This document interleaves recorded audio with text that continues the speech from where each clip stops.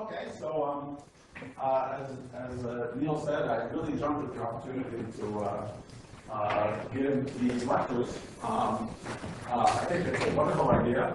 I think the whole side program is a wonderful idea. I think you guys will have a blast. And I think we're all going to also enjoy being guinea pigs to make sure it's even more of a blast for other people in the future. Just a few ground rules. Call me Nima. Feel free to interrupt at any time. So, you know, this week of lectures, especially this set of lectures. I mean, I have to say, when Neil asked me to lecture, I said sure. Then I got the title of the lectures was research skills. What is it exactly? It's research. I thought, what the heck is this? You know, other people get respectable sounding names like quantum field theory, standard model, general relativity. I get research skills. You know, I don't know what research skills are. We'll have to make something up. So I think precisely because of that, I'm kidding, John. I'm kidding. I do know what research skills are, at least a few of them. But precisely because that's what the topic is,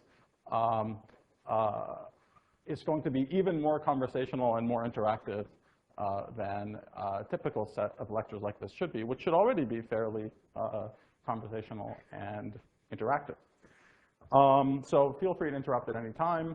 Really, actually, this lecture, to begin with, I'd just like to get a somewhat better idea of what's in everyone's heads, the sorts of things you're interested in, and I'll tailor what we talk about a little bit. I mean, I have some grand plan in mind, but it's flexible. So let me just ask a few very, very general questions. So what fraction of you people are interested? So you're all interested in theoretical physics, so we'll just put up our hands. So theoretical physics, yes. Very good. Not you, Neil. You're exempt from this. Actually, maybe I'll ask very interesting questions. No. Okay, so what fraction of you are interested in what fraction of you think you know what area you're interested in already? What subpart of theoretical physics? Very good. All right. Excellent. Shame on all of you. No, I'm kidding. All right. So that obviates a lot of my other questions. So it's very good. You're all sorry. Just one. What fraction of you might be interested in things like condensed matter or things that are you might be interested in condensed? Okay, that's fine. We'll talk to you later. No. Okay, very good. Now, what fraction of you have had some introduction to I'm just trying to get some idea of background. If I write down the atom mu nu on the blackboard, how many people are happy with that symbol? Yeah, thank you. Yes. Yes, it is the flat metric. Yes. Okay. What fraction of you? So you've all had some exposure to quantum mechanics, I presume. How many of you have had any exposure to GR? Okay, that's fine. Not necessary. I'm really just trying to get an idea of background. So don't. One of the things that you'll discover very quickly, very quickly in this business, I have a bunch of platitudes to say, which I'll intersperse throughout this first lecture. But one of the things that you'll discover very quickly is that your initial level of preparation as undergraduates matters very little. Okay, you should think of grad school as a big vat of molasses. Huge big vat of molasses, and your bullets fired with differing velocities into this big vat of molasses. You can be fired with greater initial velocity or less initial velocity, but you will come to a rest in this vat of molasses somewhere. Okay? All right? And the fun starts when you have to figure out how to get out and not suffocate and drown and get sticky. Okay? So it really, the initial level of preparation, I really want to emphasize this point because it's something I dimly recall at this level. It's been so long now, but I dimly recall being concerned about this and saying, oh, some people go to famous school X and Y and worked with famous person Z, and I did not. This does not matter. I mean, you have no idea how babyish you are right now, okay? And at what an early stage of development you are, and your entire intellectual lives are ahead of you. So where you're beginning, what initial velocities are coming to, this really doesn't matter. And I'm not kidding. This is not, I promise not to be politically correct in what I tell you. I will tell you uncomfortable truths in this series of lectures, and there are uncomfortable truths about this business. So you can, but I will be honest about everything, and this is one thing which is definitely true. Okay, so do not worry about where you come from. These questions are really meant to figure out what kind of common language I can use for the rest of the lecture. So some exposure to GR, not much. Everyone's happy with quantum mechanics. Everyone's happy with special relativity. Sorry? Happy. Well, okay. Okay. You will become happy in the course of your lives. Okay. So I'm supposed to tell you about research skills. Let me begin by tying my shoes, otherwise you won't take anything I say seriously. So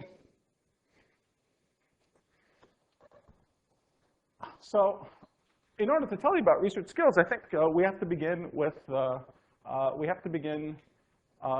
the beginning, and actually have to talk about what there is to research. Okay? What's the whole point? So that's what I want to do today. I want to spend some time today just telling you about what the grand sweep of problems are that we face in fundamental physics. And one of the wonderful things about this business is that the really fundamental problems are relatively simple to state. They're relatively simple to state. They're relatively simple to talk about and to characterize. And it's a remarkable thing that some of the questions that people started thinking about 2,000 years ago, the intervening 2,000 years have brought to a place where you can actually work on them. And it's a meaningful thing to work on them. And they've been sharpened to the point where you can work on them. This is one of the, if I have to say what the really overarching research skill is, a thing that really cannot be actually taught, but has to be experienced and has to be gone through a number of times, is this process of taking very vague, big ideas and turning them into sharp questions that you can actually work on. Okay, that's the greatest skill of all. And that's something that I will try to give you some flavor of towards the latter part of the course. But anyway, that's of the lectures. But that is where we are today. Some of the truly fundamental problems are things that you can actually work on. So that's the really good news. I'm going to start by telling you a lot of good news, and then I'll tell you what some of the bad news is at the end of the lecture. So let's start by just talking about, there's many ways of organizing this, but let's start by just talking about all the length scales that we've seen in the universe so far. Okay? So I'm going to start at the biggest length scale and go to the smallest length scales that we've seen. So the biggest length scale is around the size of the observable universe, is around 10 to the 28 centimeters. So this is the size of the observable universe.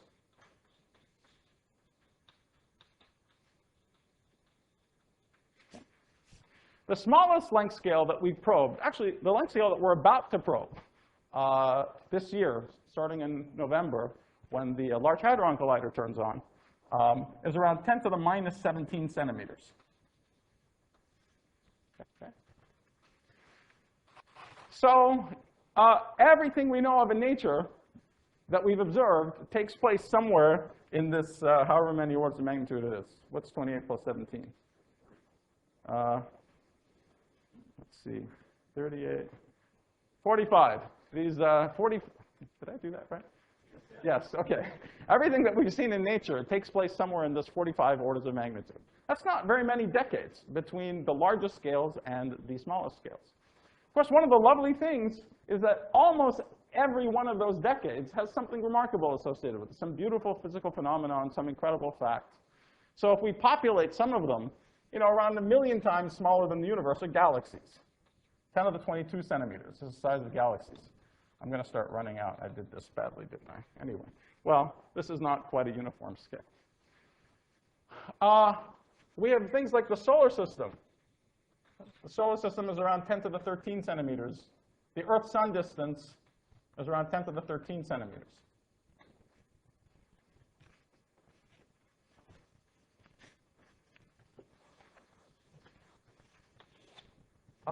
People, right? So we're about 100 centimeters.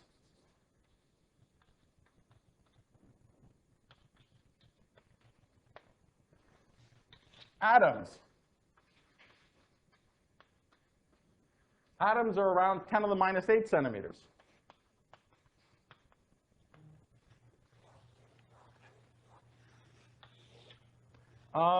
Nuclei, the proton and the neutron, are around the size of the proton and the neutron is around 10 to the minus 14 centimeters. And so we've gone to around, as I said, we've gone to around, with accelerator experiments so far, we've gone down to around 100 times smaller than the proton, so around 10 to the minus 16 centimeters. And where we're about to go to with the LHC is around 10 to the minus 17 centimeters, so around 1,000 times smaller than the proton and the neutron. Okay? So that's LHC. There's one experimental frontier. Here is, that distance scale is the Hubble scale. That obviously has physical significance. That's the size of the observable universe. There's a ton of experiments that have already probed what's going on at very, very large scales. So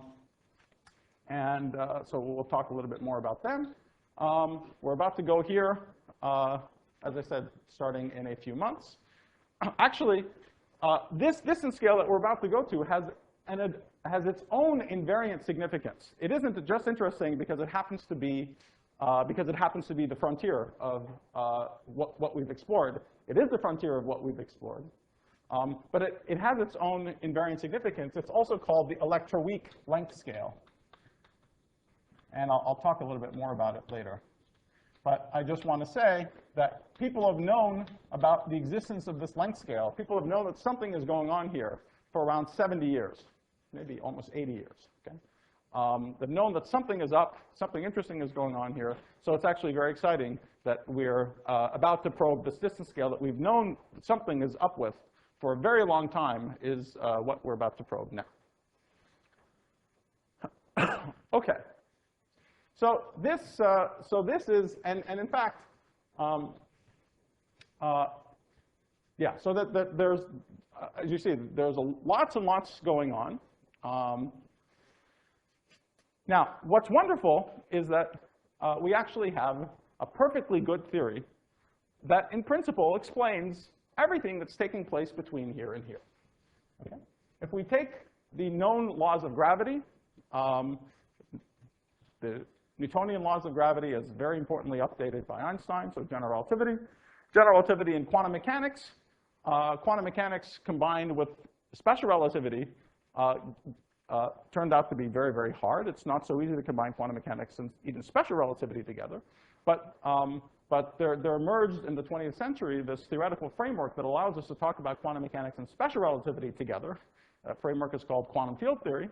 And it was discovered that a particular quantum field theory describes our world. And that particular quantum field theory is known as the standard model of particle physics. Okay? So in principle, the standard model plus general relativity can really explain all the phenomenon that go on between here and there. And I'm deliberately not going all the way because there's truly fundamental mysteries associated with what's happening right at the boundaries. Okay? Now, in fact, in order to talk about what those mysteries are, and we're going to come back. Tomorrow, we're going to talk a lot about what's happening in between. Part of the theme of my lectures is going to be that all of fundamental physics is seamlessly connected one part to another. Okay? And that your real job as a theoretical physicist is to understand this and to really understand on a large scale how the entire universe works. That means whatever your specialty is, whatever area you start in, whatever you're doing, it's a very long project, it's a very long process, so you have to start somewhere. But your ultimate goal is to understand everything, is to be able to give an explanation for everything. And in order to do that, you really need to become comfortable not just with what's going on at the cutting edge, but at a broad brush level with everything that's taking place throughout the universe. We're going to spend quite a bit of time in these lectures doing that, going over how you can understand, just at your fingertips, any gross question you ask about the world. You know, why is the sun the temperature it is, or the size it is? What is the hardness of materials? Why is the velocity of sound 300 kilometers a second? All of these things, all these disconnected facts, all follow from a few fundamental constants and from fundamental physics. Okay? And there's just a picture in your head that you should be carrying of the universe as we understand it. And you have to fill in that picture and understand it and be comfortable in it and be able to walk around at length scales, starting at the Hubble scale, go down to the shortest scales, back up. You really have to get to know the world as your playground. Okay? And so part of what we're going to do, this is not the sort of thing which is taught to you as undergraduates. But it's part of the vernacular of theoretical physics. It's part of what you really have to be able to understand and do. Think parametrically, understand how things relate to fundamental constants, understand how basic physical laws explain everything. Okay? That doesn't mean you have to understand everything in its finest details, but at a broad brush, you should be able to explain everything. And we're going to talk about that. That's going to be a lot of the actual physics content of my lectures. But for today, for this introduction, I'm going to erase everything in between, as in principle understood. Okay? Right? This is where we sometimes get in trouble with our colleagues from other subjects.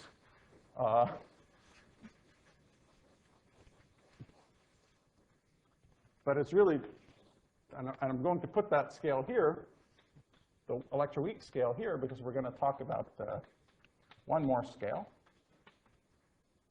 Oops.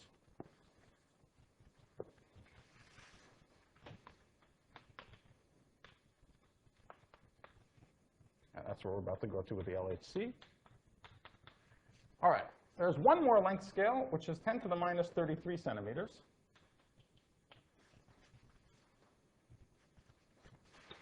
Which is the Planck length. Okay.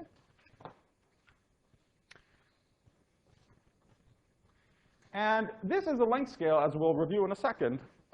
This is a length scale that's associated with gravity. Okay. So you'll notice one thing about it right away. It's 16 orders of magnitude smaller than any length scale that we've probed experimentally. Okay? However, it's the answer to the following question. And there's many ways of saying it, and we'll review it in many ways in a second. But one way of characterizing it is it's the scale at which the strength of gravity catches up with the strength of all the other interactions. Now, you might ask, what does that mean? Let's say I take two electrons. Okay? If I take two electrons, then the gravitational force between them, this is probably something many of you have done many times, the gravitational attraction between them is 42 orders of magnitude weaker than the electrical repulsion. Okay? So the reason why gravity seems to be an important force in daily life is simply that we're mostly electrically neutral, right? We're mostly electrically neutral, made out of atoms. Atoms are electrically neutral, and so the leading electromagnetic force between two objects vanishes. Okay? Actually, gravity is so weak, and that's why gravity dominates. Okay? Gravity is so weak that you can ask the following question. Even let's take two neutral atoms. Let's say you take two hydrogen atoms. Okay? Hydrogen atom there, hydrogen atom there. Now, what is the leading force between these two hydrogen atoms? Do you know? Right. So what is the physical origin of this force? Does it have a name, or do you know what the? It's called the van der Waals force. Okay? And where does this force come from? This force comes from the fact that we have this proton, we have the electron whizzing around it. I have another proton, another electron. And it comes from the fact that, of course, the hydrogen atom doesn't have any net dipole moment. This guy doesn't have any net dipole moment. But every now and then, this electron will be over here, and it will polarize that electron to be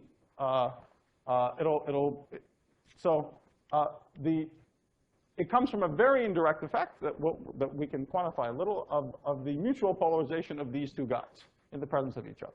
Okay? So that gives rise to a very weak force that goes like 1/r to the 6th. Okay? The potential goes like 1/r to the 6th. But you can ask, at what distance does that become comparable to gravity? And it's at about 1 millimeter. Okay? So if you take two hydrogen atoms 1 millimeter apart, already this extremely, very, very indirect electromagnetic force is already as strong as gravity. Okay? Then it takes off like 1/r to the 6th, and it totally swamps gravity at shorter distances. Okay?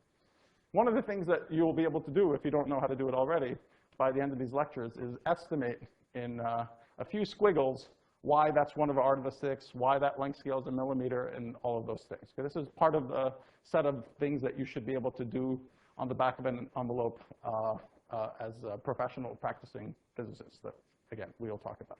But anyway, at the moment, I just want to tell you that's how weak gravity is. Okay? That even this horrendously indirect electromagnetic effect beats gravity already at macroscopic distances of about 1 millimeter. So when people say gravity is the strongest force macroscopically, there is a quantitative length scale associated with that at distances larger than 1 millimeter. Okay? At distances larger than 1 millimeter, gravity is the strongest force. Gravity is the strongest force there is because the neutral interaction between everything is weaker. Okay. Of course, if there's any kind of dipole moment here at all, a magnetic dipole moment, electric dipole moment, forget it. Those things totally dominate. Okay? And that's why a little teeny tiny fridge magnet can pick up a pin off a table, even though the entire mass of the Earth is tugging on it. Okay? So there are even strong interactions, but this is the dead weakest possible electromagnetic interaction that you could have, and even that is stronger than gravity. So it's really true. Gravity is a horrendously tiny force. Now, however, you might think, well, the ratio of the gravitational force to the electromagnetic force is a constant, independent of distance, because they both scale like 1/r squared, right?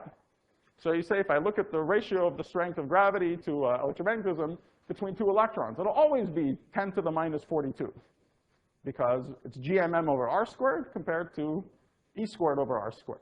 Okay? But the r squareds cancel out. However, that's not quite true.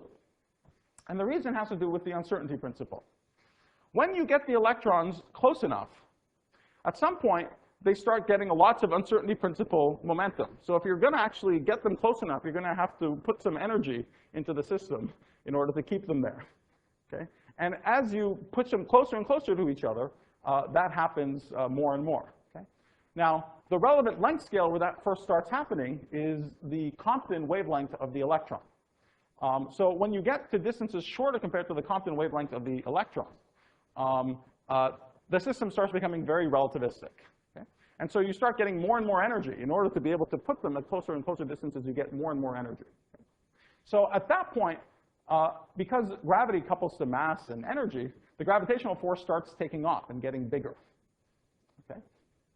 Whereas the electromagnetic force is staying the same. So there is finally some length scale at which the gravitational force catches up and becomes comparable to everything else. And that length scale turns out to be around 10 to the minus 33 centimeters. Okay, so we'll review all of this properly in a bit, but just so I can get a very broad story out first. So there's many ways of saying what's special about the scale, and this is one of them. This is the scale at which gravity catches up in strength with all the other interactions. Everything with the scale, the word is gravity. Okay? So it's also the length scale at which the quantum fluctuations, gravity has to do with fluctuations in space-time. It's also the scale where the quantum fluctuations in space-time become very large. Okay? So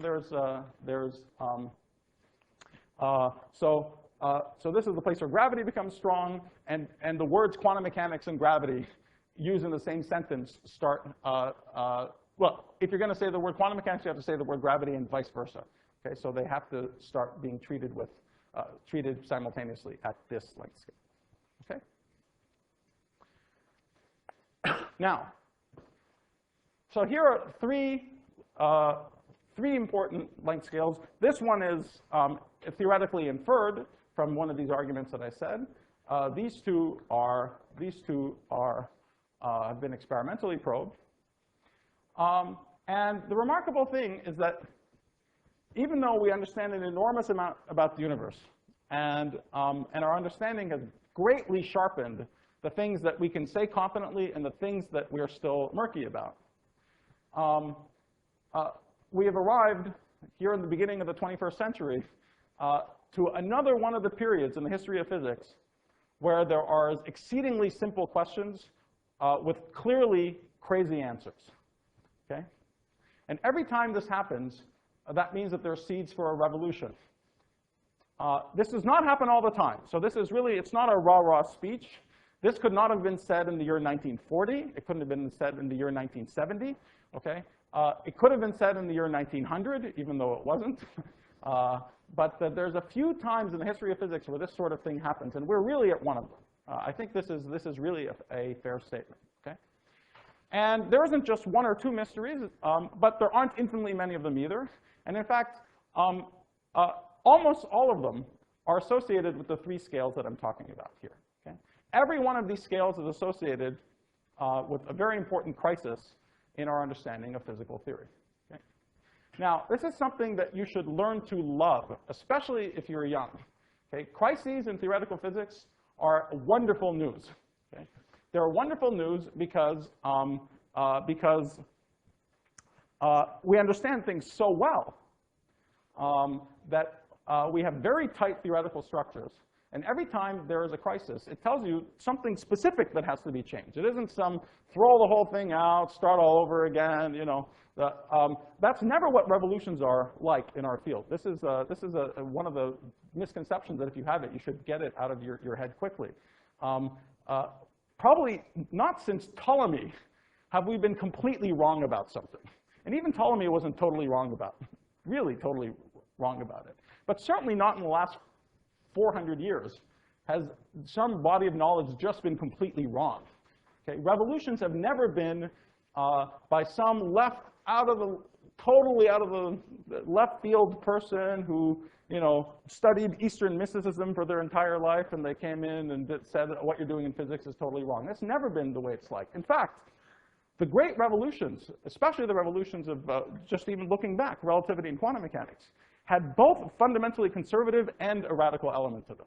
That's what makes life hard. That's what makes it interesting. If all you had to do to push things forward was just be radical all the time, well, then we'd go culling radical people from, you know, we'd teach people how to be radical all the time, right? But that's not, unfortunately, true, right? It's not just radicalism, nor is it just conservatism. That we could do pretty easily, okay? The trick is to figure out how to be both. That's really hard. It's really hard to know what to be radical about and what to be conservative about at any time. But it is never true that you just chuck everything, okay? It's, in fact, much more often true that you have to take the important theoretical insights that you've gotten and take them more seriously than you did before and not less seriously. Figure out how to put them together. Figure out how things that don't seem to want to fit can fit and yet still all be right, okay? So this is a real challenge. Contrary to a lot of public misconception, Einstein was not a truly revolutionary physicist in that sense. He was extremely conservative about some very important principles and held on to them when other people were willing to give them up. Okay? And many similar things happened in the discovery of quantum mechanics. It was a real back and forth between conservatism and radicalism. I tell you these things about history partially as an aside to encourage you to learn something about the history of theoretical physics. This is not so you can copy it. Hardly anything will ever happen twice in the same way, but because that's going to be part of your culture. You know, you're entering a culture that's existed for hundreds of years with a wonderful history that's been kept, and there's an oral tradition, there's a written tradition, and you should become steeped in all of it. Okay? These are your people now, so you should get to know them. But also to say that when I tell you there are crises, it does not mean, oh, great, I don't have to listen to anything about what these old farts have to say. I'm just going to go solve these problems myself. Look, this is what they did. They took this beautiful subject and they brought it to a crisis. Okay? That's not what I'm saying. You really have to learn what has come before. But keep in mind that the things that have to be solved have a big element to them. And the big elements are clues for what the solution should look like. So it's a wonderful thing, which I'm exploiting, that it's possible to talk about what the problems are without a huge amount of background, okay? That's a real characteristic of really excellent problems, is that they're simple to state, clear, huge, big problems, okay? So that's what we're going to do. I will state them and tell you what they are, but it's going to take you, some number of years and standard and hard work in order to be able to start, attacking them. But I want to tell you what they are as a motivation for the blood and sweat and tears that you will be enduring for the next little while. All right, so every one of these scales is associated with a crisis, and now I'm going to tell you what they are. Okay, in order to put the proceedings, in order to get going in the most exciting possible way, I want to start talking about units. Just to bring things down a notch before we crank them up again. Okay. This is perhaps the most important thing you will get out of this lecture, if not out of this entire lecture series, okay? And I'm not kidding. Okay, hands up if you prefer the MKS system. Hands up if you prefer the CGS system.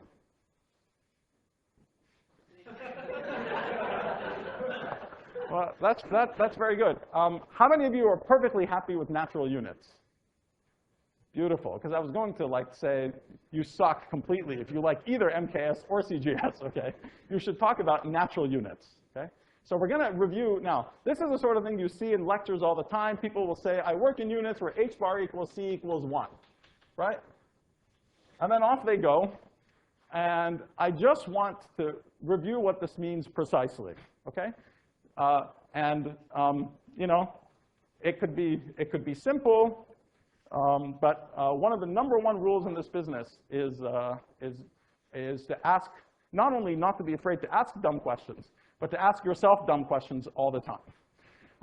There's a second rule, which people don't emphasize so much. You see, I told you that I would not just tell you politically correct platitudes. It's true that you should ask dumb questions, but you should ask lots of them and try to answer them as quickly as possible. Okay? It's really the #1 path to progress in learning any new subject is to walk in and ask the simplest questions first, the dumbest questions first. But don't just sit around saying, oh, that's such a nice question. It's a great question. You're only going to learn by asking dumb questions, but in the end, the thing that you're trying to learn is fairly sophisticated. So you need to answer them and get them answered as quickly as possible and move on to the next dumb question and the next dumb question. Before you know it, you're asking decent questions.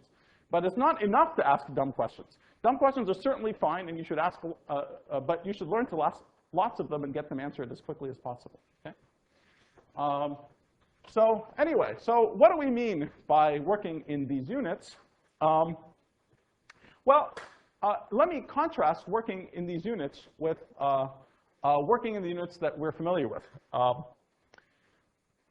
like meters, kilograms, seconds, whatever. So in order to do this, let's say something very, very, very obvious, but very important. Nothing in physics has units. No actual observable has units. Okay? When I say that, this blackboard is a meter, 2 meters, whatever tall, 1.5 meters tall, what am I really saying? Everything has a dimensionless answer. Okay? What I'm really saying is that the ratio of the height of this blackboard to some bar hanging in Paris is 1.5. Okay? That's what I really mean. So it's perfectly dimensionless. It's just that because of these guys in Paris, we keep referring everything to some stupid ratio of the length of that bar. I don't know who gives a rat's ass about it, okay? All right?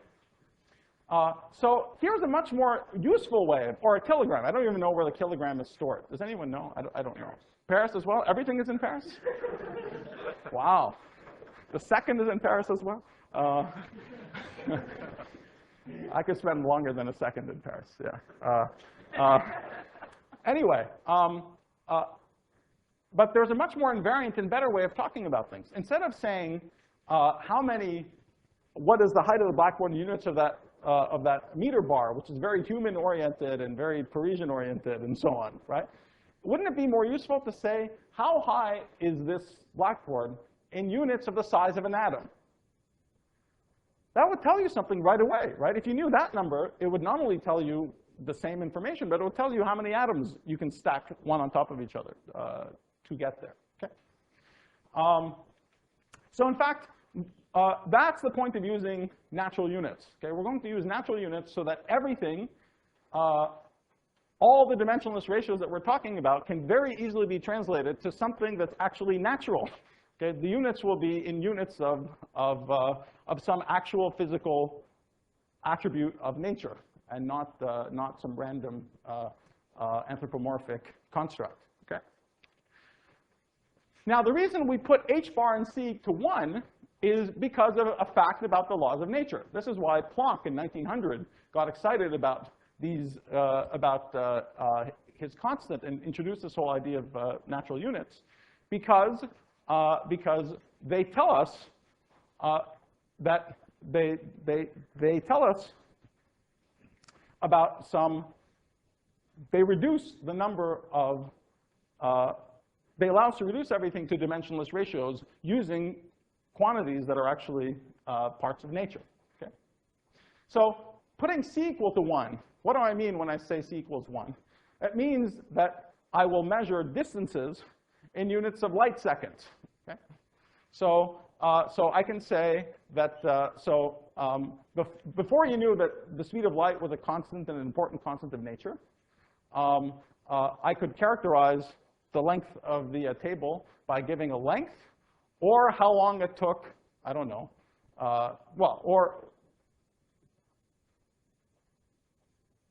or how long it took to fire a cannonball across it. Okay?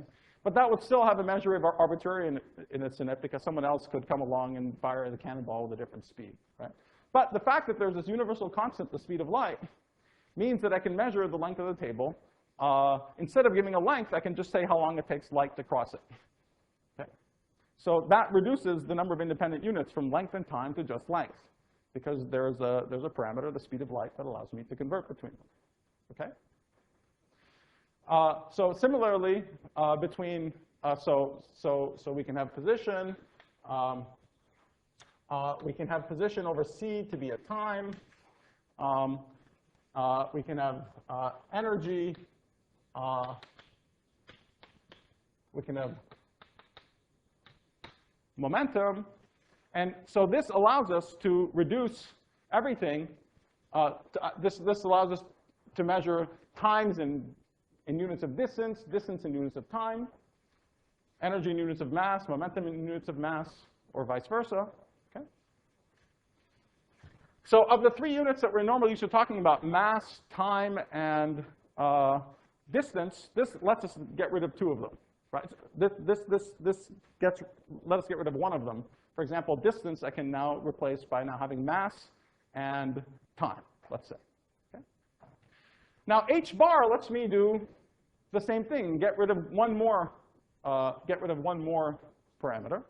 For example, given a mass, I can make given any momentum, I can make a distance using h bar over a momentum is a distance.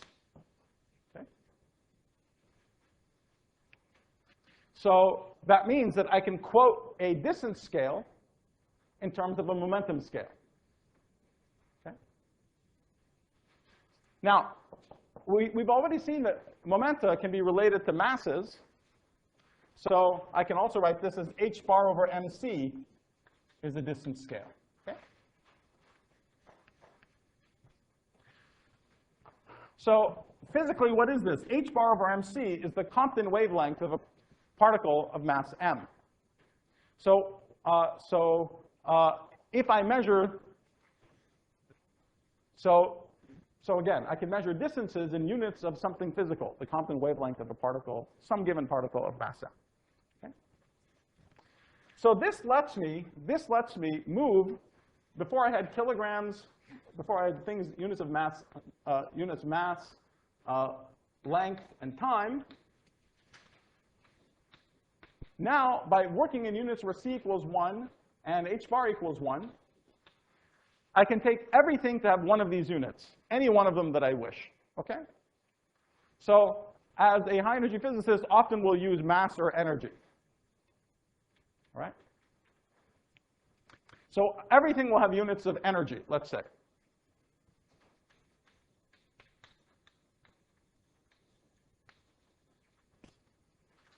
And let me pick a particularly convenient unit of energy. Okay? I'll use so I will, when I talk about energies, I will measure them in GeV, which is 10 to the 9 electron volts, a giga-electron volt. Okay? Now, why this particular energy and not any other energy? Really just because of a happy accident. Okay? The happy accident is that the mass of the proton is almost 1 GeV. Okay? The mass of the proton, I forget what it is. Does anyone remember exactly what it is? Yeah, it's 0.938 GeV. Okay? So this symbol will make a very frequent occurrence in these set of lectures, squiggle. Okay? I will occasionally use that symbol, but only when I'm very, very, very sure of something. You know, so even that, I will. Okay? So M proton is about 1 GeV. Well, really, it's 1 GeV per c squared, right? But again, we're putting c equals to 1. So the units, so the mc squared of the proton is about 1 GeV. So that means when you measure mass in GeV, it's immediately giving you some information. It's telling you how many protons the thing is made of. That's pretty cool. Like, the mass of the sun is 10 to the 57 GeV. If you remember it as 10 to the 33 kilograms, then all you know is, you know, how many of whatever the thing in Paris fits in the sun, okay? But if you remember it as a 10 to the 57 GeV, you have a really nice additional physical piece of information. The sun is made out of 10 to the 57 atoms, 10 to the 57 protons and electrons, okay? So those are the units that I will use, all right? And let me just translate these units to units that you're familiar with. And this should be this should really be like, if you're not used to doing this, just go do it for everything that you're familiar with tonight, and you'll start getting comfortable with it, okay? Because you'll never have to remember any other units in your life. And you'll just, I mean, it's a little perverse, but you'll really start thinking of everything in GeV. Okay, so let me just record some familiar units. So 1 GeV, so, okay, we said this is a unit of energy, so it's, yes? I'm just wondering, can we get different natural units if we said the gravitational? Yes, so we'll talk about that in a second. So this is what got Planck really excited, is that if you use Newton's constant, then you nail everything, okay? Then there's no units left, and everything is a dimensionless ratio of things to these natural units, okay? So we'll talk about that. There isn't much to talk about. It's just a question of using another thing as a natural unit of mass. Instead of 1 GeV, you can use the Planck mass, 10 to the 19 GeV, as another natural unit. I use this one because this is the one that you'll more often end up using in thinking about the universe we actually live in, okay? And it's a nice, happy in-between place that tells you directly, as I said, physical information about what things are made of. It's just very easy to remember and get a good feeling for all kinds of important basic facts about the world around us. Of course, you're free to translate back and forth to Planck units whenever you want. Okay, so 1 GeV, as we said, is 10 to the 9 electron volts. That's what it is as a unit of energy. Okay? We said it's the Russ mass of the proton. Okay? Now, let's get lengths and distances out of it. So how do I get a length or a distance out of this? A length or a distance is measured in units of inverse GeV, right? So a centimeter, a nice human length scale, is 10 to the 14 inverse GeV. Okay. What about a second? A second is about 10 to the 10 centimeters. 3 10 to the 10 centimeters, but 3s are in the squiggle. Okay. So this is around 10 to the 24 GeV inverse. Okay. So I could say that this is 1.5 meters tall, or I can say it's 10 to the 16 GeV inverse. Okay? And that's nice because it tells me I'd stack 10 to the 16's protons end to end, and I would get as tall as the black hole. Right?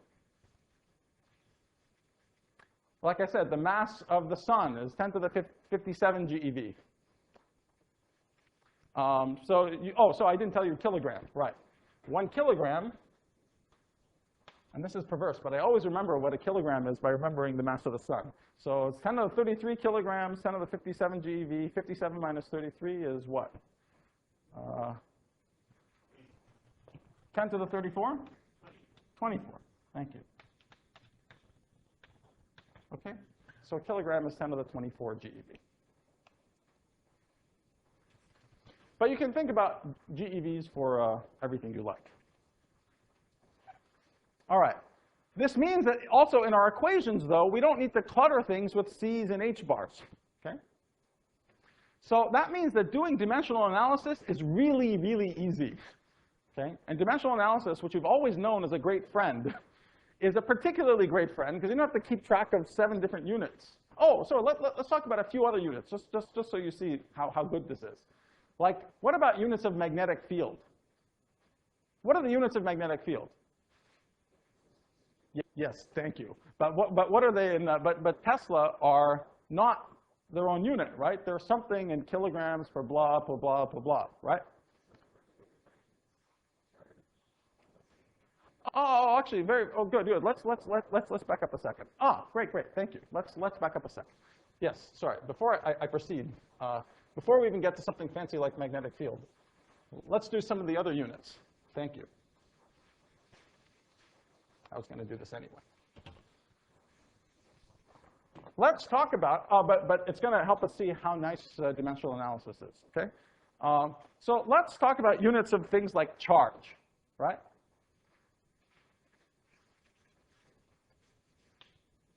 What is the electric potential between two bodies? Okay, the potential is E squared over R. If I'm a little more anal, I'd put a 4 pi there, okay? That's the electrical potential. What are the units of electrical potential? What are they in the new cool units?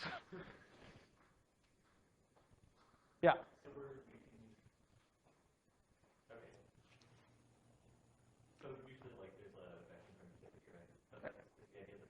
This is the entire idea. We're doing things intelligently now, okay? So you know, look, you know, let's forget about what you know. You know that the potential goes like 1 over R, right?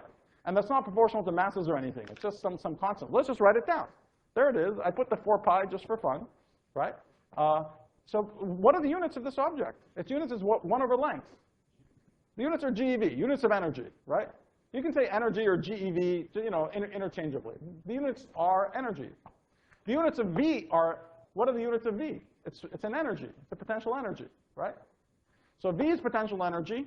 1 over R is already energy. So that tells you something. What is E squared over 4 pi? It's dimensionless. That's fantastic. There's an actual number there. Isn't that amazing? There's an actual pure dimensionless number that gives you the strength between, that characterizes the strength of electromagnetism, of the electric potential between two objects. Now, when we normally write this, there's a K, there's a mu naught, there's an epsilon naught, there's all kinds of crap, but you don't need that crap, okay? This is actually true. The actual force between two objects is some number divided by 1 over R, an actual number. What is the name of that number? It's the fine structure constant. Now, when you put h bars and c's, this is d squared over 4 pi h bar c or something like that, okay?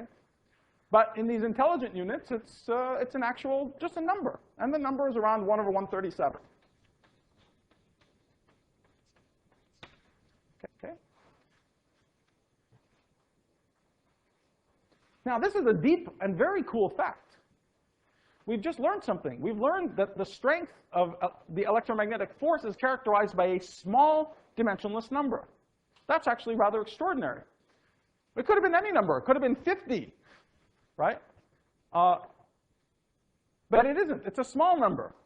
So whenever there's a small dimensionless parameter, this is one of the rules in life, when you can, when in doubt, Taylor expand, okay? Whenever there's some small parameter, it tells you that your mind should immediately be drawn to extremes. You should always go to an extreme if something is small where it's 0, something that's big where it goes to infinity. Or always invert it. You can always, if something is big, you can look at 1 over it and talk about something small, okay? And so this is one of the skills, one of the things that becomes part of the culture of a theoretical physicist is thinking parametrically, figuring out what the important dimensionless ratios are, what the important dimensionless constants are, and going to limits to try to understand things. I'm not going to obsess about that at length here, but we just discovered something cool with these little units, that electromagnetism is actually governed. It's a weak force. Okay? It's weak in the sense that it's the dimensionless characterization of its strength is by a small number. Okay, so charge has no units. Instead, there's this actual small parameter, which is 1 over 137 alpha. Okay, now let's keep going. What about gravity? Oh, sorry. So let me ask the other question then. What about Tesla? What about B fields? Let's do an electric field. Okay, what is an electric field? What are the units of electric field? That's not quite right. GeV squared, okay? Because the units of electric field are, should I do this in real time and embarrass myself? Force equals, oh, right. What are the units of force? Yeah, good. Let's back up. What are the units of force? Okay? Force is mass times acceleration. This is a hard way of doing it, okay? Acceleration, this is distance over time squared, right? So this whole thing has units of mass times 1 over distance, which is mass. So force has units of mass squared. Okay? Acceleration has units of mass. Force has units of mass squared. So what are the units of electric field? GeV squared, exactly. Units of electric field are GeV squared. Units of magnetic field are GeV squared. Okay, everything with C is set to 1. Okay. So now, let me tell you again what are some of the. Okay, so we've done some of the familiar guys now. Let me just mention something quickly, which this way of parametric way of thinking about things is going to help us understand a lot. Why are magnetic forces small? Why are magnetic forces small compared to electric forces? Right, because charged particles typically are moving around with small velocity. What is the typical velocity of charged particles in this table? Anywhere. What's the typical velocity of a charged particle in an atom? Well, it's a small number, but what it is, so a velocity in our units is what, by the way? Huh? What are the units of velocity? No, it's dimensionless. It's dimensionless. Units are dimensionless, okay? So as it turns out, and this is something that you'll be able to understand in a very few lines if you don't understand already, in fact, the typical velocity of particles in matter is alpha, okay? So the reason why, so this is a wonderful fact, right? You know, again, we're seeing how these few dimensionless parameters control everything in nature. So the strength of magnetic forces is down by the small factor of alpha compared to the strength of electric forces. Okay. Okay. Anyway, so that's a tour of some of the. So let's finally do the last thing that I was going to talk about, which is gravity. Okay. What are the so let's do the same formula as we did before for gravity. So this is G Newton mm over r. Okay. So what are the units of G Newton?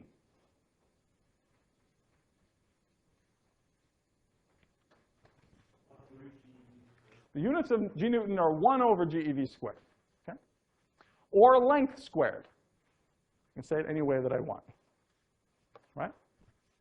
Now, this is fascinating because it tells us that while the strength of electromagnetism is just a small dimensionless number, So you can say the words, electromagnetism is weak, and it's a meaningful statement because it's just a dimensionless constant that's small.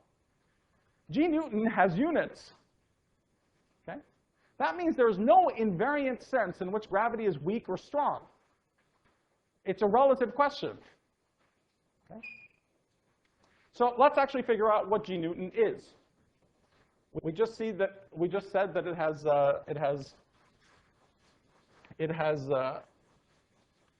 has units of 1 over mass squared. So let me write it in a variety of ways.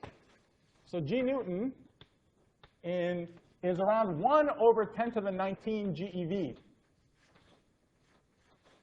squared. Okay. We'll often talk about m Planck to be around 10 to the 19 GeV. Okay. So that's called the Planck mass. So this is 1 over m Planck squared. Sorry, I'm just rewriting it. I can also write it as a distance. It's also 10 to the minus 33 centimeters squared.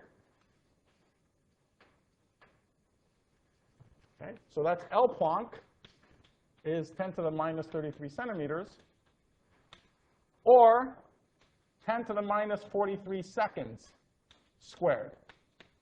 That's T Planck is 10 to the minus 43 seconds. Okay? So G Newton is dimensionful. And so saying that gravity is weak or strong is actually a meaningless statement without specifying something more about the setup. Okay? But it's clear from the fact that it has units of length that at distances that are large compared to 10 to the minus 33 centimeters, gravity is a weak force. Okay? At energies that are less than 10 to the 19 GeV, gravity is a weak force. So let's get an idea. What is the dimensionless strength of gravity if we're talking about banging particles into each other at energies of order E? Okay? Well, we can get an idea. It's G Newton times the energy squared. That's a dimensionless quantity. Okay? G Newton times energy squared is a nice dimensionless quantity. And so that's a tiny number compared to 1 over 137, okay? Until the energies get to about 1/10 m Planck. And around 1/10 m Planck, it's comparable in strength to electromagnetism. So really, when we say gravity catches up with all the other forces of the Planck length, actually it catches up a little earlier than the Planck length because the other interactions are a little bit weak. Okay, so it's really at 1/10 of the Planck length that it starts, 10 times the Planck length that it starts catching up with everything else. So this is a dimensionless strength of gravity at energy E. Okay.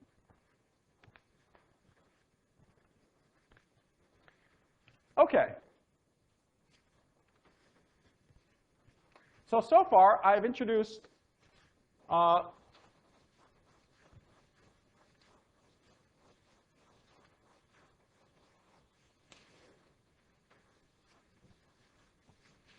of the gross long-distance interactions that we've seen in the world, we've talked about all of them in these units. So gravity and electromagnetism. So let me summarize. So we've talked about one mass scale, which is the mass of the proton. Okay, so that's about a GeV. We just talked about G Newton, which is 1 over m Planck squared, with m Planck being around 10 to the 19 GeV.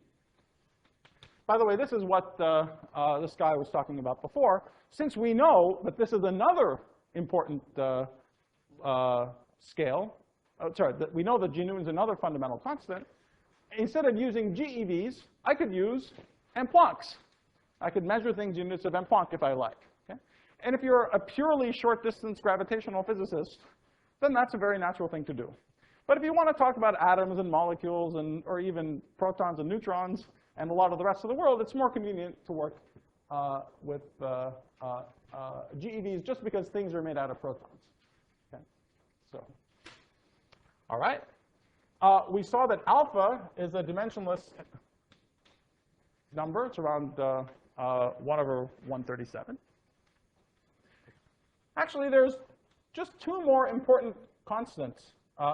Just two more important things. And when I say important, they're important just for governing the long distance, most of the gross properties of the universe. That's the mass of the electron and the mass of the pion. Okay, I'll just leave that there. Okay, so the mass of the electron is around 10 to the minus 3 GeV, around 1,000 times lighter than the proton. The mass of the pion is around 1/10 of a GeV.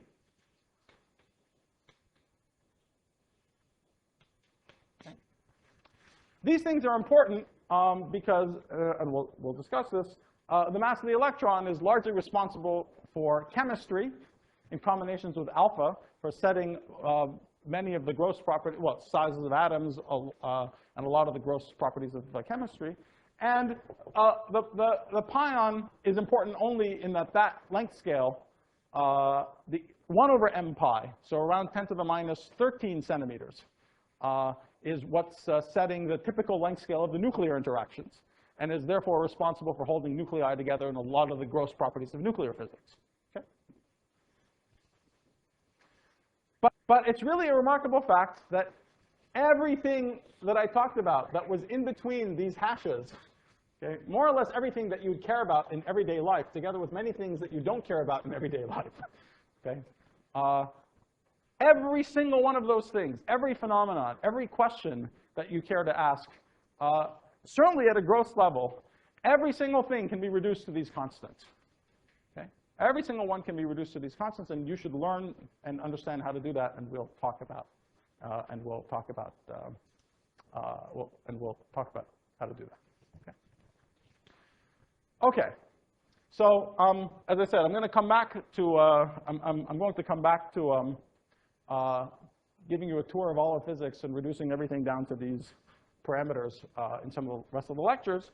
But this, remember, was a little coda while we introduced the units that we're going to be using for all these lectures. So let's go back to the main topic of this first lecture, which is telling you about these crises that are supposedly infecting our beautiful understanding of the universe. Anyway, before I proceed, any questions about this? For how many people was this some total review? Okay, great. So, if you don't, if you are not comfortable with these units, really go home tonight and convert everything in sight to GeVs. Just get happy with it, right? The mass of the bus, your energy running, just convert everything to these units, and it'll do some good. Actually, let's just do. I'd like it so much. So yes, go ahead. Sometimes you have like these scale factors like alpha, and sometimes you get the Boltzmann constant that will become nothing. What is Boltzmann's constant? Well, it's that converts between temperature and energy. Yes. Oh, very good. So let's keep going. I'm sorry. Thanks for continuing to remind me. Yeah. So let's really finish. Let's really finish everything. Temperature. What are the units of temperature? Energy. Right? Temperature is equal to energy. So really, this is one of the real beauties of thinking this way. You don't have to remember any of those things ever again. You don't have to remember K. You have to remember certainly not. Anyway, everything is just everything's in these units. So units of temperature is energy. Let's do pressure. What are the units of pressure? See that very good. Okay. What else? Huh? What are the units of pressure in these units? Which is? Now, you see, that's a beautiful thing. So it's GV to the fourth. It's true, it is GV to the fourth. But it shows you also something deeper about pressure than what you remember from high school. One way of talking about pressure is force per area. That's how you first learn about it. But there's something deeper about it. Okay? The fact that it goes like GV to the fourth, or 1 over length to the fourth, tells you that pressure is a property of space-time. Pressure is something which is a property of something per unit volume per unit time. Okay? And if you think about it, well, that's even if you convert your standard high school, of course, it has the right units. But that's the way pressure really fundamentally enters. Pressure is a property of energy per volume, is another way of saying it. Okay? So energy per volume is also something that looks like, has the same units, right? GeV divided by 1 over GeV cubed. Okay? But that energy per volume is a more fundamental way of thinking about it. Pressure is actually an extensive property of space-time. Yes? For space-time volume? Well, so you'd have to. So again, everything is in the end everything is a dimensionless thing. When we give pressure in GeV, we are really giving the ratio of one pressure to another pressure. Okay. So let me illustrate the power of this way of thinking, just so it becomes just so you see how much more powerful dimensional analysis is when you're equipped with these units.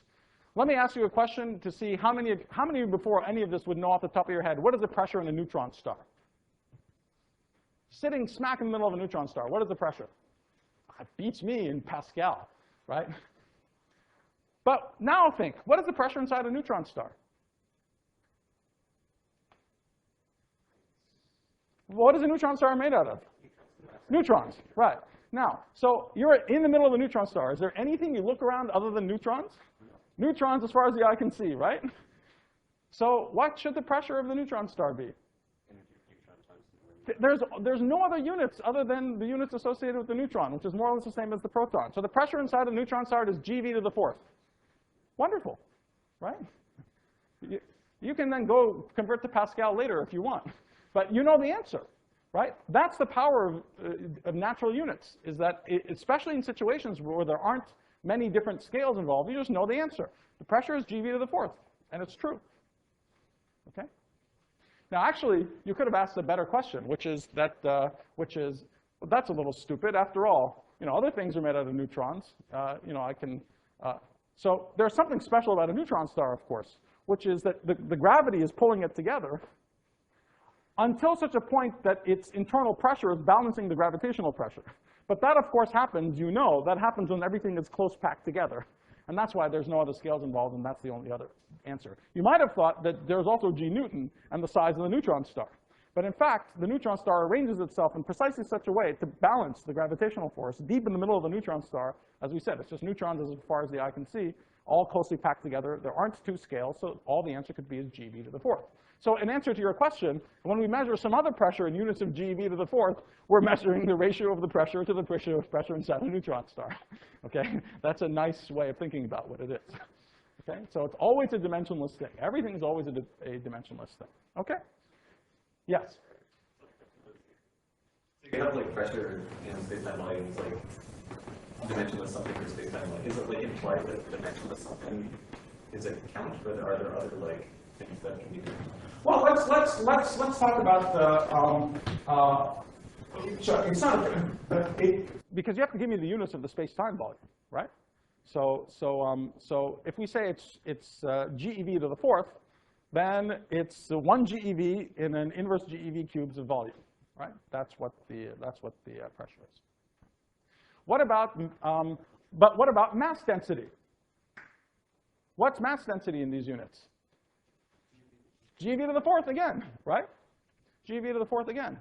So just to do another example like this. So let's say you have some material which has some mass density and some pressure, right? So if you kick that material, you're going to send some wave going through it. What's the velocity of the wave? Is it 1? Is it always 1? So let's actually ask a question for which it is 1. What's the velocity of sound waves inside a neutron star? What else could it be, right? So it's really a wonderful thing, right? That it's 1. It's basically 1. Now, it's actually not exactly 1. Yeah, the speed of light. Now, it's not exactly 1. And so this kind of argument isn't going to give you order 1 factors, okay? In fact, the typical velocity in a neutron star is 1 over √3. But it's of order 1. And because what else could it be? There's no other scales, and so we're done. You work in natural units, you immediately get the right answer to questions like this, okay? However, let's take a typical material. It's not 1. Let me remind you of a simple analog situation, which is the famous, piece of string, thank you, of some mass density and some tension, right? There's a tension and there's some mass density. And so you guys all remember this formula that the speed of sound squared is tension over mu, right? Okay. Now, this is how you could have figured that it had to be tension over mu just without doing anything. The units of tension and the units of mu are the same thing. What are the units of tension? What are the units of tension of the string? GeV squared. See, isn't this beautiful? It's GeV squared because it's a one-dimensional object. It's GeV to the fourth when you're talking about pressure in some volume. If you had a membrane, what are the units of surface tension? GeV cubed, because it's a two-dimensional surface. Okay, all right. So, okay, and this is the only dimensionless ratio that you can have. Right? So there is a dimensionless ratio of these two things of units GeV to the fourth, or in this case GeV squared, and that sets something dimensionless, which is the speed of the material, which is the speed of sound through the material. Okay. So I think that completes. If there are any other units that you're familiar with that you want to talk about, go ahead. Because you get this t over mu, which is dimensionless. Yes. Then why would it be the square of the speed of sound? Oh, very good. Very good. So this is another. Well, so of course some of these things you have to actually do, right? However, there are some important principles which are slightly more sophisticated. Ask me this question a little bit later, okay? But one reason it's a little more obvious if you think about it. It's a little more obvious if you think about it in the general case. Let's say in 3 dimensions. Okay. So in 3 dimensions, we would say that the speed of sound squared is what? What is the analog of this? P over rho, right? P over rho. But you see, this makes it a little obvious why it has to be v squared. Because you can't have a formula that says v is equal to p over rho. Which component of v? In what direction? Okay, it's a vector. Okay, so you have to have a scalar. You have to have a formula for some scalar made out of the vector. Of course, you could say, why isn't the square root of velocity squared? Okay. However, this is a general rule in physics, and it's not 100% true all the time. It's a general rule that the formulas are analytic. If you should not have funny. This is really not bullshit, but it'll take a little longer to explain it, okay?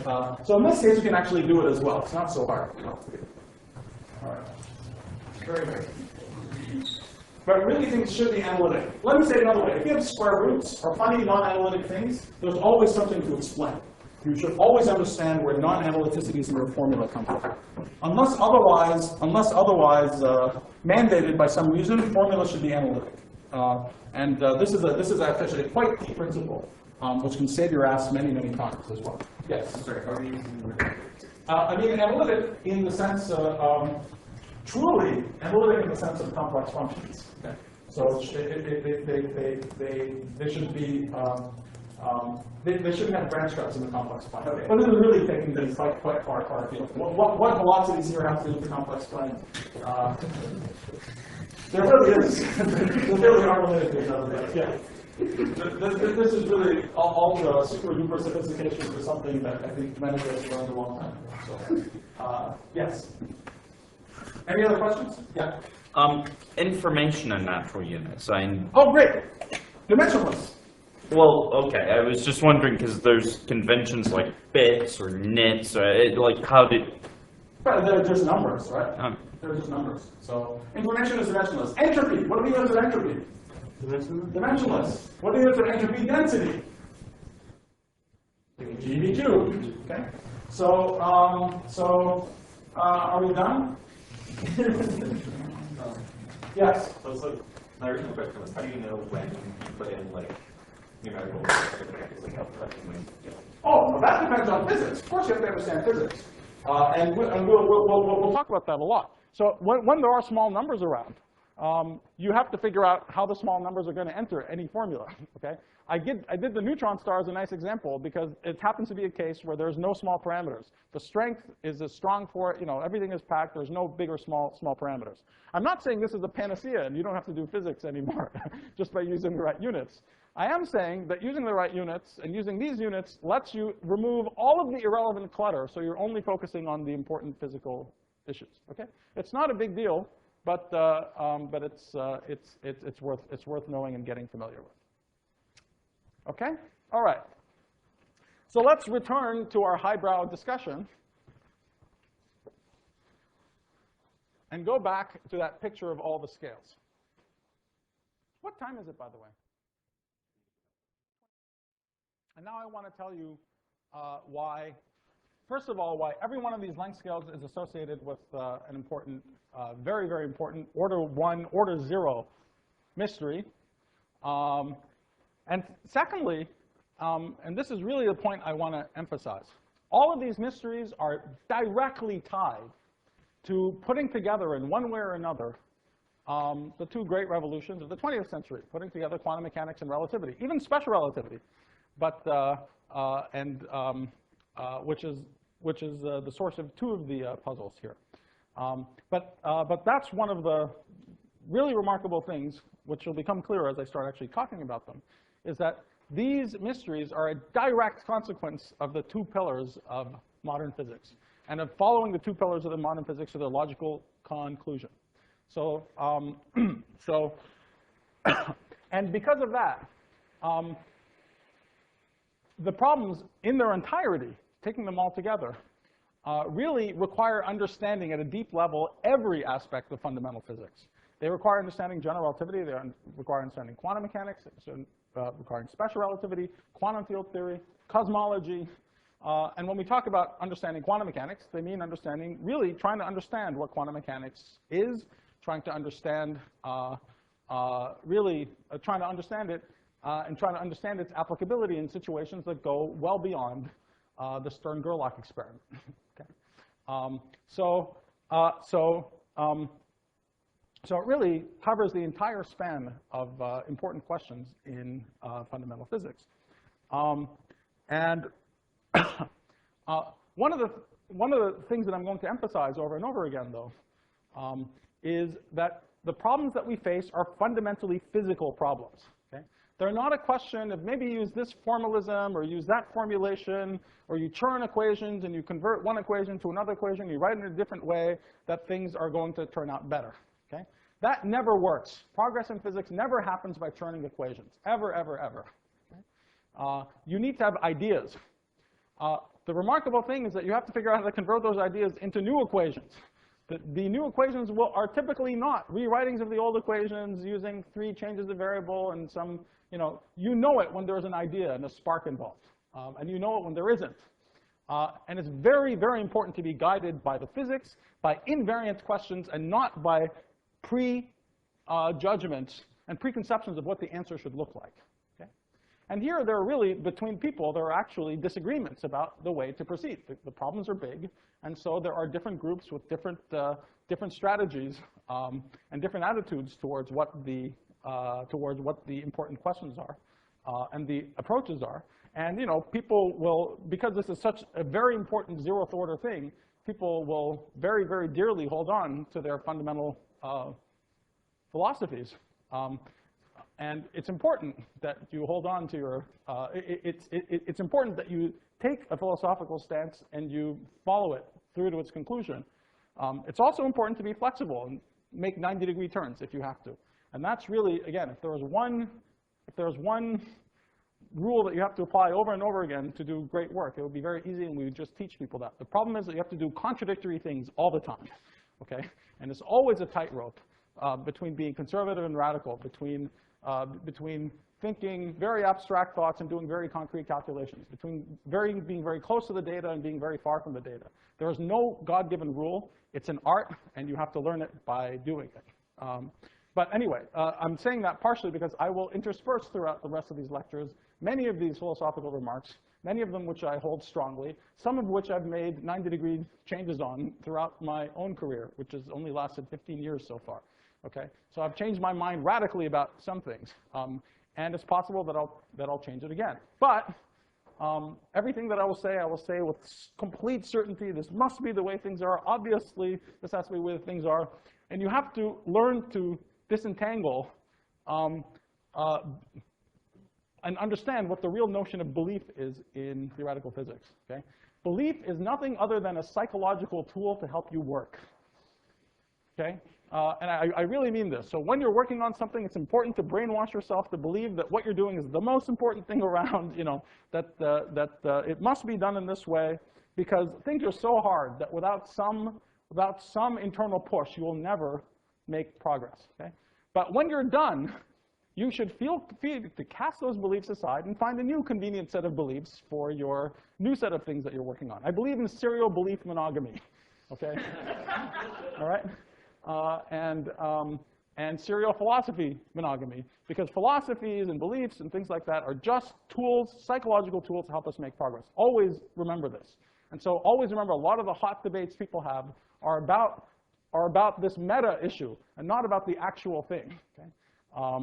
But anyway, I'm saying that just because I will make lots of inflammatory comments in these lectures. This is obviously crazy. This is obviously the way to go. That's stupid.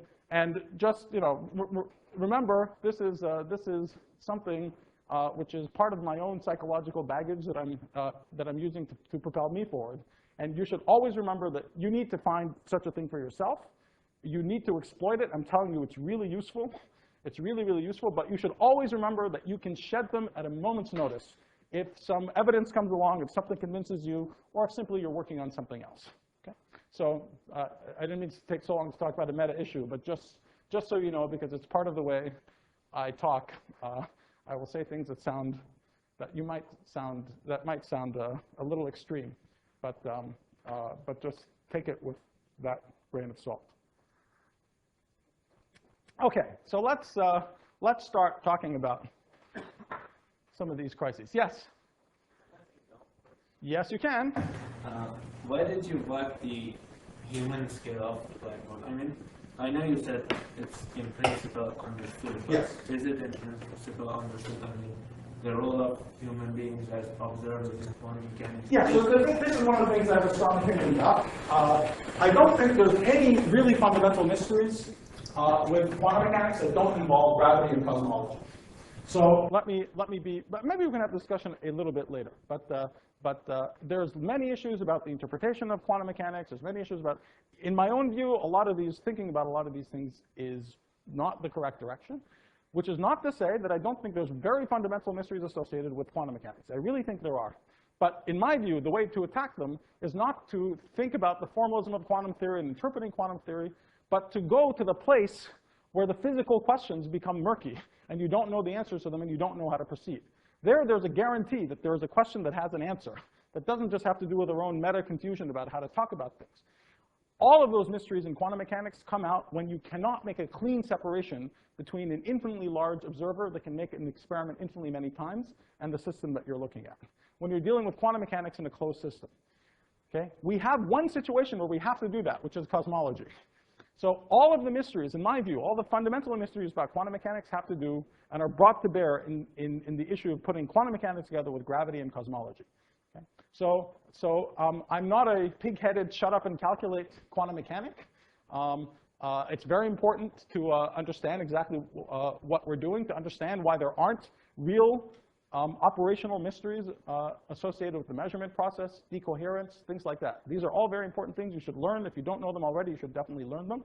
But as part of my worldview, I do not think any progress will be made by sitting around and meta-wondering about quantum mechanics at the level of Hilbert spaces and spin systems and things like that. There are many people in this building over here who believe that progress will be made like that, and I do not share that belief.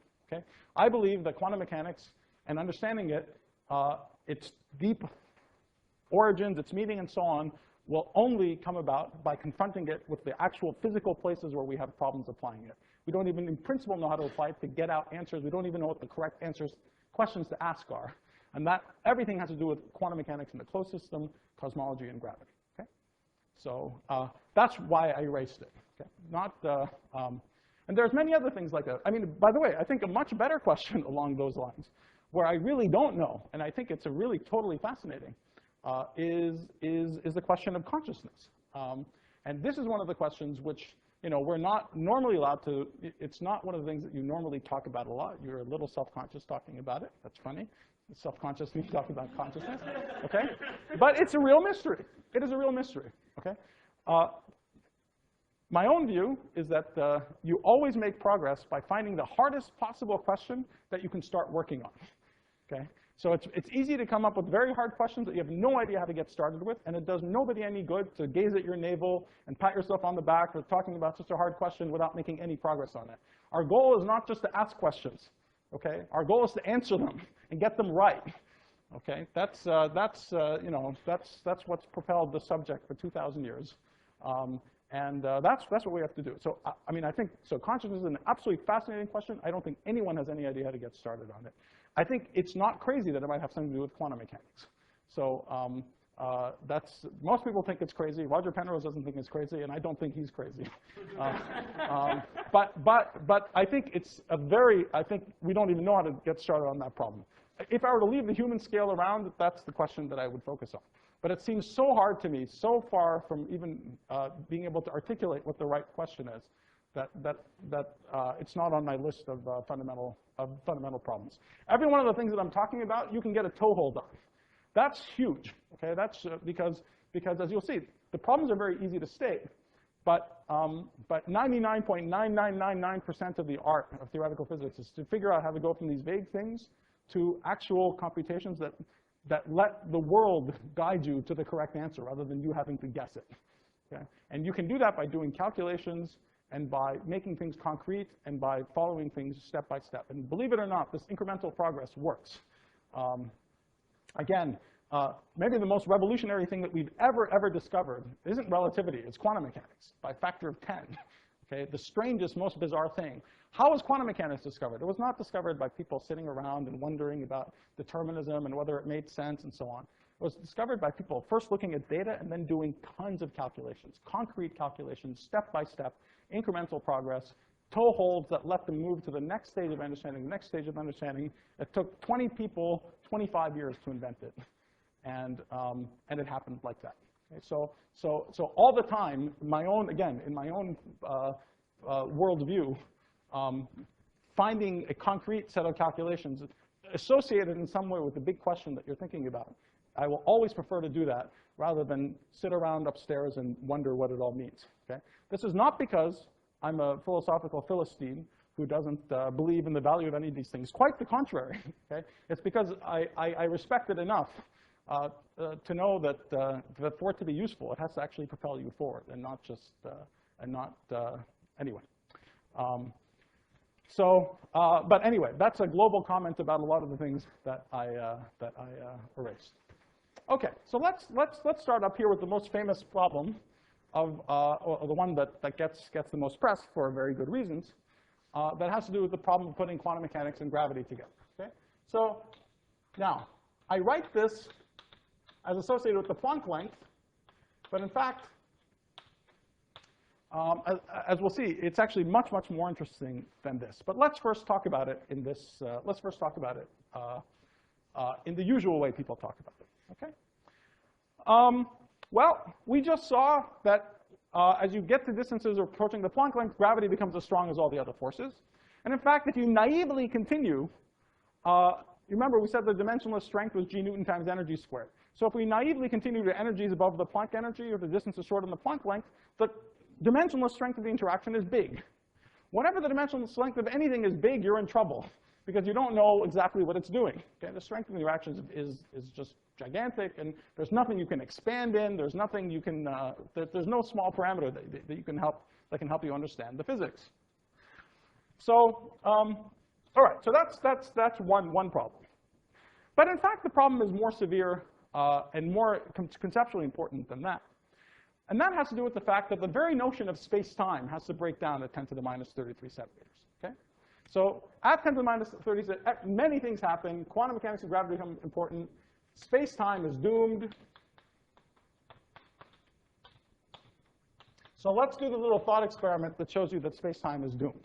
Okay? In fact, really everything to do with as we'll see, the problems on these two ends have to do with logical continuation of what happened to us in going from classical mechanics to quantum mechanics. As we went from classical to quantum, the number of things that we could in principle sharply predict in physics went down drastically, right? So Laplace thought we could predict the entire future if you gave the positions and velocities of all the particles, and then all of a sudden the world wasn't deterministic. You know, there's many, many fewer things that you could talk about. Okay? Some of the major conceptual challenges of this century have to do with the fact that there are even fewer things that we can talk about sharply and precisely when you take gravity into account as well. Okay? So in the next 15 minutes, I'm going to lay waste to almost everything else that we're used to predicting sharply so that we see what the actual problems are. Let's begin with space-time. Okay? So the poor classical guy thought that they could measure positions in momenta. Okay? And the big advance of quantum mechanics is to replace the word and with the word or. So we could do positions or momenta. But you can, in principle, measure a position as arbitrarily accurately as you want. Okay?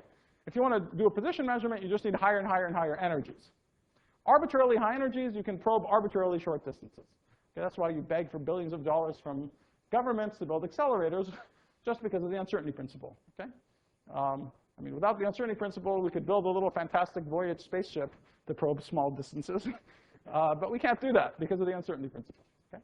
You make the spaceship small enough, it starts breaking apart because of quantum mechanics. Okay, however, this doesn't keep going forever. And that's because of gravity. So let's just do a thought experiment. I want to measure this region of space-time, whose length is delta x. Okay? I want to see what's going on in there. Well, by the uncertainty principle, I need to have an energy in that region, which is around 1 over delta x. No h bars or c's or anything now, right? We're professional units people, right? So if the energy is 1 over delta x, right? Okay, that's perfectly fine and dandy, but something starts happening. As I crank down delta x, the energy starts getting bigger and bigger. So there starts being a lot of energy density in that region, right? I'm putting more and more energy into a smaller and smaller region. Now, what happens if you put a huge amount of energy into a really tiny region? You eventually make a black hole, okay? So let's forget about this for a second and just ask when you make a black hole. When do you make a black hole? Let's say you have a mass m, and the radius is r, right? So you make a black hole when the escape velocity is 1, right? So that's when g Newton m over r is 1, right? Everyone happy with that? Notice it has units 1, right? All right, very good. So when does this happen? As I crank down delta x, so let's write down g Newton. So there's g Newton. What is the mass? Well, the mass in that region is 1 over delta x. And the size of the region is delta x. Okay? So when this becomes of order 1, then the region that I'm starting to look at collapses into a black hole. So that happens when delta x squared is comparable to g Newton, which, as we said, is 10 to the minus 33 centimeters squared, or Planck squared. Okay? Yes?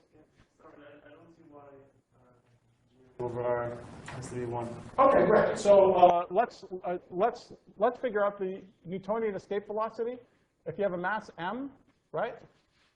If you have a mass m and the radius is r, then if this is a Newtonian problem, then you'd need the kinetic energy for the particle to escape to infinity. You need the kinetic energy to balance the potential energy, right?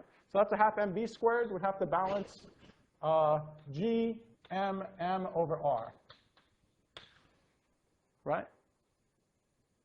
That's what determines the escape velocity. Because if it makes it out to infinity, then the energy just barely makes it out to infinity. The energy is 0 at infinity. So just conserving energy makes kinetic energy, right? Okay, so v squared, the m's cancel, and v squared is 2gm over r. This is one of these happy formulas where the Newtonian and the general relativity answer are exactly the same, okay, just by accident. The 2 is there in both cases. But I put a squiggle to save my ass, so I didn't have to remember the 2, okay? All right? Everyone happy with that? Yes? trying to understand why you need an energy. Like, I guess the first question is, what do you mean by measure this piece of space-time? The other question is, why do we need energy in there to do it? Well, if you're going to measure anything, well, no matter what you mean by the notion of measurement, one way you can do a measurement is by scattering particles into each other and seeing what comes out, okay? And that's some probe of what's going on in there, right? But if you're going to make any kind of measurement at all, then the wavelengths of whatever you're doing to make the measurement should be comparable to the size that you're trying to look at. That's all. Exactly. If you want to do scattering experiments that resolve distance of order delta x, then the energies that you have to scatter the particles with have to be of order 1 over delta x. That's literally why we have to build these giant accelerators, right? If you think about it, I mean, this is a really cool thing because something that often lay audiences ask me when I give public talks is, why do you have these gigantic accelerators? Why do you have these huge accelerators with these huge detectors when it's probing the tiniest distances we've ever probed, right? And the answer is, it's the uncertainty principle. It's literally the uncertainty principle, because the energies have to be so big, and the particles come out with incredibly high energies, because they're being sent in with incredibly high energy, and you have to stop them in these detectors. The detectors have to be just gigantic just to stop these particles that are coming out. But indeed, to probe those distances, you need very high energies. Yeah? To ask another dumb question. Yeah. Based on that, we can presumably define an arbitrary small length scale. So does that imply an arbitrarily high energy density everywhere? Without gravity, yes. With gravity, no. And this is exactly Okay. the problem that we're coming to. If there were no gravity, then you could, in principle, make a measurement that probed arbitrarily tiny regions of space. Okay? And time and everything. Does it have to be the making of the measurement, or does it exist whether you make a measurement or not? Yeah, sure. But what we're doing is following a time-honored tradition Okay. in the history of physics of asking whether concepts make sense. Asking whether concepts can in principle be observed. Okay. So Very good. that's all we're doing, right? So Okay. we're doing the same thing Heisenberg did, and in fact, this is literally what Heisenberg did. You say, yes, you can. Unfortunately, you can't do position and momentum, but you can do position. You can do position. You just go to arbitrarily high energies or momenta. Now we're going to use relativistic, so I'm clearly using the word energy and momentum at the same time. But in principle, arbitrarily tiny distance is no problem. There's going to be enough energy. We just go to arbitrarily tiny distance, right? Okay?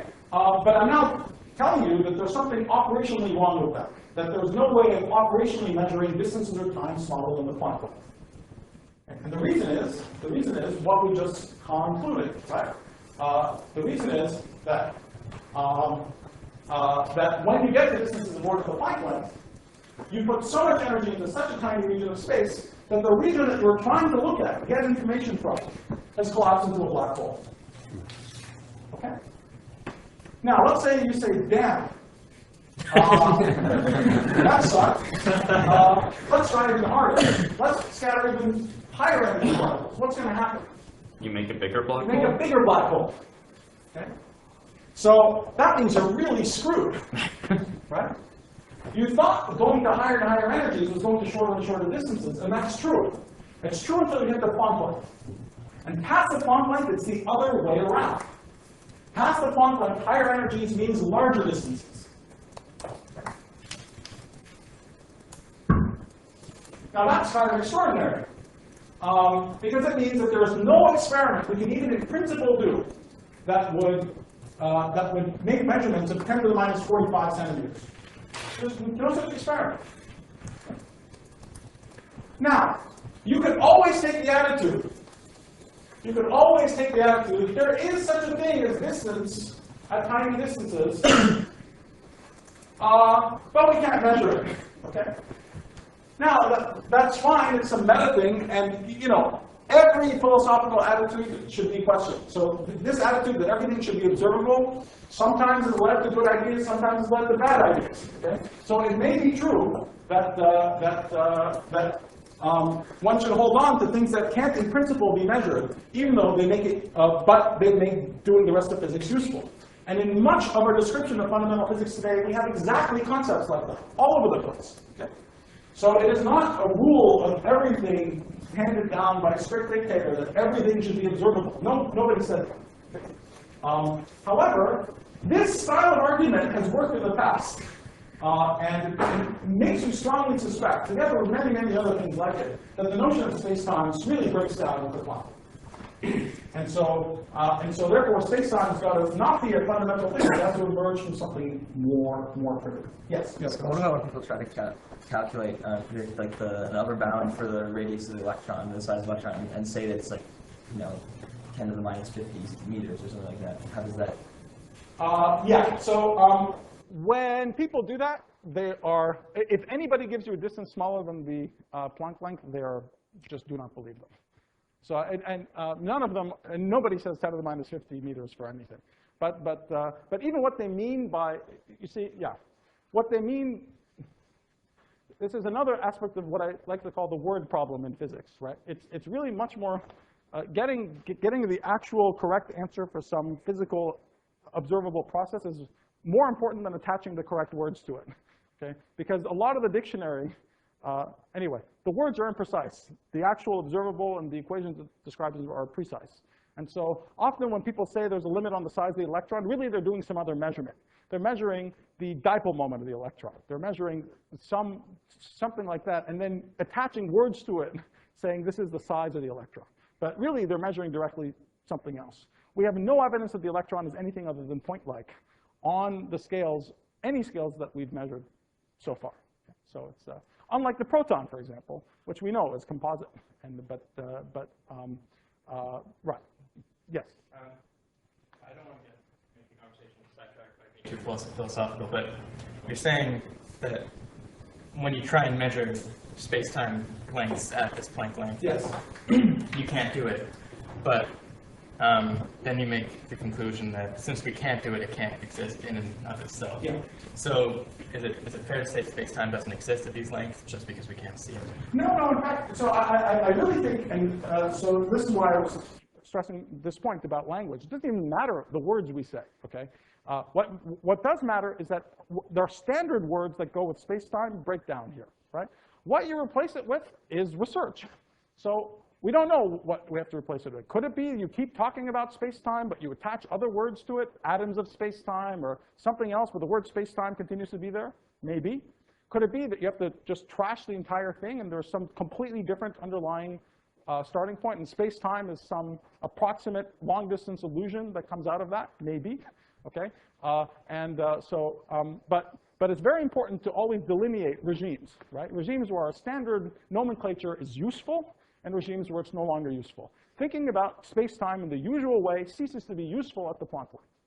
Okay? So whatever extra inference you want to make about what that means is up to you, but it has to do with how we actually solve the actual physics issues. Yeah. Well, I agree. I think that it is useful probably to have a different theory of space-time at those length scales. But nevertheless, even if it remained the exact same as we think of it, we show that it cannot remain exactly the same way.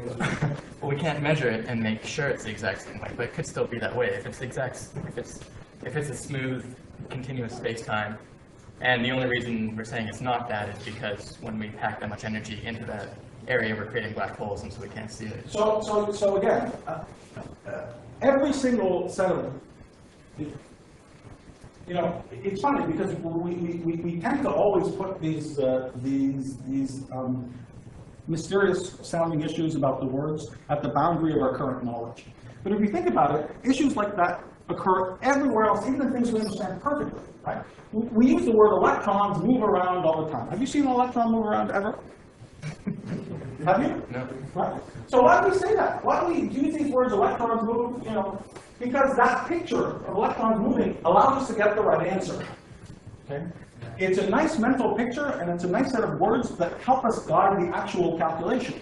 The actual laws, the laws of quantum electrodynamics, involve a local interaction of electrons moving in space-time with light. Okay? But what they give you the right answer for is a picture of me seeing you because the light bounces off you and comes to me, right? The whole picture of electrons moving around is an intermediate in getting the right answer in that picture, right?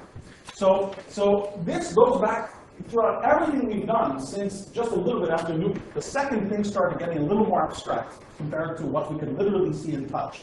Everything is an extrapolation. The question is only if it's useful or not. Okay? And this, I really want to stress, this is not some kind of, it's not, again, it's not a kind of philosophical philistinism. It's really the other way around. It's trying to make sure that you're stripping away any inessential crap from, I mean, part of it is just that we as human beings aren't tailored perfectly to answer questions like this. So the more you get to use the actual physical situation and set up an actual experiment with an actual definite, in principle, answer, right? Then what I'm saying is that it used to be at energies way beneath the Planck length that if I scatter particles with each other, believing that they're propagating on a smooth manifold and interacting locally with other things helps me get the right answer, right? That will cease to be true when you scatter at energies above the Planck length.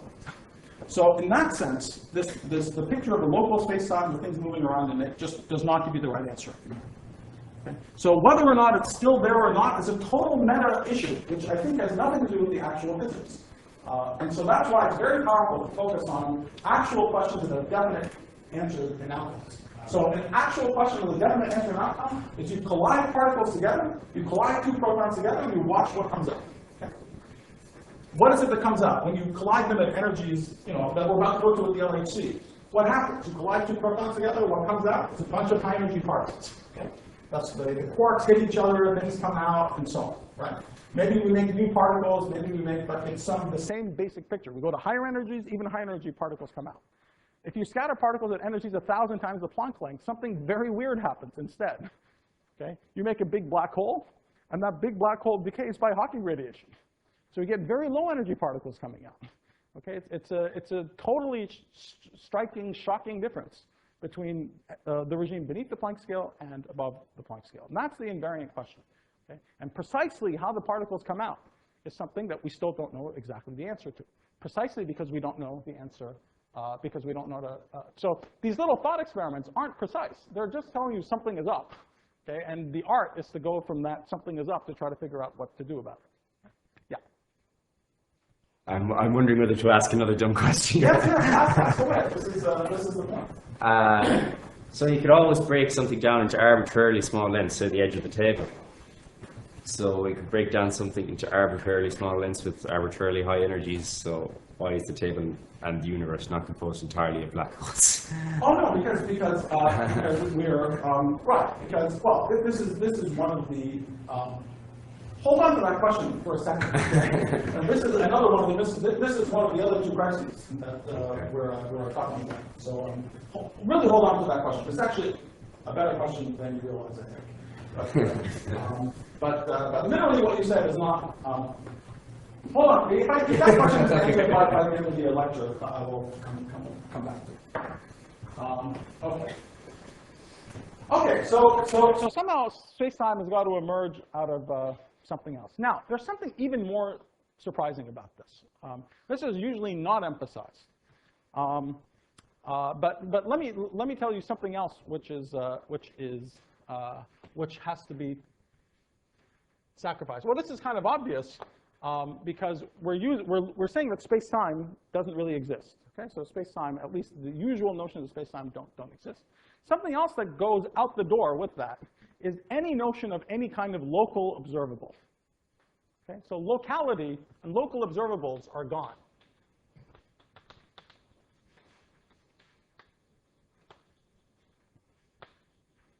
Okay. But again, what do I mean by that? Very sharply. Okay. Let's ask a question. Let's say I want to do some experiment. Okay. Let's say I want to do an experiment like I don't know. I want to weigh this. Here's a local observable. I want to weigh this. Okay. So I put it on a scale. I'm weighing it here. I'm putting it on a scale here. Right. So here it is. Okay. There it is. All right. I'm doing it in this room, right? Doing it somewhere. I'm doing it at least in a region that's as big as that and the weighing apparatus. Okay. Now, but I want to imagine that I can. I want to imagine that I can do this. That I want to get the mass of this guy to arbitrary accuracy, right? So if I'm an experimentalist, what do? I mean, I can do it with some accuracy, like stick it on a crappy scale, and then I get an answer that its weight is whatever, so many kilograms plus or minus something, right? So I'm plotting its weight, and I have some confidence that I'm getting the right answer, and there's some width to that confidence, right? Now, actually, I gave an example that's very classical sounding. Really, the world is quantum mechanical, so really, I should do the experiment also, really, to remove the probability. I want to do the experiment infinitely often with an arbitrarily large apparatus. Okay? So I want to have an arbitrarily large apparatus so I can make infinitely accurate measurements, and I have to do the experiment infinitely often. There are two infinities that go into making a sharp prediction. Okay? And that's because of quantum mechanics. Life sucks. We don't get to determine everything, but we can get sharp answers out. So we pat undergraduates on the head and we tell them, don't worry so much. We can predict probabilities exactly. That's okay. Things are still okay, right? But what that means is that there's two infinities that we're talking about. We do the experiment infinitely many often to reduce the statistical uncertainty just from quantum mechanics to 0. And we have to do it with an infinitely large apparatus. Okay? And the apparatus has to be infinitely large for many reasons. First, to make an infinitely accurate measurement. Secondly, to have infinitely perfect decoherence between the system and the apparatus. Okay? Otherwise, you could have with a tiny probability, a huge quantum fluctuation in the entire apparatus and get the wrong answer. Okay? So you want to make the apparatus infinitely big. There are two important infinities in getting sharp answers out because of quantum mechanics. Now, gravity removes at least one of those infinities and makes it impossible. Often it removes both of them, and that's when we have the biggest mysteries of all. Okay? But let me tell you about the first set, which is the easiest to talk about. It removes the infinity of being able to make the apparatus arbitrarily big. Okay? The reason is simple. You see, no matter what I'm making this apparatus out of, if I wanted to have more and more ticks, let's say, so I can measure the mass to more and more accuracy, it must contain more and more bits. Okay? And if the whole thing is living in a finite size box, then every bit has a minimum amount of energy associated with it. Just the uncertainty principal energy of order 1 over the size of the system, right? So that means that I cannot increase the number of bits arbitrarily without cranking more and more energy into the system, even if it's big, right? Even if it's big.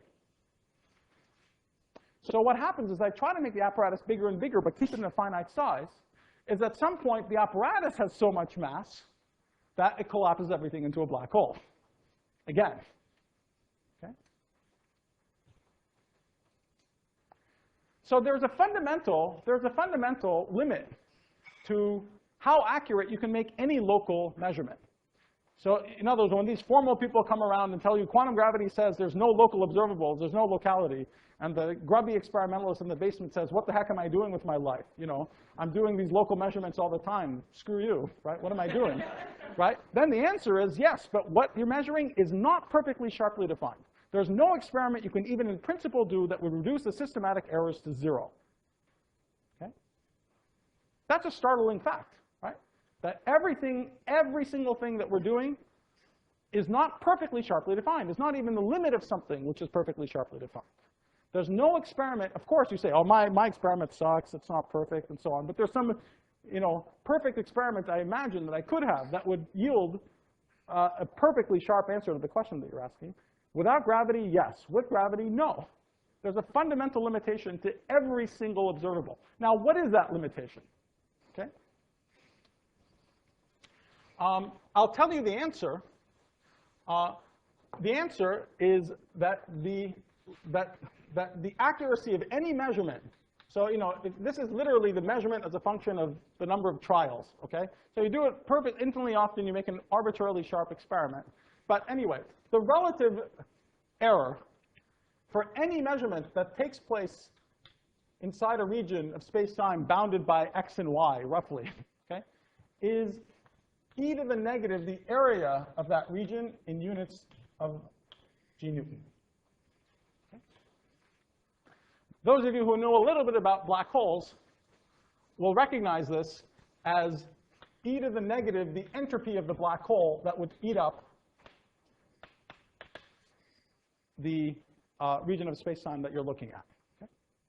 After a couple of lectures, you will be able to do this estimate yourself. I won't do it right now, okay? But I just want you to see that this in-principle limitation is truly minuscule, all right? No one in their right mind would care about this practically, okay? But it says any local measurement you make at all cannot be made perfectly accurate, and there's always that minimum amount of systematic error associated with it, okay? So you see, here is another very sharp way of showing there's no such thing as usual space-time, right? That means that there's no perfectly well-defined, because of quantum mechanics, we knew that we had to do the experiments many times. We had to make the apparatus much bigger than the system and so on. Okay? But now you add gravity, and there's just a limitation. You're screwed. Okay? There's no sharp answers can come out of any local question because of this argument. Okay? This already tells you something really extraordinary. If someone says, I have a theory of quantum gravity, you say, great, what does it calculate? That's always the first question to ask. What are its observables? What is it going to spit out? If they say the observables is something to do with the measurement you do here and there, you already knew they're doing something wrong. There is no such thing. There's no such thing. There's no actual experiment that they could be giving you a sharp answer for. Okay? This is a very, very important point. It's just like as if someone came along somewhere between classical mechanics and quantum mechanics while things were being developed. Someone came along and said, hey, I have a theory of quantum mechanics. We say, what does it predict? It predicts positions and velocities. They're a little bit fuzzy, but it predicts positions and velocities. That's just wrong. You don't say the word and. It's the word or. And that was the big leap, right? So similarly, anybody who says, I have a theory of quantum gravity, you ask, what are its observables? Okay? What's the actual output of any, what does it compute? And if the answer is anything to do with the word local observables, you should be very suspicious, because there's no experiment that can measure those things. Okay? So what does it compute? That's a very good question, okay? That's a very, very good question. Yes? What do you exactly mean by error on that side? What I mean is that what this is really telling you is that there's a limitation on the size of the Hilbert space of the apparatus that will measure the system. Okay? In fact, there's a limitation on the size of the Hilbert space of the system plus the apparatus. Okay? But the dimensionality of the whole Hilbert space of the system plus apparatus is bounded by e to the entropy of the black hole that would eat up the room in which the experiment is being done. Wait, so you're saying somehow applies to the space is No. It's saying, that's something that's something some people say, but I would say the whole thing isn't really sharply meaningful. Okay, but this is saying that if you try to, what we're doing is seeing whether our standard concepts make sense, and then pushing them until they break down. Right? This is saying we're trying to do what we were taught, which is to make a sharp prediction out of quantum mechanics, and we fail. Okay, and we fail precisely when the size of the error starts approaching that amount.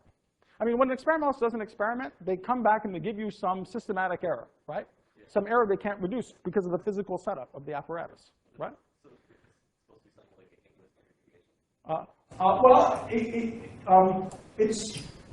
think of it as akin to a standard deviation. The reason I'm not saying exactly standard deviation is that there's two kinds of error. There's statistical errors and systematic errors, right? Statistical errors is what you can in principle reduce by doing the experiment infinitely often.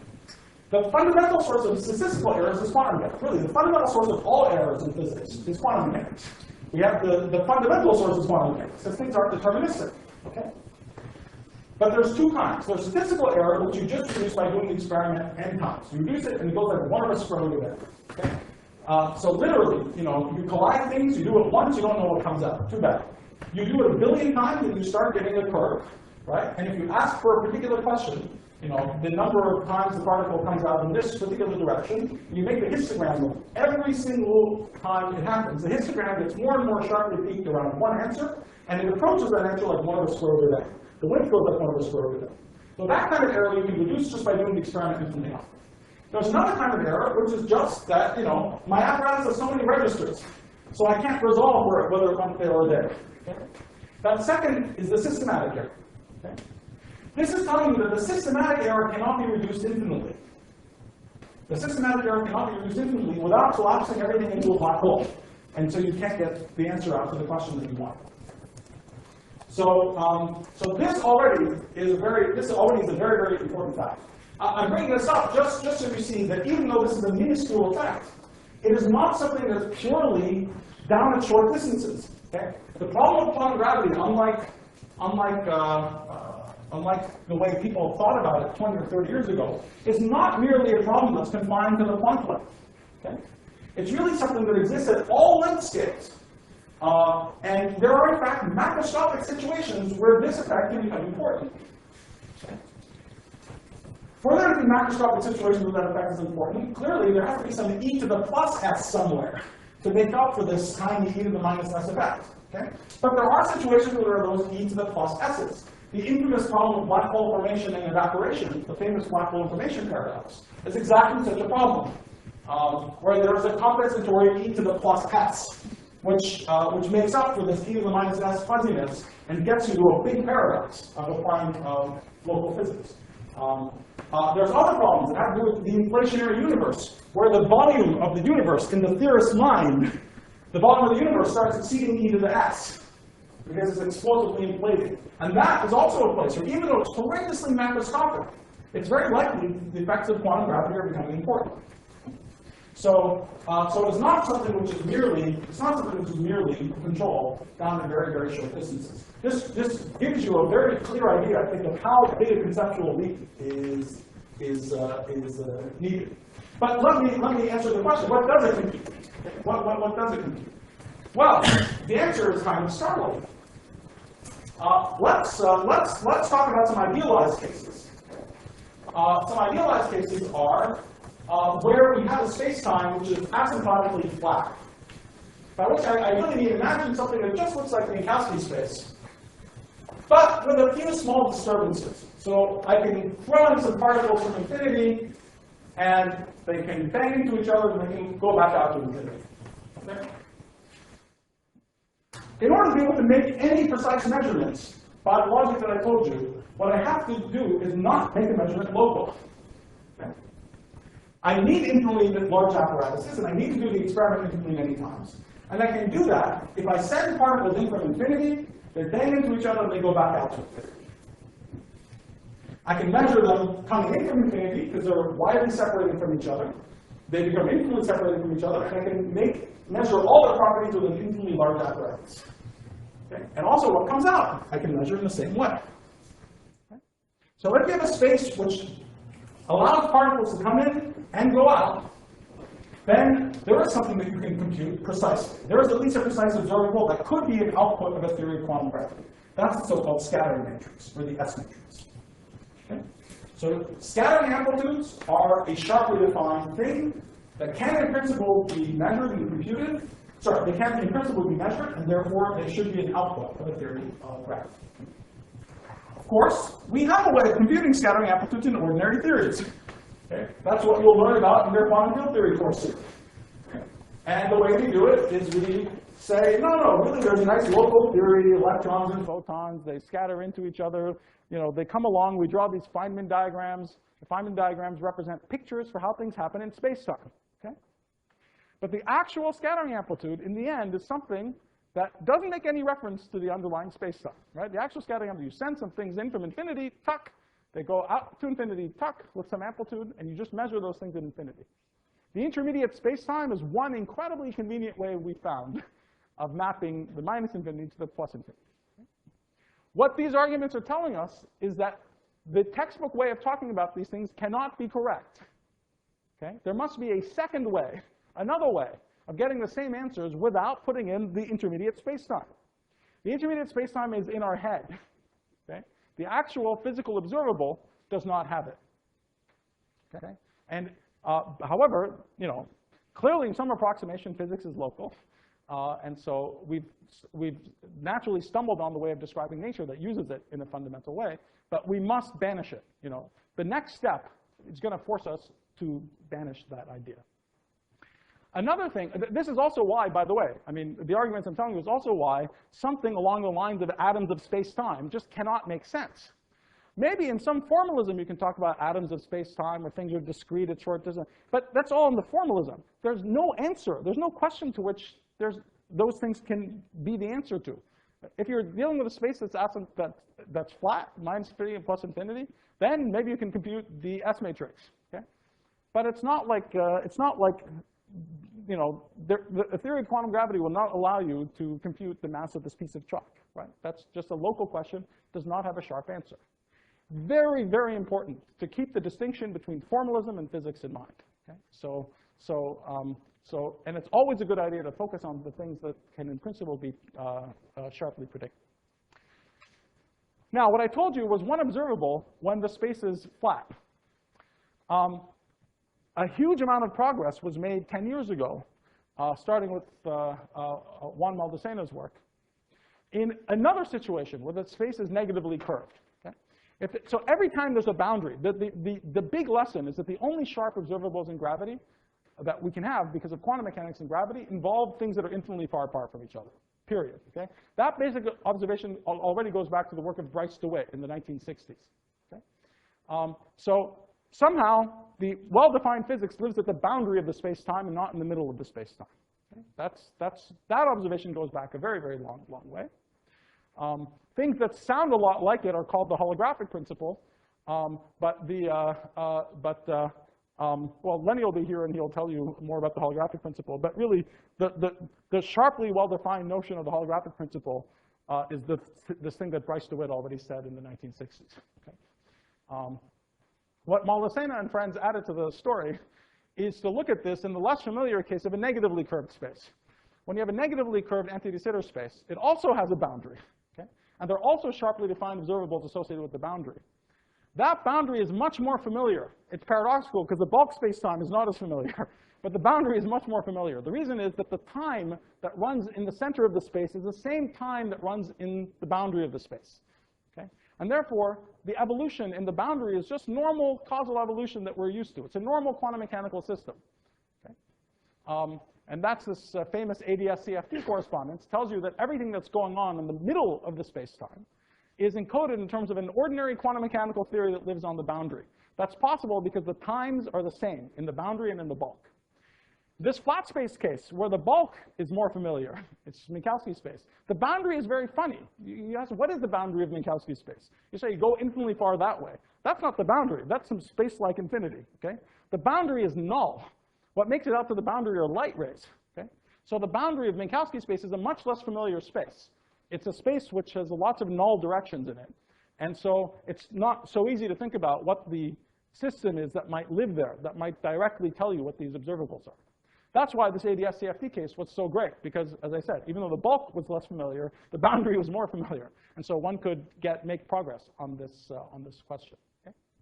This ADS-CFT example also shows you how extraordinary the answer can look. You see, it looked as far away from atoms of space-time as you could imagine. It says there is no space-time at all. There is instead some four-dimensional quantum field theory normal system that lives. It's four-dimensional. It's got normal particles, normal things in it. But all of its strong interactions make it completely equivalent to a 5-dimensional, 10-dimensional string theory with gravity and all sorts of other wonderful things in it. Okay? So it is not at all like you go to short distances and then you see that there's little discrete things. It's not that picture at all. Totally different. Okay? And that's a good example of why you should not let preconceptions guide what you think the nature of the answer is going to look like. Okay? Here, instead, by focusing on the actual observable, which are the things you can measure at infinity, that was a better place to start. Okay, so space-time is doomed, not just at short distances, but somehow this can even happen at long distances. Okay, I'll give you a good analogy because I think it shows the size of conceptual leap that has to be made to keep going. The case of negatively curved space is in a sense completely understood, but it's not even close to being our world. Okay, so there's a couple of steps that we have to go to make it to connect it further to the real world. But let me just say this: this entire issue is very much like what happened in going from classical to quantum. I try to make this analogy because I think it's a very good one. As I showed you, it's already about one more layer of things that we can't predict and that we have to learn how to deal with. But even more specifically, imagine what the classical physicists would have thought about the atom. Okay? Well, in thinking about the atom, in fact, what the classical people, where they thought classical mechanics was breaking down was the fact that the electron was point-like. And they had lots of obsessions with the point-like character of the electron. They worried about it, there's a singularity, there were lots of problems, and so on.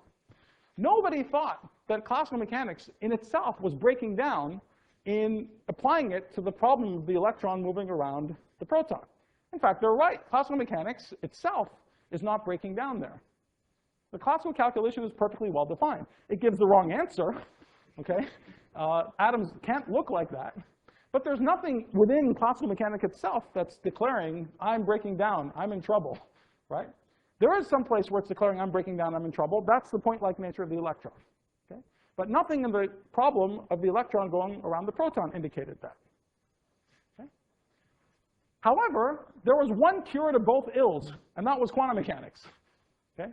Quantum mechanics solved the problem of the point-like character of the electron. In fact, quantum mechanics and relativity solved the problem of the point-like character of the electron, because as you went to shorter and shorter distances, when you hit the distance of the Compton wavelength of the, well, so let me just actually remind you of this. This is actually an important point. What did the classical people think? They thought there was some radius of the electron. How do they determine the radius of the electron? They said that if we look at the energy that's stored in the electric field around the electron, right? So what is the energy that's stored in the electric field around the electron? In our fancy units, we know it's got to have an alpha, so it's alpha over r electron, right? That's the energy, right? So they said, well, the size of the electron should be such that this energy isn't much larger than the mc squared of the electron, right? Otherwise, you'd have a funny situation where the energy in the electric field is way bigger than the energy that the electron has. So that tells you that the size of the electron shouldn't get too much smaller than this, right? So that's r electron is alpha over m electron. So the classical people made this prediction that something should happen. Physics should change, the electron should have a size, something should happen by this distance, okay? And they set out to build models for it. Abraham and Lorentz and people built models of the electron as a shell, blah, blah, blah, and all these things were just wrong. They're wrong because the right answer is quantum mechanics. The right answer is actually quantum mechanics and relativity that says that, this picture becomes modified and that instead the electron is actually surrounded by a cloud of electrons and positrons, okay? A big cloud of electrons and positrons so that you don't know which the central electron is. It gets smeared out, okay? Now, how big is the cloud, how big is the typical size of these electrons and positrons? Flitting in and out of existence. What could it be?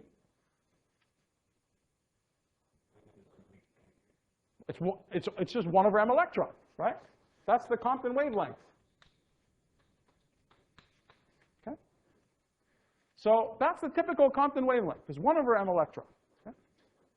There's no alphas in here because this is just a property of the vacuum. Things are popping in and out, right? So in fact, so you see that there's something very nice because the classical people weren't wrong.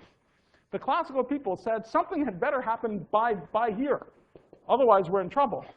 The right answer did not end up being that it had a size or anything like that. It had a much more radical answer, okay? But the radical answer kicked in earlier than it had to. Okay? This 1 over m electron is much larger than alpha over m electron because alpha is small. Okay? So way before you got into classical trouble, you saw that the whole picture changed. Okay? So quantum mechanics did solve the problem of the point-like electron. So where classical physics was waving a white flag and saying, rescue me, quantum mechanics did rescue it. But it also made an appearance in places where classical mechanics was not waving a flag. Okay? The problem of the electron going around the proton, classical mechanics is perfectly happy to answer that problem, and yet it gets the answer completely wrong. Okay? Gets it totally wrong because of quantum mechanics. So now that's you know, it would have been one thing if somehow the theory is breaking down somewhere and the next theory just comes and takes over and gives it a hand. That's what happened with relativity. Okay? That's why relativity is not as big a conceptual deal as quantum mechanics. This fact did not happen in relativity.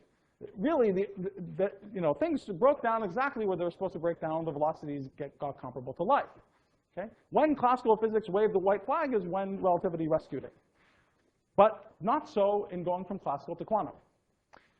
Similarly, right now, the first way of talking about the problem of quantum gravity, that we have to probe, that as we get to very tiny distances, gravity becomes strong, space-time breaks down, et cetera, that is the analog of the problem with the point-like electron. It is a problem. It definitely needs a solution. Okay? But there are situations where the effects of quantum mechanics and gravity make an order 1 perturbation on top of naive long-distance thinking, just like it did for the problem of the electron going around the proton.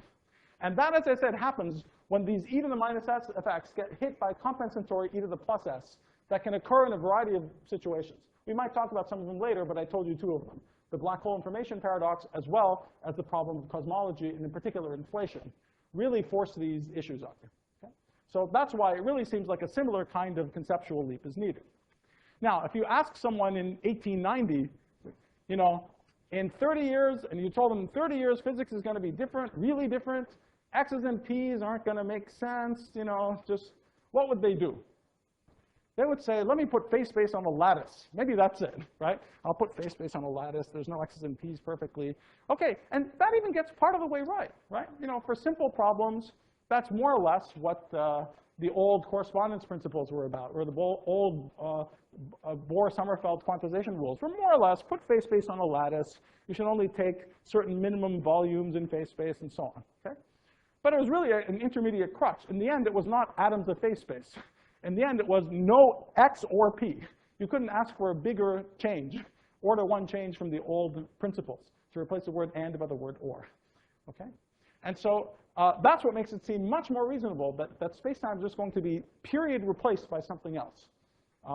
And its connection to its connection to the something else will, I think, be no closer than the connection between the whole Hilbert space apparatus of quantum mechanics with psi of x and the old picture of classical phase space. Okay?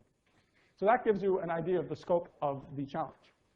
But it's, again, very important to figure out where there's a precise answer. Is there a question that we can have a precise answer to? In flat space, in asymptotically negative curvature ADS space, the answer is yes, and it's done. In flat space, the answer is we don't know. Okay? We don't have this replacement of space-time even in flat space. And now let me come to the final, most confusing thing of all, which actually harkens back to, so let me go back to my picture of the scales.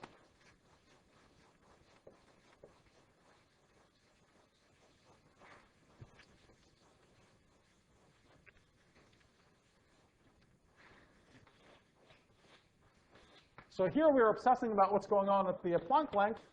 And as I've told you, it's probably not just at the Planck length. If we go all the way out to the Hubble scale, we have another problem. And all of the problems have to do with cosmology. You see, our world is locally pretty close to flat space, but it's not globally pretty close to flat space. We had a Big Bang in the past.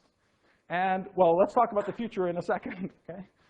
But already in the past, we're not free to set up any old initial conditions we want and to do the experiment infinitely many times. Right? So even the scattering matrix is not actually observable in our own universe. Right? We have some, you know, so half of it is gone. Right? So gosh, we're being left with fewer and fewer things that we could possibly predict sharply. What could we be possibly left with? There's one thing you could have been possibly left with, which would have made a lot of sense pre-1998. Okay? And when people talk about things like the wave function of the universe, this is really implicitly what they're talking about, is the following, again, and whenever someone says a fancy-sounding word like wave function of the universe, the dumb question you should ask always is, what the heck are you computing? Please give me an experiment whose answer this is the answer to. Okay? And actually, there is a good answer for the old notion of wave function of the universe. This is what it's computing. Okay? For something that you can do, even if you're not free to set up initial conditions, is you can at least count. Okay? You can do a census. You can look out at the world and just see how many red stars are there, how many blue stars are there. It doesn't seem like much, but you can do that. And as the universe gets bigger and bigger and bigger, you see more and more and more stars, more and more of them come into your cosmological horizon. So in principle, you start getting an infinity. Remember, we have to build up infinity in order to be able to compute anything to measure anything with perfect accuracy. You start getting infinitely many red stars, infinitely many blue stars. You figure out what is the ratio of stars that are red or the ratio of stars that are blue. Those are in principle outputs that are in principle perfectly sharp outputs of some theory. Okay? So you basically wait for the universe to become infinitely big, and just the relative populations of everything you see is something that you can predict. At least you can in principle measure, if that's what your future was. Okay? If the future was that you could see infinitely many things, then you could in principle do that. So when people talk about the wave function of the universe, like this guy there and his famous collaborators, okay, this is implicitly what they're talking about. They're giving the answer to a question like this. You know, if the universe becomes infinitely big and we have infinitely many copies of infinitely many things, what are the relative fractions of each one of them? I don't get to set up the initial conditions, so minimum thing I can do is give you these relative fractions. Okay? However, everything changed in 1998 or earlier, but when people started getting convinced that the universe is accelerating. Okay? This is a famous fact that you've all heard. The universe is accelerating. That means that there are parts of the universe that we will never see again. Okay? They are accelerating away from us, and they're gone. They're gone. They're accelerating away from us superluminally. They're gone. More or less, everything we see in our universe today is everything we're ever going to see. Okay? Because the universe is accelerating, things aren't going to keep coming back into our cosmological horizon. This is the final nail from quantum mechanics and gravity to what we can predict, because now it leaves us with nothing.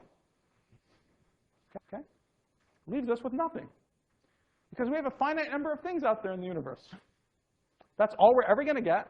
That's what we're stuck with. That's it. So this is a really major problem. This is a really major conceptual problem. Of course, none of this matters practically. You know, there's 10 to the 88 particles out there. That's plenty for many purposes. Many experimentalists would be happy with a 10 to the minus 88 error on things. Okay, but it means that there is no question in our physical universe that we can see, apparently, because of quantum mechanics and gravity, there is no question that has a perfectly sharply defined answer. So what the heck is supposed to be the output of a physical theory? I don't have an answer. This is a research problem. Okay? What is the output of a physical theory supposed to be when you have quantum mechanics in a closed system? Okay? In a closed finite system. So when I said before that I do think there are important issues with understanding quantum mechanics, they're there, and they're brought to light here. You don't have to go searching for them in the middle of Stern-Gerlach experiments or you know, they're really hitting us in the face in trying to describe the universe that we actually see. But they have to do with gravity and cosmology.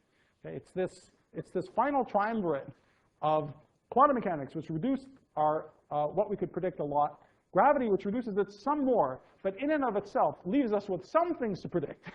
Okay? If we could imagine general spacetimes, in negatively curved spacetimes, there's a lot to predict. In flat spacetimes, there's a lot to predict. In a cosmology where the universe becomes infinitely large in the future, there's a little to predict. Okay? In our physical cosmology, there appears to be nothing to predict. Okay? So this is a very deep conceptual puzzle. What does it mean? Maybe one thing it means is that we have to give up on this notion of perfect mathematical precision and figure out how to talk about things that aren't perfectly sharply defined mathematically. Okay? That will be the first time in the history of physics that that has happened. But that certainly seems to be one chain that one would have to follow. Or maybe there are much more subtle observables that we haven't thought about. I think that's actually much more likely, that these arguments about what observable you can compute are somewhat crude, and that there are things that involve much more entangled questions that might have perfectly sharply defined answers. Okay? Or maybe there's something else. Maybe something has to give. Maybe quantum mechanics is wrong. Maybe, but you know, if anything like that is going on, this is the place where it's likely to show up, in my view. Okay? All right, so that's one set of questions that have to do with quantum mechanics and gravity, which, as I said, people began discussing at the Planck length, but which very likely casts a shadow over everything. Okay? And understanding properly, it casts a shadow over everything. Now I want to tell you about the other two questions. But how am I doing for time? 10 minutes past.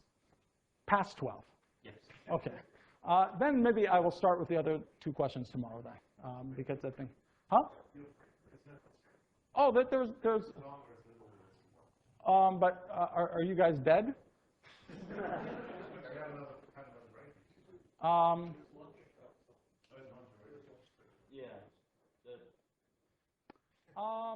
Can they eat in here? Yes, yes. And 4 tutorial sessions. Oh, very good. That's right. Oh, good, good. So it's like. I think that there will be no homework, but simply just tutorial sessions. Very good. So I see. So that changes by a factor of 2 how much time I thought I had. No, that's fine. So and it's lecture in the morning, tutorial in the later morning. Very good. Outstanding. The lecture in the afternoon and the tutorials in the afternoon. Oh, okay. Fine. So you can't watch the whole morning to talk. So The whole morning is talking. yeah. That's what I thought. That's exactly what I thought. Very good. Okay, excellent. Outstanding. My only problem is that I'm also like, huh? With one break. With a break? What are you talking about? Tick, tick, tick. With one break at 10:30. That sounds fantastic. Excellent. I have a constraint that I'm also lecturing at 3 o'clock back at the big cube building there. So. Okay, thank you. That's actually crucial. All right. So, so last year I was given a topic called research skills. Is that the topic again this year? No, it isn't. Very good. Oh, very good, very good. You see, last year it was research skills, so I wasn't exactly sure what that topic should be. I mean, there's only so many times you can get up in front of a room and say, suffer. Suffer some more. Suffer in your bed. Suffer at your desk. So there isn't much that can be said. But I decided to talk about what I thought were the essential frontier questions in physics today. And so that'll be officially the title of this little series of lectures. Let me preface the whole. Let me preface the entire discussion by saying that that you guys are entering as intellectual adults. Well, you're sort of intellectual teenagers, but as entering intellectual adulthood in physics at an incredibly interesting time.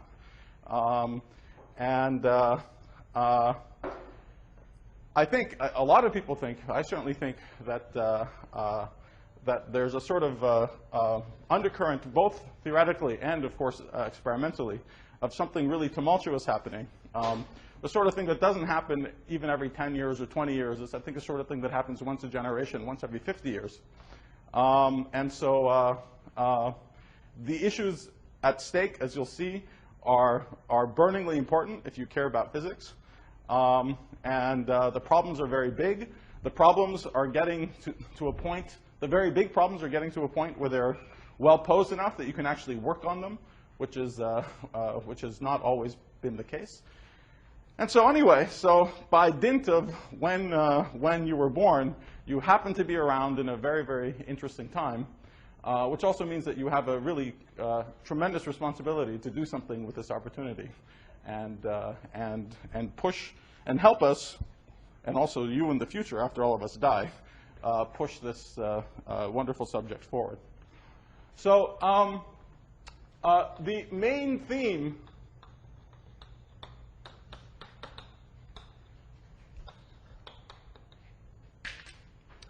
of the lectures has to do with the ramifications of putting together the two major conceptual revolutions of the 20th century. First, the idea of space-time, first putting them together, and then realizing that the dynamics of space-time had something to do with gravity. And then the even more revolutionary ideas of quantum mechanics. Now, space-time and quantum mechanics, right from the start, have had an uneasy relationship with each other. I'm not even talking about general relativity or quantum gravity or anything. Just good old-fashioned special relativity and quantum mechanics had an uneasy relationship with each other from the start. And so what happened after these big revolutions ending in, let's say, around 1930, has been a very long, essentially, a very long period of understanding how these apparently incompatible ideas can actually be made compatible with each other, and what an incredible reach and breadth of physical phenomenon their union can actually describe. And really, the whole rest of the 20th century has been an ode to pushing these ideas of space-time and quantum mechanics to their logical limits, okay? Exploring them theoretically and also seeing lots of hints from experiment that putting them together made sense, and continues to provide the foundation by which we think about all of fundamental physics. The first union between the two of these ideas was something known as quantum field theory, and quantum field theory remains an incredibly vibrant and deep and important subject. At many times in this intervening 80 years, people have thought that the quantum field theory was either dead or wrong or superseded by something else, and it keeps coming back again and again with new life and showing incredible depths in what it can actually describe. So that's the essential synthesis between the two of these things. The basic ideas of the synthesis were laid down already in the early 30s. But realizing exactly what they portend took a lot of the rest of the 20th century to accomplish. We now understand that every interaction we know and love, gravity, the strong and the weak forces, electromagnetism, they're all described at sufficiently long distances by what's known as an effective quantum field theory, effective field theories. We understand that any kind of physics that there might be out there should be describable in such terms. It isn't like there's 10 different ways the world could have been, and we're choosing one of them because it's pretty or elegant or nice. Just these principles are so shockingly constraining that putting them together essentially gives us a completely unique framework for talking about what physics can look like, at least up to certain extremes, and we'll talk about what those extremes are. So the bottom line is that while the first 30 years of the last century were filled with tumult and revolution, the next 80 or 70 or 60 were an ode to conservatism over and over again. Okay? One never knows in physics ahead of time when the time is to be revolutionary and chuck the old ideas and try to find completely new ones. Of course, that's an incredible oversimplification. We never chuck the old ideas. Well, I'll come back to this. I'll come back to this point in a second, talking just a little bit of philosophy. But anyway, there are certainly times when there's a big break with the past. Quantum mechanics and relativity were big breaks with the past. One never knows ahead of time whether the thing to do is to make a big break for the past or take the ideas that you have right now and just keep pushing them. Keep pushing them, keep calculating, keep seeing what the consequences are. If we knew ahead of time what we had to do, then your training in graduate school would be radically different, right? If the thing to do all the time was to be radical, I don't know, we'd send you to communist training camps or something, okay? We'd fill your head with the revolutionary doctrine. But unfortunately, that's not always the case. Sometimes you have to be conservative. But if we did that, then we'd have a bunch of bankers running fundamental physics, and that wouldn't be any good either. So you never know ahead of time. You just never know ahead of time what you're supposed to do. And different periods of time in the history of physics have needed different things. The first 30 years of the last century needed revolution. The next 60 have just been, as I said, even though it wasn't obvious at the time, been an ode to conservatism. In fact, this was troubling to the people who invented quantum mechanics and relativity. People like Heisenberg and Dirac, Bohr, Schrödinger, all these guys ran into trouble when they started trying to put quantum mechanics and relativity together. As I told you, they don't play together nicely. And since their entire life, every time there was trouble, that meant that you had to revolutionize something. They were like, great, here we go again. And let's chuck everything, start all over again. And these were people who were now, in their 40s and 50s. They weren't spring chickens, but that was the way things always worked. Revolution all the time for them. And in fact, it was the generation of American physicists who, well, not all American, but the generation of physicists who came back after the Second World War, people like Feynman and Schwinger and their friends, who, despite some of their colorful personalities, actually completely played the role of the conservative. Oddly enough, it was these youngsters who came back and said, no, no, no, we don't have to revolutionize everything all over again. We're just going to take the rules of quantum mechanics and relativity, the rules of quantum field theory, and just compute with them. We'll just be very careful, put our head down, calculate, not get too worried about the deep ramifications of what we're doing, and see if we can make progress. And that was exactly the right attitude. And over again, every development that you might have thought portended the next break, the next big break, always ended up being subsumed in this incredibly powerful paradigm of quantum field theory, this amazingly powerful paradigm of putting together relativity and quantum mechanics. All of which culminated in our understanding of what we call the standard theory, the standard model of all interactions, gravity and all the other forces, again, at sufficiently long distances, but which just does not break. We've hit it experimentally in lots and lots of ways. It's qualitatively correct. It's quantitatively correct. You couldn't ask for a more successful physical theory. So why am I telling you all of this story about the triumph of conservatism in the second half of the 20th century? It's because we've now seen over the last 20 years many very strong theoretical hints that this is now the time again for another radical break. That at least one, certainly this idea, certainly this idea is doomed. There is no such thing as space-time fundamentally. And that's something that's almost, I mean, that's as strong a guarantee as I can make about anything. Perhaps quantum mechanics is also in question. This is much less certain. In fact, nothing sharply that we've seen so far really indicates this. Time and time again, there have been situations where you might want one of these two things to go, and over again, it's this thing that goes and this thing that stays. But there are some weak hints right now that perhaps even this has got to be reinterpreted. Okay? So these basic, very basic fundamental notions, there's something that we know that they cannot be exact, and we have to replace them with something else.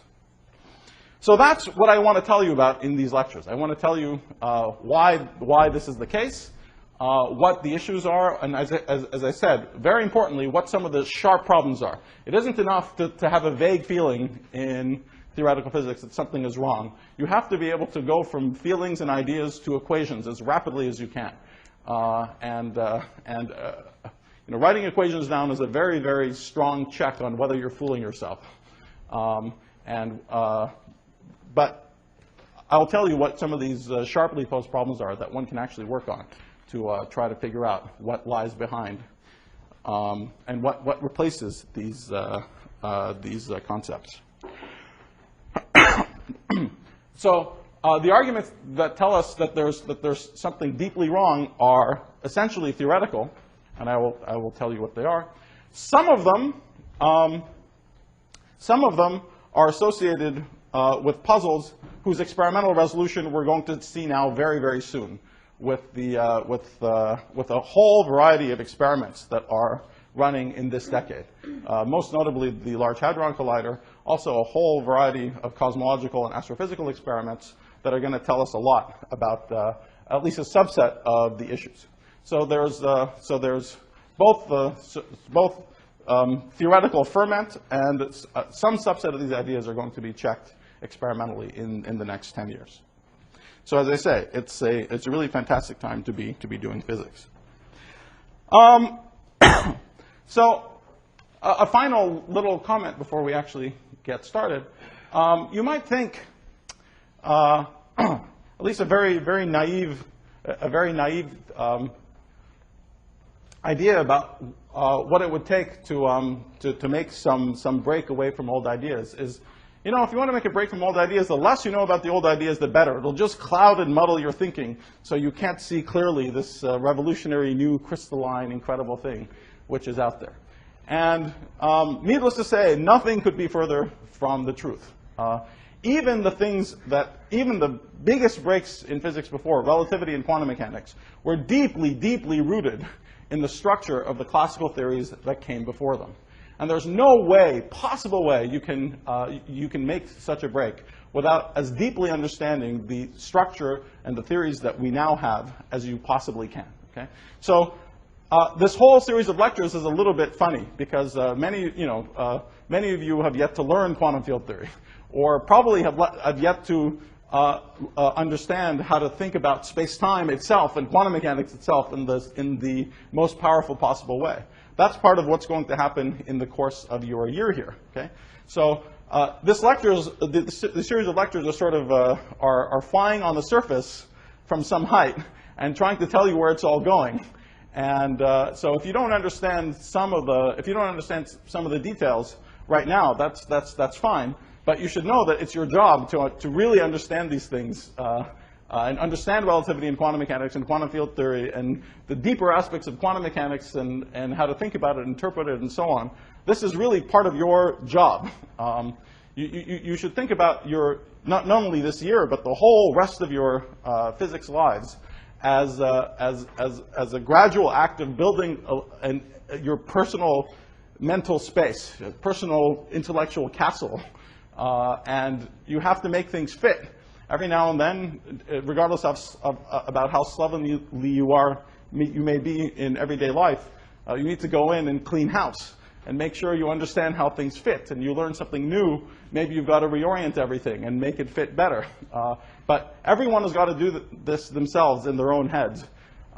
What characterizes really great theoretical physicists is not any particular technical skill. It isn't that they're incredibly mathematically competent. Some of them are, some of them aren't. It isn't that they're incredibly intuitive. Some of them are, some of them aren't.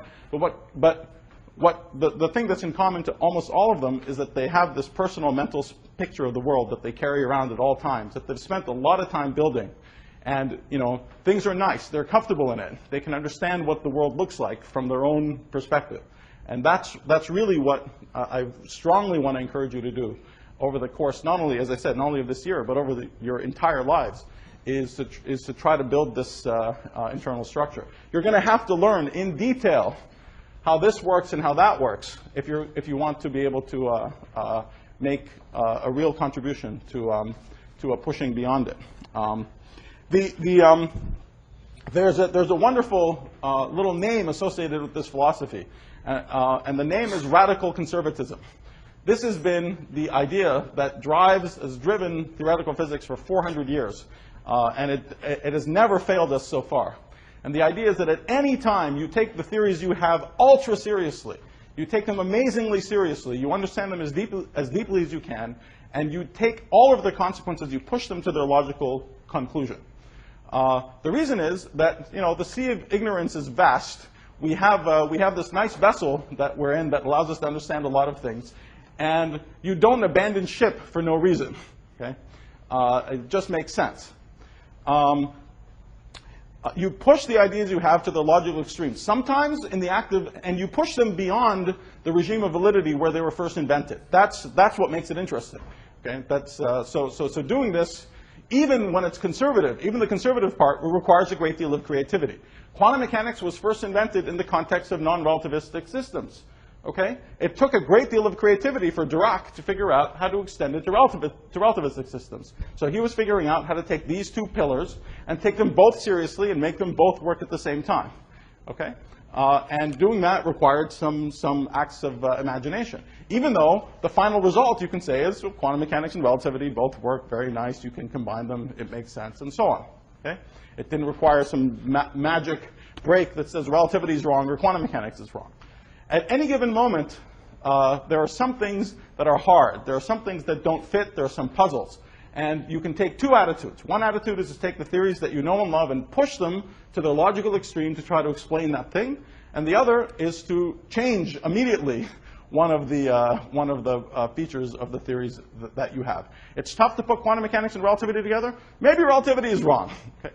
That's never been the correct attitude. Ever been the correct attitude. And it's because somehow what we're finding is more and more special theories that describe the universe. Not less and less special. They're more and more constrained. They're more and more singular. One almost never gets anywhere loosening constraints. One gets somewhere realizing that there are even more constraints than you thought of, and it's harder to and more constrained to put things together. So that's the philosophy. The philosophy is radical conservatism, which forces you to learn everything damn well, and then spend all your time pushing it, just pushing the ideas to their breaking point. Either they break, either they don't break, and you've learned something remarkable and new, that the ideas continue to work in regimes that you didn't anticipate before, or there's a few instances where you can just absolutely convince yourself something has got to give. Okay? So that's really what I was talking about before. The 60 years after 1930, the 50 years after 1930, nothing gave. People just figured out how to push these ideas well beyond their original regime of validity. But we're now at a position where we're pretty convinced that at least one, if not both things, have got to break. So needless to say, your command of this material is got to be even greater if you're going to understand deeply why it's breaking and figure out what to do with it. So radical conservatism is always better than conservative radicalism. And what's conservative radicalism? Conservative radicalism is saying, oh, you try to put quantum mechanics and relativity together, it's hard, maybe relativity is wrong. It sounds radical, but it's really conservative because it takes your present state of knowledge and assumes that you have all the pieces in order to decide to do something totally nuts. Okay? This is a radical conservatives could run things in some reasonable way. Conservative radicals would just destroy any society, never mind physics. So be skeptical of conservative radicals. There's lots of them out there. There are lots and lots of them out there, but and they sell a lot of moonshine. But be very skeptical. Anyway, so our philosophy will be radical conservatism. Very good. So now let's get down to business. After these lofty heights, we're going to spend the next half hour talking about units. You think it's funny, you know?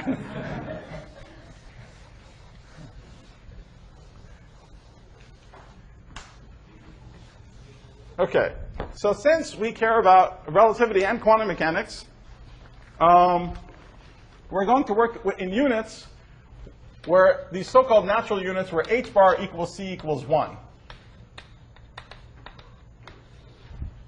How many of you people are SI fans?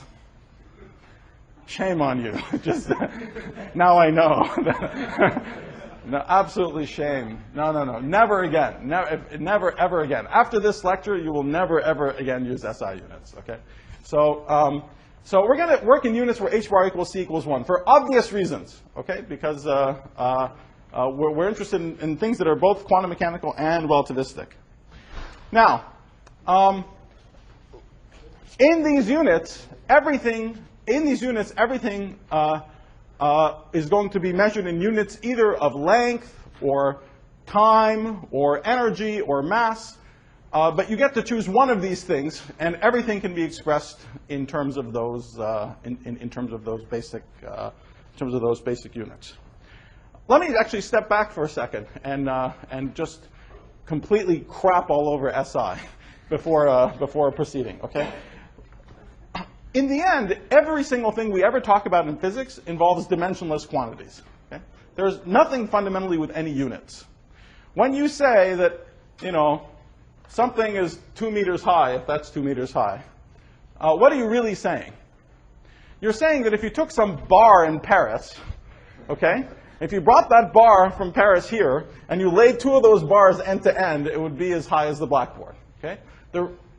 That's really what you're saying. So the meter is defined by this bar that sits in Paris somewhere, okay? And so it's the ratio of the height of the blackboard to the length of the bar, which is a number, 2 point whatever, or 1.89, whatever the heck it might be, okay? Everything is dimensionless. When you say that, similarly, when you say that something weighs 90 kilograms, there's some other lump in Paris, I don't know what it is, okay? And you say that if you put 90 of those lumps on one side and the thing you're measuring on the other side on a balanced scale, they'd be balanced. So it's, again, a ratio. Okay? So you see what's so moronic about these units. Okay? These units, well, they're not moronic. They're fine. But they're not well-suited to fundamental physics. These units are about human-scale things. the objects that we're talking about are, you know, some bar that's about that big, some weight that's not terribly different than weights we carry, and so on. Okay? If we're going to talk about fundamental physics, it makes a lot more sense to talk about much more invariant things. Okay? For example, it would be much nicer to know what is my height in hydrogen atoms, right? No, I'm serious. That's at least, you know, if you wanted to tell some alien very far away how tall I was, it's useless to tell them that the ratio of my height to some bar in Paris, right? That's just stupid, okay? Unless they're going to come here, in which case they could just see for themselves, okay? But if you tell them I am 10 to the 10 hydrogen atoms tall, then they'd have an idea of how big I was, okay? So this is why things are called natural, these things are called natural units. Because as we'll see in a second, we're going to express everything. Everything is ultimately dimensionless. Of course, for convenience, we carry units around sometimes, so we don't keep having to say the ratio of the mass of that to the block there and so on, right? So that's why it's useful to carry units around. But we carry units around with very immediate physical significance, okay? And so let's start off seeing why it is that in these units, everything can be reduced to, let's say, a length or an energy or a mass, okay? And then I'll tell you what the decent units are. Okay, so well, let's start off with easy ones. So a time is the same as a length, right? A time is a length over c. So if we're putting units where c equals 1, then we can measure everything in units of length. Okay. So for example, 1 second is 10 to the 10 centimeters. Okay? I'm dropping 3's from the definition of the speed of light. So that's the familiar statement that 1 light second is around 10 to the 10 centimeters. Okay? So I don't need to drag around a different unit for seconds and centimeters. Okay? I can just say everything is centimeters, and then I immediately know what I mean as far as time goes, just using c as the conversion. Okay? Okay, now more interesting is using h bar to go, well, not more interesting, also interesting, using h bar to go between mass and energy and time, or momentum and space. Okay, and to do that, you just have to remember that a distance is like h bar over a momentum, right?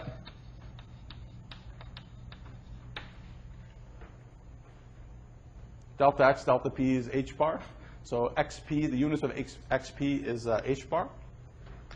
Okay. So for instance, if you have a particle that has a mass m, a natural momentum that you could associate with it is m times c, and so associated with this is a natural length, which would be h bar over mc.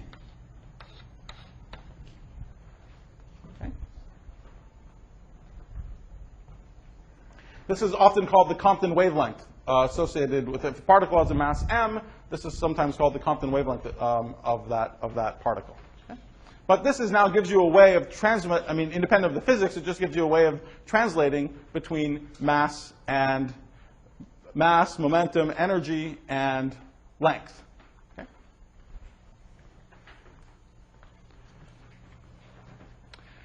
So we see then that everything can be reduced if the basic units are mass, distance, and time. We can see that using h bar and c, we can reduce everything to depend just on one of those guys. Okay? So let's just do it. Let's just do it once and for all.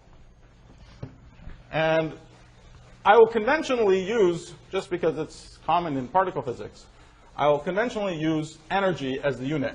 But then we'll just do all the conversions, and you'll see what it's buying for you.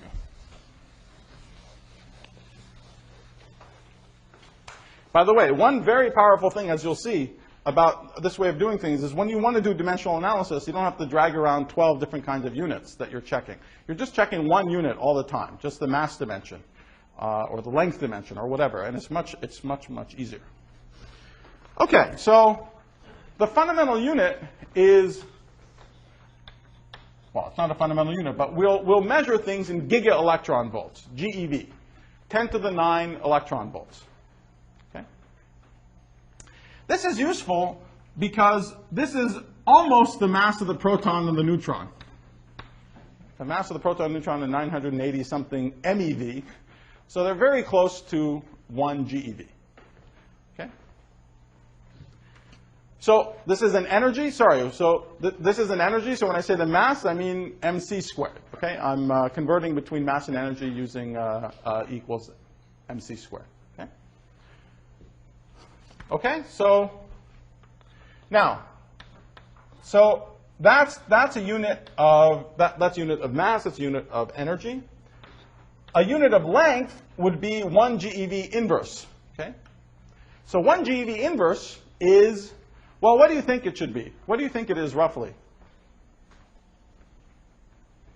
What physical quantity do you think 1 GeV inverse corresponds to, if you had to guess? So 1 GeV is around the mass of the proton? I guess the radius? The size of the proton, exactly. Okay? So this is around 10 to the minus 14 centimeters. Okay? So I'm giving you the conversion now between GeV and everything else. Okay? So that's 10 to the minus 14 centimeters. So if you like, 1 centimeter is around 10 to the 14 GeV inverse. Okay, what's 1 second? 1 second is around 10 to the 10 centimeters. So that's 10 to the 24 GeV inverse. Okay? Finally, I need to tell you what a kilogram is. A kilogram is 10 to the 27 GeV, about. I always have to check how I do this, because I remember this conversion in a crazy way. I remember the mass of the sun, both in GeV and in kilograms, and then I have to convert. So I think I did this right. It's 10 to the 27 GeV. Okay? So this tells you how to convert between all the units you know and love, everyday units, and GeV units. Okay? Is it clear what I mean about how putting in the H bars and C's back in, you can go back and forth between all these guys, right? But you see, thinking in GeV pays off immediately in tons of ways. For example, if I say, just what I said a second ago, if I say that I'm 100 centimeters tall, I'm 10 to the 16 inverse GeV. So that means that I could tell my space alien friend that if you stacked 10 to the 16 protons side by side, that's about as tall as I am. It immediately tells you something physical, right? So when you give the height in GeV inverse, it tells you, or the distance or whatever, it tells you how many protons end to end would make up would make that up. A kilogram is 10 to the 27 GeV is a very handy way of remembering that a kilogram contains roughly 10 to the 27 atoms in it. Okay? That's because that's how many protons are in there. Most of the mass in atoms is in the protons or the neutrons. So it's telling you that it's around 10 to the 27 nucleons in total inside a kilogram of material. Okay? Was there a question? Did you have a question? Trying to remember what H bar is in like CGS units. And, like, Oh, I completely forget. And well, you could actually work it out. You could work it out by taking these by taking them. You know? Right. That's a nice homework exercise. Yeah. Okay, so we're gonna work with these units. We're gonna work with these units all the time. Let's actually just ask a few other quick questions. And you'll see the power of this way of thinking about things.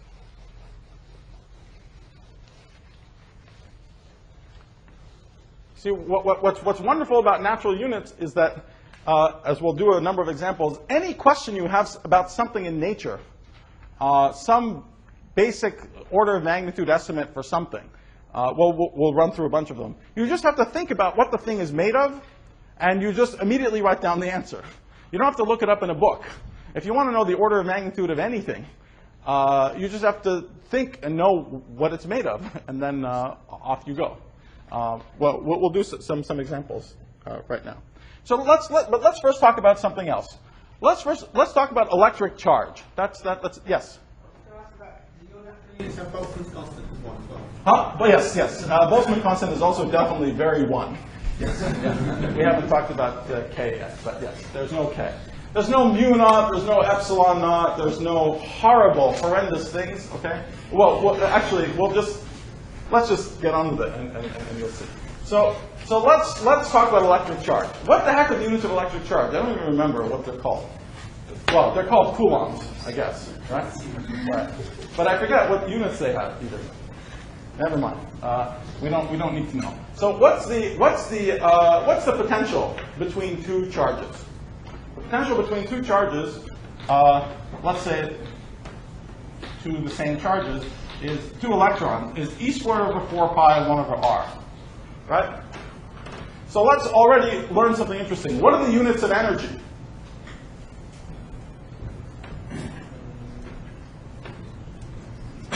Energy, GeV, okay?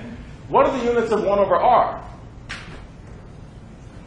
Also the same thing, GeV, right? So they have the same units. 1 over r and v have the same units in natural units. So that tells you something fascinating. Without any work, it tells you that this quantity is a pure number. E squared over 4 pi is a pure number. Okay? So that pure number is what's conventionally called alpha. Now, conventionally, for once, I will put them in. There's an h bar c down there. But, you know, goodbye, h bar c. Okay? And this is just a pure number. Famously, as many of you know, its value is around 1 over 137. Okay? So this is really extremely cool. Just we see, you don't have to remember, there's not some number and some units, blah, blah, blah. You'll learn something very striking right away, that the electric force, electromagnetism in general, is associated with an interaction strength, which is a small, pure number. There's a number of order of percent out there in nature. Okay? It could have been a tenth. It could have been 1 over 10 million. It's an interesting, smallish number, around 10 to the minus 2. Okay? All of the forces that we know, the strong force, the weak force, and the electromagnetic force, all of them, when we understand them deeply enough, are governed by dimensionless interaction strengths like that, and their values are a little bit different. So for the strong force, it's around a tenth. For the weak force, it's around a 50th. For electromagnetism, it's around 1 over 137. Okay? So they're all smallish numbers. They also have the very important feature that their strength actually changes very gradually with distance as you go to shorter or longer distances. But we'll come back to that. We'll probably come back to that point later. Okay? So that's cool. So we learned something important about electromagnetism. It's a weak force. Electromagnetism is a weak force in a specific sense. It's dimensional. It's the strength of its interaction is specified by a pure small number. Okay? That's extremely interesting. Let's contrast that with another famous 1 over r squared force, which is gravity. Okay, so let's now talk about the potential between two V gravity. So V gravity is G mm m1, m2, g Newton over r. Right? By the way, I'm going to use this squiggle throughout these lectures. The squiggle is not an equal sign. The squiggle means do not trust me with factors of 2, pi, sometimes I. So, although if it's I, I'll try to be careful about it. But again, I'm not doing this to suggest that you shouldn't care about factors of 2 or pi. In the beginning of your life, you should care a lot about factors of 2 or pi. You should make sure you understand where all the factors of 2 or pi would go if someone put a gun to your head in the middle of the night and gave you 2 or 3 hours to freshen up. But only after you know where they all go can you then forget about them. So you can really mostly forget about them. Anyway, so this is what the squiggle sign means, in case it wasn't obvious. You see, it's ironic, because sometimes this actually is equal, right? But I'm squiggling it anyway. So, all right. OK, so now let's go through the same argument. So what are the units of G Newton? So let's do exactly the same thing. V and 1 over r are the same. So what do the units of G have to be?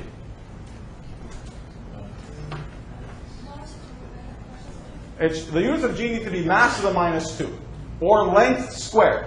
Okay? Well, so that means that we should write G Newton is 1 over some mass squared, which is canonically called the Planck mass squared. We can also write it as the Planck length squared. Okay. And M Planck is around 10 to the 19 GeV.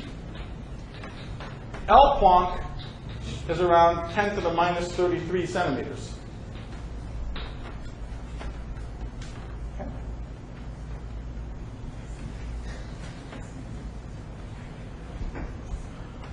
Now, so something extremely significant right away. Does gravity have a dimensionless interaction strength? It does not. The strength of gravity is dimension full, right? They're both 1 over r squared forces. So very naively, classically, you'd think, oh, they're basically the same. But actually, because of quantum mechanics, they're really radically different. The electromagnetism, the strength of its interaction is a pure number. Always is a pure number. There is a small fact, as I mentioned, it changes even slightly slowly as you go from short to long distances.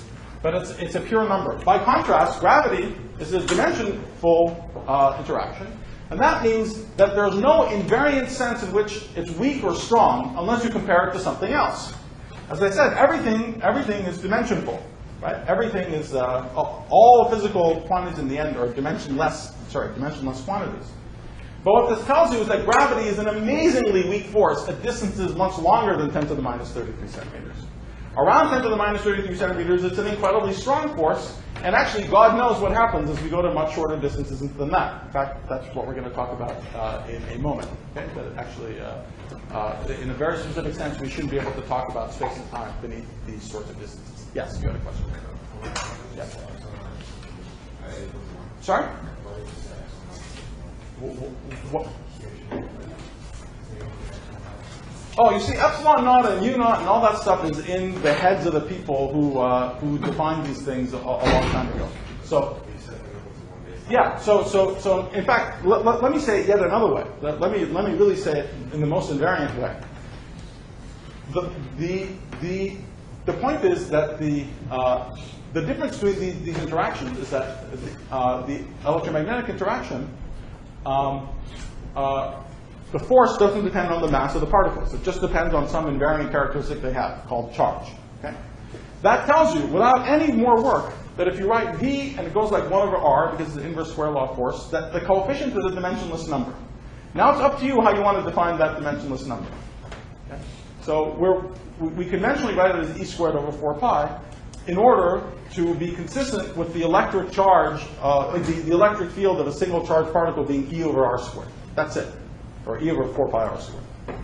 That's just a definition, if you like. But it's a particularly good definition. It makes it completely manifest that this is a nice dimensionless quantity.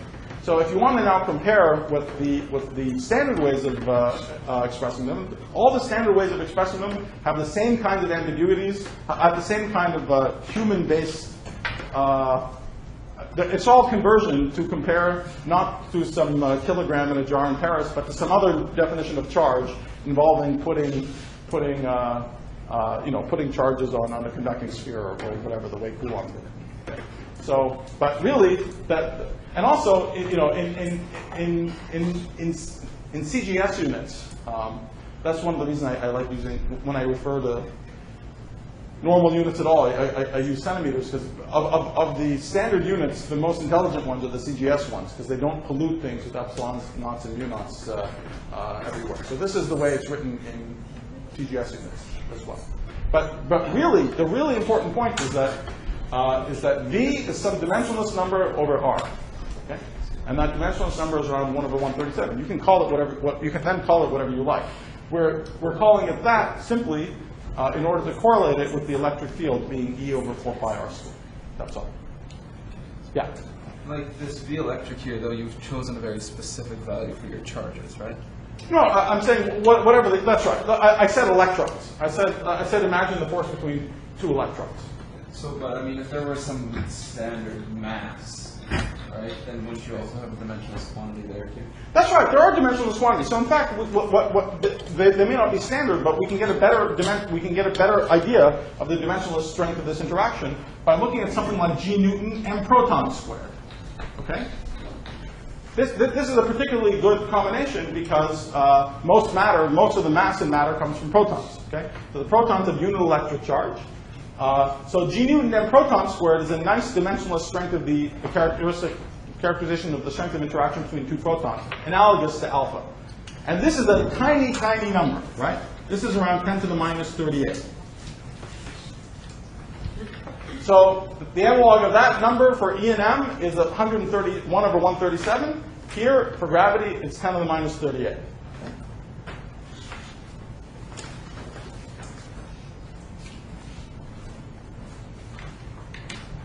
So the fact that this Planck mass is so gigantic, I should tell you something. The very highest energy accelerators that we've gone to, so the maximum energies that we've probed in the lab, the maximum center of mass energies that we've probed is about to go to around 10 to the 3 GeV. So this is a vastly, vastly larger energy scale than anything that we are familiar with. Okay? It's a vastly tinier distance scale than anything we're familiar with. So Emax inverse, where we're about to go with the LHC, is around 10 to the minus 17 centimeters. Okay, this is 16 orders of magnitude smaller than that. Okay, so it's a vastly larger energy scale and smaller length scale than anything we have encountered. And its vastness in both directions is simply a reflection of the tremendous weakness of gravity compared to all the other interactions. Okay? So we just saw the relative strength of the gravitational force relative to the electric force between two protons is 10 to the minus 38 relative to 1 over 137. Okay? It's an amazingly weak force. But it's not, in an invariant sense, an amazingly weak force. If you have more and more massive objects, the force would get bigger and bigger. And in fact, if we were to go to very short distances, we would find that it starts catching up with everything else. And it would be a very strong interaction at energies and distances comparable to the Planck mass and the Planck length. Okay, so actually, let me learn two important interactions. And now let me do a few exercises. So most of these lectures are going to concern themselves with fancy, deep theoretical mysteries about space-time and quantum mechanics and stuff like that. But it's extremely important to know. This is one of the things that does qualify under research skills. It is extremely important to understand how the actual world around you works, and to understand how it maps to fundamental physics like it's as instant as possible. Because it's a truly remarkable, wonderful thing that almost all of the zeroth order things about the world around us you can understand rapidly and get a good zeroth order of magnitude picture for what's going on, directly thinking about the fundamental, the very basic laws that you know and understand and are at your, or can be at your fingertips just based on undergraduate physics. But this is a very nice sort of exercise to do. It's not typically taught in a lot of undergraduate courses, but it'll become very useful in your life as you wander around, even if you're doing very abstract, abstruse things. you will find that you will need to know these things again and again. And so I just want to do a few exercises of this sort, and perhaps I'll suggest a few problems that you can think about. Let me put a little dash here. These parameters, okay, G Newton, alpha, the mass of the electron, the mass of the proton, and to a little bit of an extent the mass of the pion. And by the way, again, if you like, these are not all independent. I should only talk about dimensionless quantities. So I could really say G Newton and proton squared and replace that with G Newton. But I'll leave it as G Newton as it is. Okay? These 5 parameters control almost every aspect of the macroscopic world that you know and love. Okay? And any zeroth order question about the way the world around you looks, you can quickly get it back down to a statement about these basic constants. And it's a very useful exercise to do that for lots and lots of different examples. We'll do some of them now. One thing I want to highlight is, which we'll see, one of the really salient features of the world is that it's big, right? It's governed by microscopic laws. It's made of microscopic constituents, atoms, but most of the things in it that we care about, including us, are big. Why is that? Where are these big numbers coming from? Why are we so big compared to atoms? Why is the Earth so big compared to atoms? Why is the distance to the sun so big compared to atoms, and so on? Every single one of these large numbers is that ratio, G Newton and proton squared. Okay? Every single one of these large numbers is reflecting the extreme weakness of gravity. The very macroscopic universe, the existence of the macroscopic universe is a direct consequence of the extreme weakness of gravity compared to all the other interactions, so we'll see some examples of it now. And so I just want to spend the next few minutes just going through some of these very standard sort of dimensional analysis arguments, but just so you get the feeling, probably even some of you have done a fair amount of dimensional analysis in undergraduate courses, but the step which is not typical, but what you should learn to do, is to translate all of those things down to these fundamental constants, with no mu naughts and epsilon naughts and junk that you got to look up in the back of the book lying around at the end. Okay? All these numbers you can just carry in your head. And if you're talking to someone, some physics issue comes up, you can very quickly figure out if the situation makes sense or not, what's going on, and get on with it. All right, so let's start with the small side of things. Let's start by talking about atoms. Okay, so here's a proton and here's the electron. So let's get an idea of the size of atoms, the typical energy levels in atomic systems, and so on. This is a sort of estimate many of you have seen, but let's do them in our units. So the energy for the electron going around the proton has the contribution, which is negative alpha over r. Okay, so that's the electromagnetic contribution. And there's a kinetic energy of the electron. Okay. Now, of course, we know the important thing here is that the uncertainty principle is preventing the electron from falling into the proton. Okay. So there's the plus p squared over, I won't put in the 2 because I'm not putting any 2's. Okay. But p of the electron is 1 over r. Okay. So this is negative alpha over r plus 1 over r squared me, where I've used the fact that p is around 1 over r by the uncertainty principle. Okay, so this is the this is a sort of plot. I'm sure many of you have seen. At very long distances, the negative alpha over r dominates. At very short distances, this positive contribution dominates, and so you have a minimum somewhere in the middle. Okay.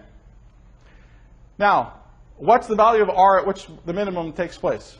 Another general rule about another general research skill is when you're balancing polynomials against each other, or not any things with integer powers, never differentiate.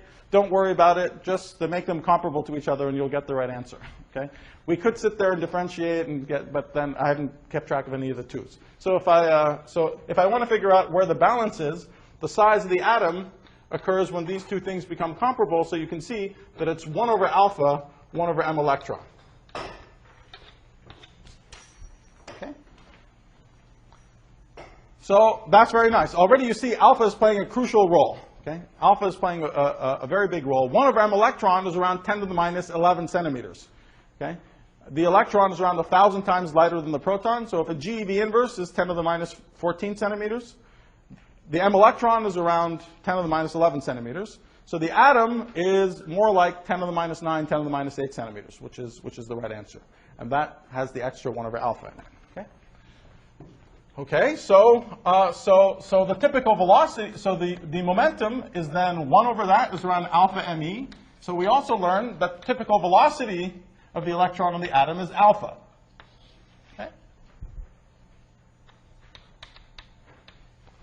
That alpha explains why it is that Schrodinger and friends could come up with the right theory, even though it wasn't relativistic to begin with. It was a small accident, but alpha was pretty small. So the electron moving in the hydrogen atom is fairly non-relativistic. Okay? That alpha also explains something else. It also explains why magnetism took so long to be discovered and understood properly. The reason why the magnetic properties of materials are, relatively speaking, weak compared to the electric ones is because the electrons are moving around slowly. And it's moving electrons that generate magnetic fields, and, well, it's small, okay, because V is small. So this alpha plays a big role all over the place. Finally, what is the typical energy? Well, we can just get it from either one of these terms, and it's around alpha squared me. Okay? So let's see if that makes sense. The mass of the electron as a mass is around, again, it's around 1,000 times smaller than the mass of the proton. It's 511 keV, but just think of it as an MeV. Okay? 1,000 times smaller than a GeV is an MeV. So the typical energy levels are alpha squared times an MeV, which is about right. Okay? Alpha squared times an MeV. Alpha is around 10 to the minus 2, so it's 10 to the minus 4 MeV.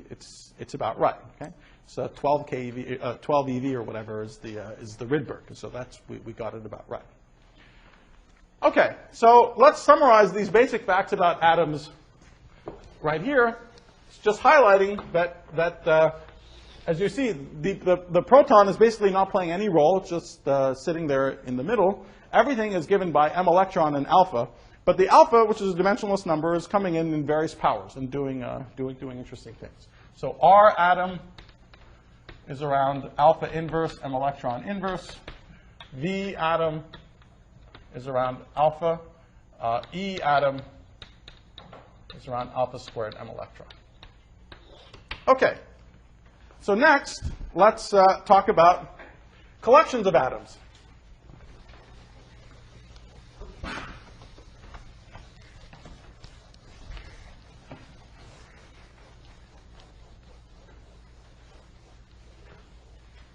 So let's talk about solids. I mean, we could spend an entire course doing this sort of thing. I'm just going to give you we're just going to go through a few examples. Okay, so a solid is a situation where the atoms are basically packed as closely as they can to each other, right?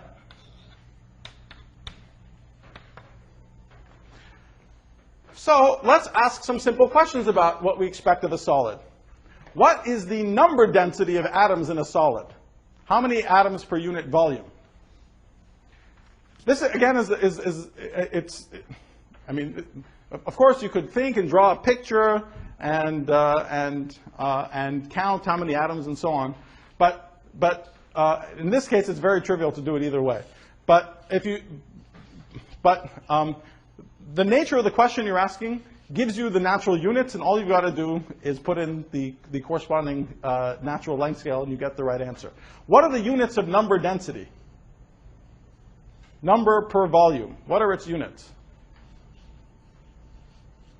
1 over volume, right? So it's 1 over distance cubed, right? So the number density of a solid, the number density of atoms in a solid, is then 1 over r atom cubed. Nothing else it could be. Right? Of course, that's what you get from the, trivially get from the close backing picture as well. Okay, but let's work out what that is. So that's alpha m electron cubed.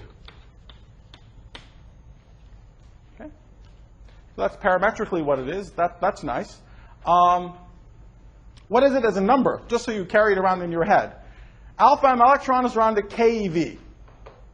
So the density of matter of solid is keV cubed. That's just nice thing to know. Okay.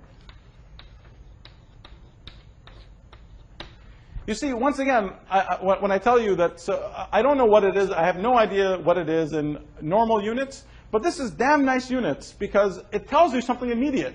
When you say keV cubed, it tells you, it's made of things that are an inverse keV big. That's why you want to study it. You use X-rays. X-rays have energies of order of keV. That's what's going to penetrate it, and so on. Okay? You immediately get lots of physical information when you use natural units to talk about something. What are, okay, that's the number density. What's the mass density? So rho. Okay? Well, this is the first place the proton makes an appearance because most of the mass in the atom is in the proton. So what is the mass density of a solid? It's m proton times the number density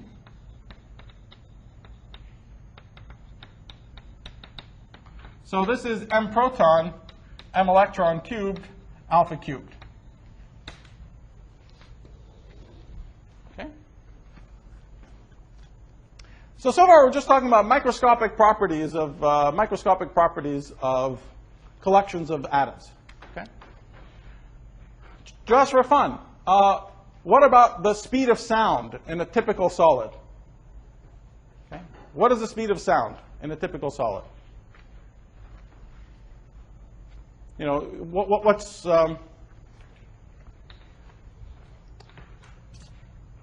well, if you remember your freshman physics example of the speed of sound on a rope under some tension T and mass per unit length mu, the speed of sound, or the speed of the waves, is T over mu. Right? All right? So, again, this shows that you don't have to sit there and derive what the three-dimensional wave equation has got to be and make a model for the solid and all that crap. You can just trivially guess the answer. Not guess, you're putting in the correct physics. The v squared is going like something that measures the tension over something that measures the mass, but in the correct units for the object, whatever it is. So this is a one-dimensional object. So the measure of force is force per unit length. Okay, whatever it is a property is a property of not of the entire material, but just of each segment of it. Okay, so anything you're talking about should be related to not force, but force per unit length. Not mass, but mass per unit length. Okay? So that's why it's tension over mu. What is the analog of tension over mu? Oh, sorry. Before we do this, let me do one more example. I'm very sorry. Sorry. I forgot to do one example. One more thing. Another basic bulk property of the material is the following. How much pressure do you have to put on a solid to break it? How much pressure do you got to put on something to just completely crush it? What do you think that pressure is? What are the units of pressure? So this is another little example of the power of thinking in this way. What are the units of pressure? We normally say it's force over area, right? Actually, there's always a deeper way of, force is never the deepest way of thinking about something. A better way of saying it is energy over volume. Okay, it's the same units. That's always a better way of thinking about it.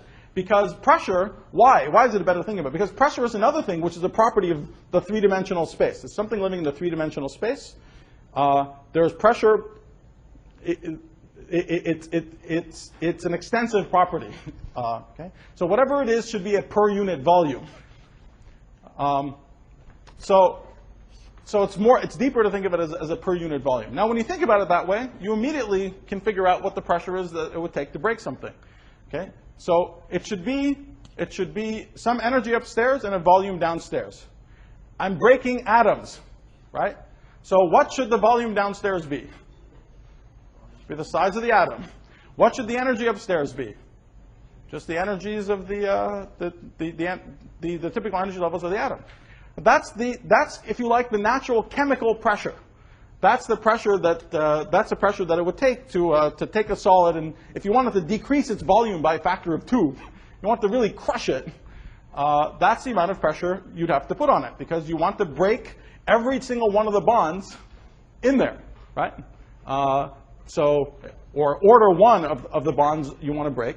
So the amount of energy that costs is E bond times the number of atoms, and then you're changing the volume by an order 1 factor. Okay?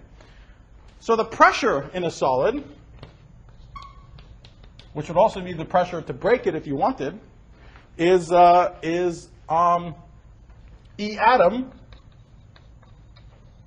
over R atom cubed. Okay, so this is alpha squared m electron over R atom is 1 over alpha cubed, 1 over m electron cubed. So this is nice. This is alpha to the 5th, m electron to the 4th. Okay? So alpha is there in a pretty high power. And it has the right units. So the units of pressure are energy to the 4th, mass to the 4th. Yes? If you want to break or crush a solid, you don't really want to break you don't want to actually break the atoms. You just want to break the connection, the bonds between atoms. Yeah. But here in this solid approximation, we're assuming that everything is like overlapping with everything else. So there's basically one energy scale involved with all of those things. It's a different situation for a liquid and a gas, of course. And it's also a little simplified here. But all the parametrics are actually correct. Okay, all the way it depends on the parameters. Okay, so now we're in the situation to do the speed of sound. So the speed of sound should be, what's the analog of tension over mu? What should replace tension? Pressure. What should replace mu? Rho. That's right. So it's P solid over rho solid. Okay, so this is, by the way, if you just put in these numbers, you get the reasonable number of pascals or whatever it is, if you remember the conversion to pascals. These all give you the right answer as well. But what's cool is that you see how they relate directly to fundamental parameters. So let's do this. This is so P we just said is alpha to the 5th, m electron to the 4th. Rho we said is alpha cubed, m proton, m electron cubed. So this should be dimensionless because the velocity is a dimensionless number, okay, in our units. So this is alpha squared m electron over m proton. So if I take the square root, just to get the speed, this is alpha square root of m electron over m proton. So that's another cool thing. What is that number roughly? Alpha is around 10 to the minus 2. Square root of m electron over m proton is around the 30th. So this is around 3,000 times slower than the speed of light, which is about right. It's about right for the speed of sound in a rock. And you see, all these things just go back to fundamental parameters. So it isn't a joke. All these things. So much for microscopic things. Now, what about the macro world? I told you that the entire existence of the macro world has to do with the smallness of G Newton. And I'll just do one example. You can do many others. Let me just do one example. Can I erase this? I'll just do it here. Let's figure out, we live on a planet, right? We live on a nice planet. It's unlikely to imagine that we would have existed if there weren't nice planets for us to sit on. So the size of a planet, the rough size of a planet is completely determined by fundamental parameters. Okay. So let's see how. What is it that governs What is it that makes the Earth as big as it is? Why couldn't it have been, huh? Right, but there's two competing pressures. So let's talk about what the competing pressures are. What would have happened if the Earth was like 100 times bigger? Gravity would have crushed it, right? The Earth is made out of atoms. It's basically a solid, but the gravitational pressure would have crushed it down to a smaller size. The size that the Earth has, or basically every rocky planet has, this is the reason why they all roughly have the same size as well, is such that the gravitational pressure is being just counterbalanced by this chemical atomic pressure. Okay? So let's figure out what that takes, just for fun. Okay? So P gravitational, so what should P gravitational be? Again, what is a P? A P is an energy over a volume, right? So what is the energy? If the object has a mass m, its gravitational energy is g Newton m over r, okay? Over r cubed. That's P gravitational. Now m, in turn, is rho times r cubed. Okay, so if we want to relate it to it's assumed that it's made out of a solid. So m is rho times r cubed. So this is g Newton in the end. G Newton, oh sorry, this is gm squared over r. I'm sorry, that's the potential. So this is g Newton rho squared r squared. Okay.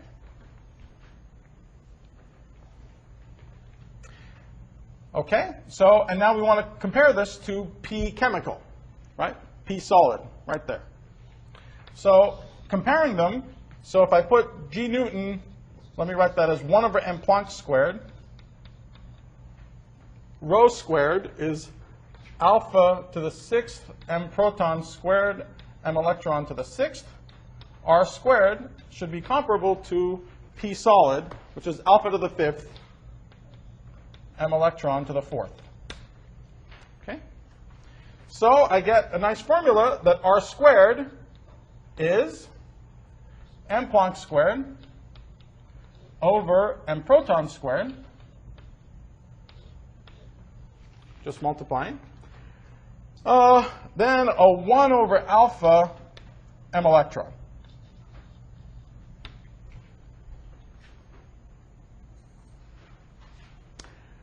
Squared. And let me just because it'll be fun, let me put an alpha here and put an alpha squared there. Okay? So I'm going to erase this now. So we get a formula for the size of a planet where gravity counterbalances chemical pressure, which is R is the square root of alpha m Planck squared over m proton squared, and a 1 over alpha m electron, which is nothing other than the size of the atom. So our planet is that. Okay? And notice this is a beautiful formula because this is exactly the ratio. What appears in the square root here is precisely the ratio of the electric force to the gravitational force between a pair of protons. Okay? The gravitational force would have been g Newton m proton squared. So that's so this is, I can write as a square root of alpha over g Newton m proton squared times r atom. So this very vividly illustrates the reason why things are big is because gravity is weak. Absolutely directly. Okay? This fact that the Planck length is so tiny compared to everything else is the immediate source of the existence of a macroscopic world. Okay? Yes? Could we come up with an analogous argument for the gaseous planets? Yes, yes. In fact, there's many things that you can do. Let me actually jump to the end of that. I won't derive it, but I'll just jump to the end of it and just mention that it turns out that the number of nucleons in the sun is a parameter that's very directly determined, even more directly determined than this. The number of nucleons in the sun actually scales like m Planck squared over m proton squared to the 3/2. Or m Planck over m proton cubed, but I prefer to write it in terms of, okay. So this ratio is around 10 to the 19, so this is 10 to the 19 cubed, which is 10 to the 57. There's 10 to the 57 nucleons in the sun, and that is not an accident. It's because it's really that formula. You might imagine a different world with the ratio of the gravitational to the other, changing the ratio of the Planck mass to the proton mass, and then the sun would shrink if you made that number smaller. Okay. So yeah, this is a bit of analysis, not that long, but you have to talk a little bit about what makes the sun work. And basically, the answer to your question interpolates between rocky stuff going through gaseous things, ultimately to having it be self-sustaining and fusing. Okay?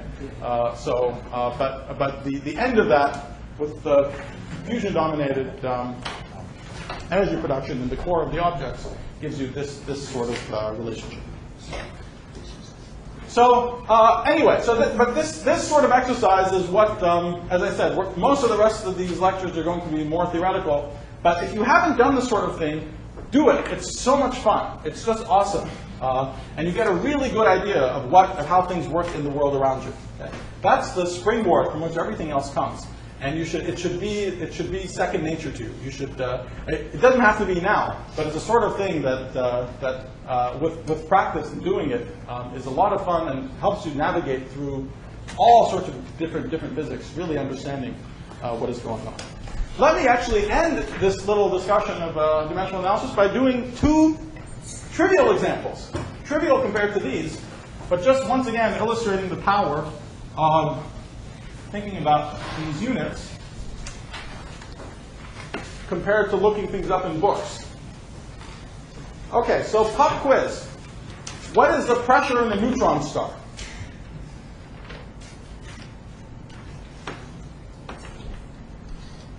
It's way easier than anything we've done. Way easier than anything we've done. What we did here was interesting because we had a number of small dimensionless parameters. This is, rule number one of setting up any kind of problem is to figure out what dimensional analysis tells you and identify the dimensionless parameters that you care about. If there are dimensionless parameters around, then if you want to get the answer right, if those dimensionless parameters are pretty small or pretty big, which is the same thing, then you have got to work. You've got to work, and had it been that alpha was 1, then all of this stuff that we did, we say, what's the size of the atom? M electron inverse. What else could it be? There's no other parameters, right? What's the energy? M electron. What's the velocity? 1, right? There are just no big or small parameters. Because alpha is small, we've got to do some work to nail all those alphas, see different powers come in, 5s, -1s, 2s, and so on. And they're important. Okay? So I give you a big hint. What's the pressure in a neutron star? Yeah. It's the energy of the nucleon divided by its volume. Which is? Well, it's the GeV divided by 10 to the minus 14 centimeters cubed. But which is so how would you say? What are its units? What are the units of pressure again? Yeah. Well, energy over volume. Right. But what are they in the ultimate units? We use energy units all the time. Let's say. What are the units of pressure? Okay. Energy. Energy to the 4th. Energy of a volume is energy to the 4th. Okay. So in a neutron star, what do you have? You have all these. You just have to know that in a neutron star, these nucleons are packed side to side to side to side. The strong interactions between the nucleons are called strong for a reason. There's no big or small parameter associated with them. They're just stacked side to side. So there's no big or small parameter in the problem. What's the pressure in a neutron star? GeV to the 4th. That's the answer. Okay? No work. And you can see, why is that pressure so much huger than why we get so scared of jumping into a neutron star? Because we can compare it to the pressure I just erased, which was alpha to the 5th m electron to the 4th.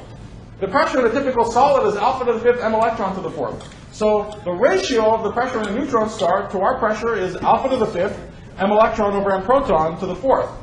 So alpha to the 5th is 10 to the minus 10, and electron over m proton to the 4th is 10 to the minus 12. So it's 10 to the 22 times bigger than any pressure in a solid. Okay? But the solid pressure calculation was much harder than this one. That was just a triviality. It's just a GeV to the 4th. There's nothing else it could be. Okay? Let me give you an even fancier seeming example. I'm sure some decent fraction of you have heard of the Casimir effect, right? Have you heard of the Casimir effect, that two plates in vacuum attract each other, blah, blah, because of vacuum fluctuations, blah, blah? Very good. So here's two plates. There's some force between them. How can it depend on the distance r? It should clearly have some dependence on the distance r. What is the Casimir pressure? Oh, first of all, it's a pressure, right? It's once again a pressure because it's something, it's obviously a per unit area on the plates. So it's a pressure. All you have to know is, how do people talk about it? People say you have these mirrors or whatever, these plates hanging in vacuum. You have these, modes. You're changing what the modes of the photon field looks like between these things, blah, blah. You add up the energy, the vacuum energies, et cetera, et cetera. I'm giving it short shrift not because it's not important, but because it's not important for determining what the answer looks like. All you have to know is that nowhere in that setup do you know anything in any detail about what's making up these objects. You don't know if it's atoms. You don't know if it's neutron stars. You don't know anything about it, right? There's no parameters whatsoever that enter this calculation. There's no alpha, there's no g, there's nothing. There's just the distance between the plates. So what's the pressure? It's 1 over r to the 4th. And that's right.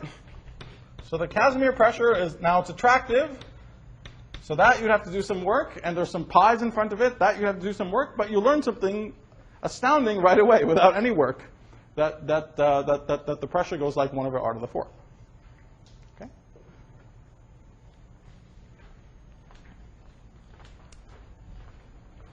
Let me suggest as one final question that you might want to play with using these units and these sort of ideas, these estimations. We conventionally say gravity is the weakest force by far, and we just quantified it a little bit here. But of course, we also say that at very large distances, gravity dominates, right? Very large distances, gravity dominates because we're neutral. So even though the electric force between electrons is 10 to the 42 times stronger, or between protons is 10 to the 38 times stronger than the gravitational force, that we're made out of neutral things. So the electric force dominantly cancels out, okay? And gravity dominates at very, very large distances. That's the only reason why we ever noticed it to begin with. Okay? So the question is, can you quantify that? At what distances does gravity first start beating the other interactions? It's a nice question. Even take neutral objects. Let's say you take two hydrogen atoms. Here's a hydrogen atom. Here's another hydrogen atom. Whoops. Okay, and there's some distance r apart from each other. There's no net electric.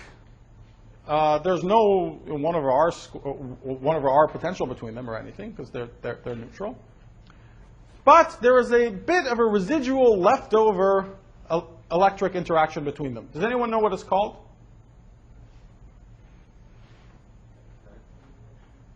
There are dipole neutrons, but in the end of the day, independent of how you describe it, you take a neutral hydrogen atom here, a neutral hydrogen atom here, there is what turns out to be an attractive force between them. It's called the van der Waals force. Exactly. Okay? So you should be able to estimate you should be able to understand everything about the van der Waals force except the overall coefficient. Its dependence on alpha, its dependence on distance, why it's attractive, all of that follows very simply by looking at this, by looking at these two hydrogen atoms. In fact, just to give you the clue, the point is that the leading interaction between these two guys is indeed, as you said, it's a dipole-dipole interaction, because they're both electrically neutral. Okay? So the leading potential between them is d of one, d of the other, d of one dot into d of the other, divided by r cubed. Okay? That's the leading interaction, but if you take that and just imagine doing perturbation theory in quantum mechanics, you can easily convince yourself that the matrix element of that interaction between the vacuum state, so the hydrogen atom, vanishes. So you've got to go to second order in perturbation theory. But you can easily estimate what everything is. The fact that it's going to second order explains why it's attractive, because second order in perturbation theory always lowers the ground state energy, so you get an attractive interaction between them. But you should be able to work everything out. The dependence on R, the overall coefficient, get everything out in terms of alphas. Alphas, M electron, and M proton. Well, M proton won't come into it for the van der Waals force. Then you can compare this to the gravitational force between them and figure out at what distance the two of these things cross.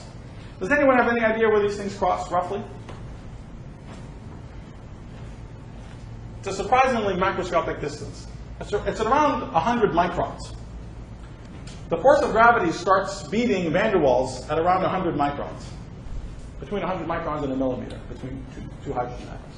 So if you have two neutral atoms further apart than about a millimeter, then gravity is a dominant force between them. Already when they get to around 100 microns, even the very residual electromagnetic effects take over. And you're fighting against the much larger forces to contend with. That also explains why the force of gravity, for a very long time, wasn't measured well down to about a millimeter. That was the frontier for a long time. It was actually a sort of centimeter, 4 or 5 millimeters or so, because it just was hard. It was hard because as you went to shorter distances, even very stray electromagnetic residual effects started taking over. So that's a nice exercise for you to do. Okay.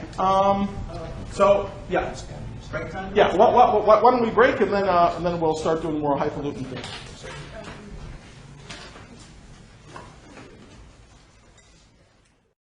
The rest of today, I just want to lay out what these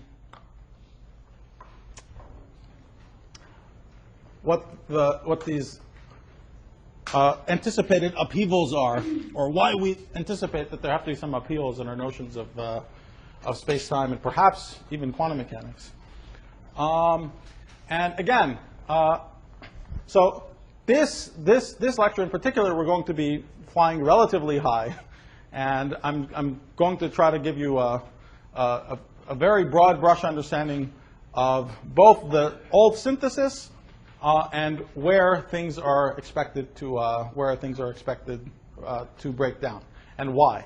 So we're going to cover an insane amount of intellectual ground in the little time available. Starting tomorrow, I'll actually tell you actual things. Okay, so and we'll start. I mean, I can't give you an entire course in the right way of thinking about relativity, and an entire course in quantum mechanics, an entire course in quantum field theory, but we can do salient bits and pieces that will at least hang some of the crucial physical concepts and ideas to a few of the crucial formal ways of thinking about them. Okay, so and hopefully it'll minimally inspire you to be motivated to go through some of the, dealing with the traces of gamma matrices when you're learning QED, to remember that it's about these life and death issues ultimately. But also a few, another thing I will try to do is tell you as many slogans for the right ways of thinking about certain kinds of physics as I possibly can. You'll find it's very surprising, but it's incredibly, it's a little surprising, maybe not very surprising, but it's a little surprising that it's possible to summarize a lot of the correct ways of thinking about tricky physics issues by a correct slogan. It's often important to just remember what the right words are. And you'd be surprised how useful it is to know that there is a right way of thinking about things when you're stuck in the middle of a calculation. Because more and more, you'll find that when you approach things in the sort of morally, physics-wise, morally correct way, life will be easy. When you do things in a perverted way, life will be hard. And if life is hard, then it's an indication that you're doing something wrong. And if things are going well, it's an indication that you've also set up a problem morally correctly. So I'll try to give you as many good slogans as I possibly can. For example, this is a slogan I learned from Lenny Susskind. Only perverts think in momentum space. Okay, so this will come in handy, as you'll see. You'll see it in your life. You know, when you're doing when you're stuck in the middle of some confusing calculation in momentum space. Say, wait a minute, let me think about this in position space. Physics is local in position space. You go back, you think in position space, you get the right answer. There's lots of little slogans like that, and so since I can't give you entire courses on everything which is needed, I will at least try to populate the lectures with the right ways of thinking about things so that you have something to hang on to. If some of your wonderful future lecturers, you know, happen to try to corrupt you to do things the wrong way, you can remember. But no one's going to corrupt you to do anything, as far as I know. Okay. But in order to set the stage, I want to give a very broad brush view of the universe. Okay, so this characterizes this little picture. Shows the various length scales that people who think about fundamental physics tend to talk about. From the longest to the shortest. So at the very longest distances, we have the size of the observable universe, around 10 to the 28 centimeters. So 10 billion light years. Okay? So the universe is very big. The universe is pretty flat. It isn't all curled up and on ridiculously tiny curvatures. It's pretty big, pretty old, pretty flat. And astonishingly, as we discovered in the late 1990s, it's accelerating. So the universe is expanding. Sorry, the universe is expanding. But on top of that, in the last billions of years, the expansion rate, instead of slowing down, has started speeding back up again. Okay, that's an amazing fact. It's amazing what a single piece of experimental input can do to a subject, and has completely turned upside down the way we think about fundamental physics. In fact, the very deepest problems that I will mention at the end of this lecture, the very hardest one, the very deepest one, the one that I actually suspect is too hard and deep to work on right now, and is going to take a little while. Other people disagree with me, but I think it's just too hard a problem to attack right now.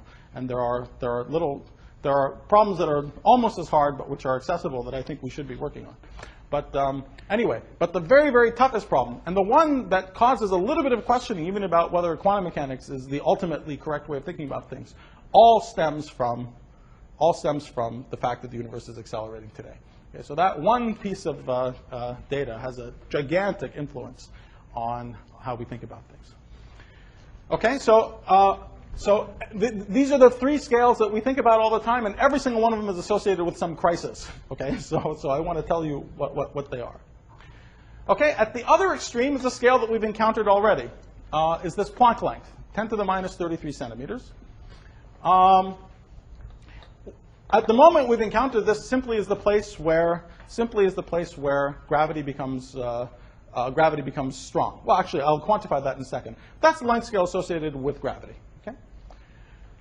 In the middle is another length scale, which is not as popularly well known, but is another very, very important length scale, which is called the electroweak length scale, and it's at around this distance, in fact, around 10 to the minus 16 centimeters. Energies of order 100 GeV. Okay? So 10 to the minus 17 centimeters, the energy would be around 1,000 GeV. So 10 to the minus 16 centimeters, the energies would be around 100 GeV. It's at around those distances that for the first time we see the essential unity between the strong, weak electromagnetic forces. It's at those distances that we first start seeing that they're all described by exactly the same basic kind of mathematical structure. Okay? That sort of mathematical structure, it's a special case of this union of special relativity and quantum mechanics that I told you about. the basic rubric is quantum field theory, but it's a specific kind of quantum field theory that governs particles that have a spin that goes up to spin 1. And it turns out that if you're going to describe particles that have a spin that goes up to spin 1, that includes things like the photon, but also other particles, the W and the Z and the gluons, that there's a, if you want to describe it in the language of quantum field theory, there's a specific sort of framework that's forced on you, and that we have to describe them in terms of what are called gauge theories. In fact, well, part of the slogans I'll tell you about in the rest of the course is that if you pick up a standard textbook, you'll find odes to the loveliness of gauge symmetry and how awesome it is, and it's this incredible, beautiful, symmetrical thing, and it's all complete crap. So I'll tell you the correct way of thinking about gauge symmetry is a kind of a dirty, crappy thing, actually, and we'll talk about it more later. But anyway, but whatever word you want to associate it with it, it is the unique framework with which we can talk about the kinds of particles that are associated with the weak, strong, and electromagnetic interaction. So there's a gauge theory, and we first start seeing that all of them are described by gauge theories at around that distance, around 10 to the minus 16 centimeters. So if you like, the idea that all the forces might be unified, that there's an underlying framework that's the same for all of them, is actually something that experimentally you first start seeing at around 10 to the minus 16 centimeters. And this length scale around 10 to the minus 17 centimeters, we'll talk about all of this later, is associated with the generation of the mass for most of the elementary particles. Like the mass of the electron, ultimately, even though the electron length scale is like 10 to the minus 11 centimeters, it's really tied to 10 to the minus 17 centimeters. Really, fundamentally, there's one length scale around 10 to the minus 17 centimeters, and everything is a sort of derived consequence from that. So this is an invariant, interesting length scale, which people have known about for 70 years. Fermi knew about it, but we just happen to be going there today. Okay, so we happen to be going there now at the LHC.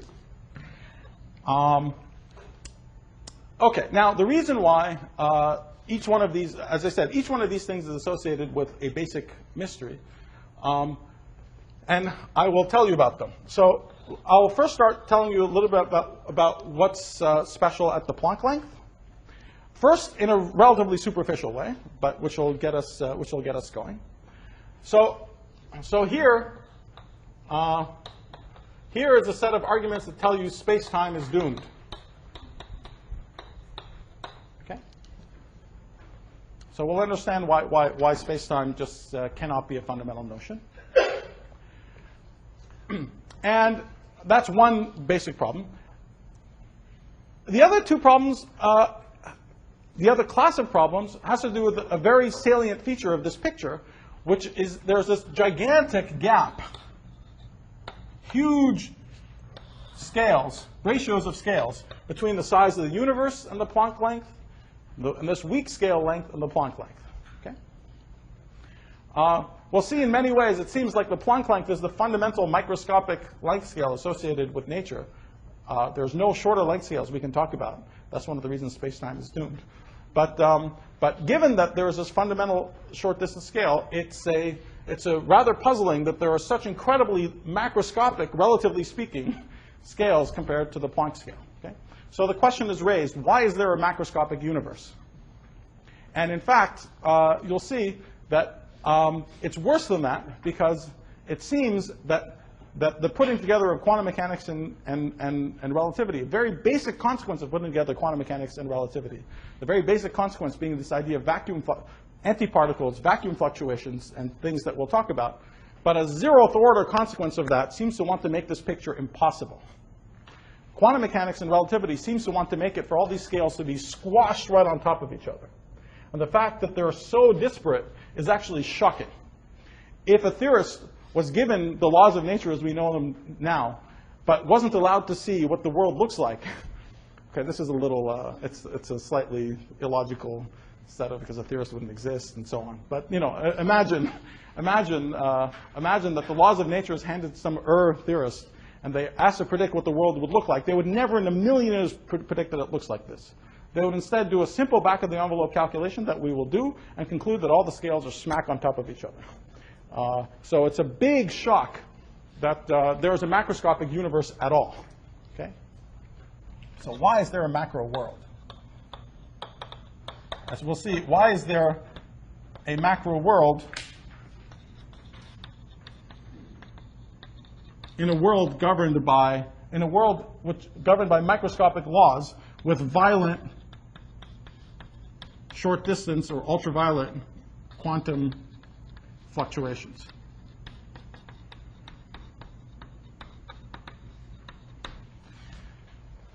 So that's why we're in such an interesting situation. On the one hand, we have an incredibly powerful theory that does not disagree with one experiment. Okay, so we're in this awesome situation where we know what we're doing is right. It's working. Okay, but on the other hand, that very structure that we have allows us to pose questions which are clearly telling us there's something wrong at the same time. Okay. If you don't have anything that works and you're convinced that things are wrong, that's not very helpful. But we're in a great situation that we have a framework that we believe in deeply that works, but which is itself telling us where we should be questioning it. Okay? So we're not stumbling around in the dark. We're inching away from what we have with 1 foot on solid ground and hoping to grab something on the other side to come up with an explanation to these problems. Yes? When you say that space-time is doomed, do you also mean that gravity is not fundamentally, the source of gravity is not the curvature of space? Well, if space-time is doomed, everything is, gravity isn't fundamental. I mean, there's nothing more basic to physics than space and time. Forget anything else. Physics is supposed to be about describing how things happen in space and time. We're saying space-time can't be fundamental. This is one of the very big zeroth order things that we have to come to terms with, if it's true. Okay? It's very likely true. Not only is it very likely true, there are examples where we understand it perfectly. I mean, there's been a huge amount of theoretical progress in the last 20 years understanding how this might actually happen. So it's not just a bunch of words. But indeed, it's not like no one in this business believes that gravity is a fundamental force, or that, I mean, that entire language is clearly wrong. Okay? Of course, gravity exists. You know, things fall. Gravity in the approximation where there is a space-time, as we'll discuss, if distance is long compared to the Planck length, there may be other much more subtle criteria that have to be satisfied, which is not simply distance is much longer than the Planck length, but let's just leave it for the moment. If distance is much longer than the Planck length, there's an approximate space-time picture. Gravity is a force. Everything else is a force. Everything is fine. But it has to deeply come from something else. And in the examples where we understand it very well, the more fundamental description of the system doesn't have gravity. It's in fact in good old-fashioned particle theory, in good old-fashioned 4 dimensions. But the way gravity in space emerges in that example is incredibly non-trivial and amazing, but we understand it. So parts of this have been understood, but there are big parts of it that we still have to come to grips with. But I'm just laying out the sort of 2 basic classes of problems. One of them has crucially to do with gravity and quantum mechanics. The other one has to do with a very qualitative fact about the world, that there is a macroscopic universe at all. Okay? And so what's wonderful is that the problems that we have today are not some technical problem that in the 6th decimal place of some calculation there's a disagreement between theory and experiment. There are the very zeroth order, very basic questions about the world that we can formulate, and we have some real serious puzzles about. So I want to tell you about them. You had a question.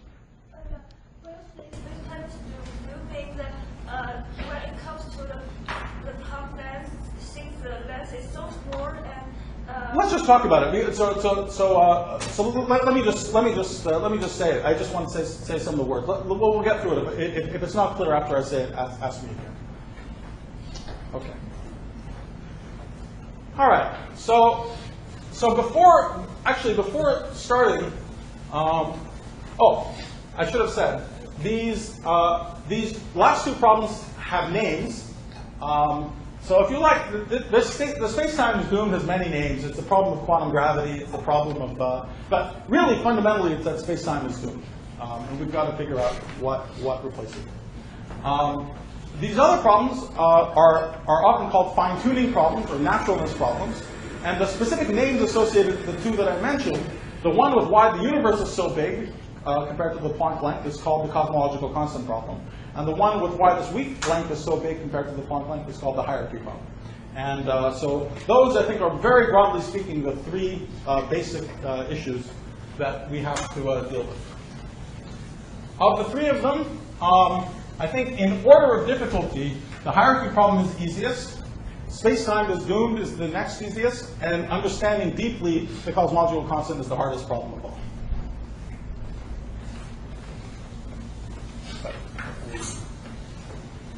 Okay, so let's start off with again. This is going to be very broad brush. Let's first talk about before getting to these fancier things. What had to be done to put quantum mechanics and special relativity together? So you'll have an entire course on this, but let's just start talking about why there is an issue. First of all, special relativity and quantum mechanics have a different language. In fact, it's surprising that the world is both relativistic and quantum mechanical. Special relativity tells you there's no preferred time. Okay, you can boost, different observers will use different time coordinates. There's no preferred time, there's no simultaneity, et cetera, et cetera. Quantum mechanics, on the other hand, quantum mechanics loves time. Right? How do you talk about quantum mechanics? You specify the state of a system at some time, and then you evolve in time. Use the Hamiltonian, you evolve from one time to another time. So time plays a crucial role in quantum mechanics. It plays a much more fluid role in special relativity. Okay? So already right there is a source of tension.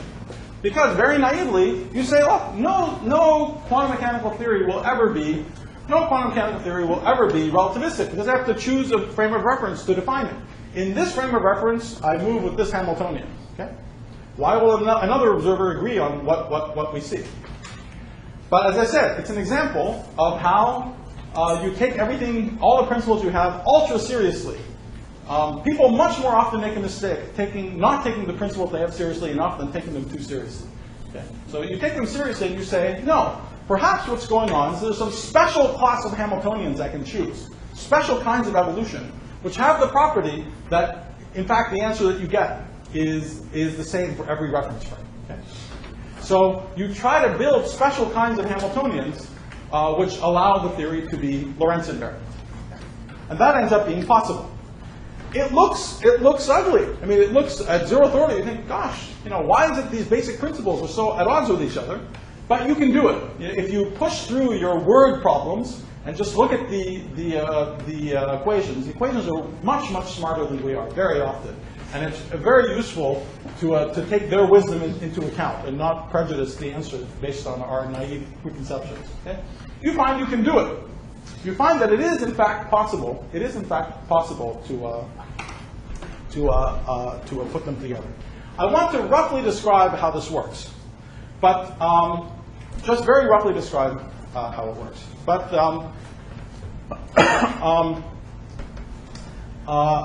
but before doing that, let me just tell you ahead of time what the two major qualitative consequences were. The two major qualitative consequences of putting quantum mechanics and special relativity together were, A, most dramatically, the existence of antiparticles. Okay? Antiparticles are a direct consequence of putting together quantum mechanics and special relativity. It's not something that you expect at all in the non-relativistic theory. It's an incredibly surprising prediction. It's a prediction that was so surprising that the person who should have made it, boldly, Dirac, did not. It was a consequence of his equation. It was sitting there staring at him in his equations, and it took him a number of years before he admitted that it was really predicting the existence of these particles that no one had ever seen. Okay. And of course, eventually, it wasn't in fact Dirac himself who pointed out that his theory predicted antiparticles. It was Hermann Weyl, who didn't care one way or another if Dirac's theory failed. So he was very happy to point out that Dirac's theory predicted, he clearly pointed out that it predicted antiparticles, and of course, shortly thereafter, they were discovered in cosmic rays. So, as I said, one very, very seldom makes an error not taking one's equations seriously enough. Much more often, you screw up by not taking them, by doing the opposite. Anyway, so one dramatic consequence is the existence of antiparticles, and the other consequence is the connection between spin and statistics. The fact that particles of integer spin are bosons and particles of half-integer spins are fermions is another direct consequence of this marriage of special relativity and quantum mechanics. So two very dramatic things happen from this fusion of these two ideas. Now, at least the qualitative argument for why for the existence of antiparticles is something probably many of you have seen. But let me just flash through it quickly. So let's say we're talking about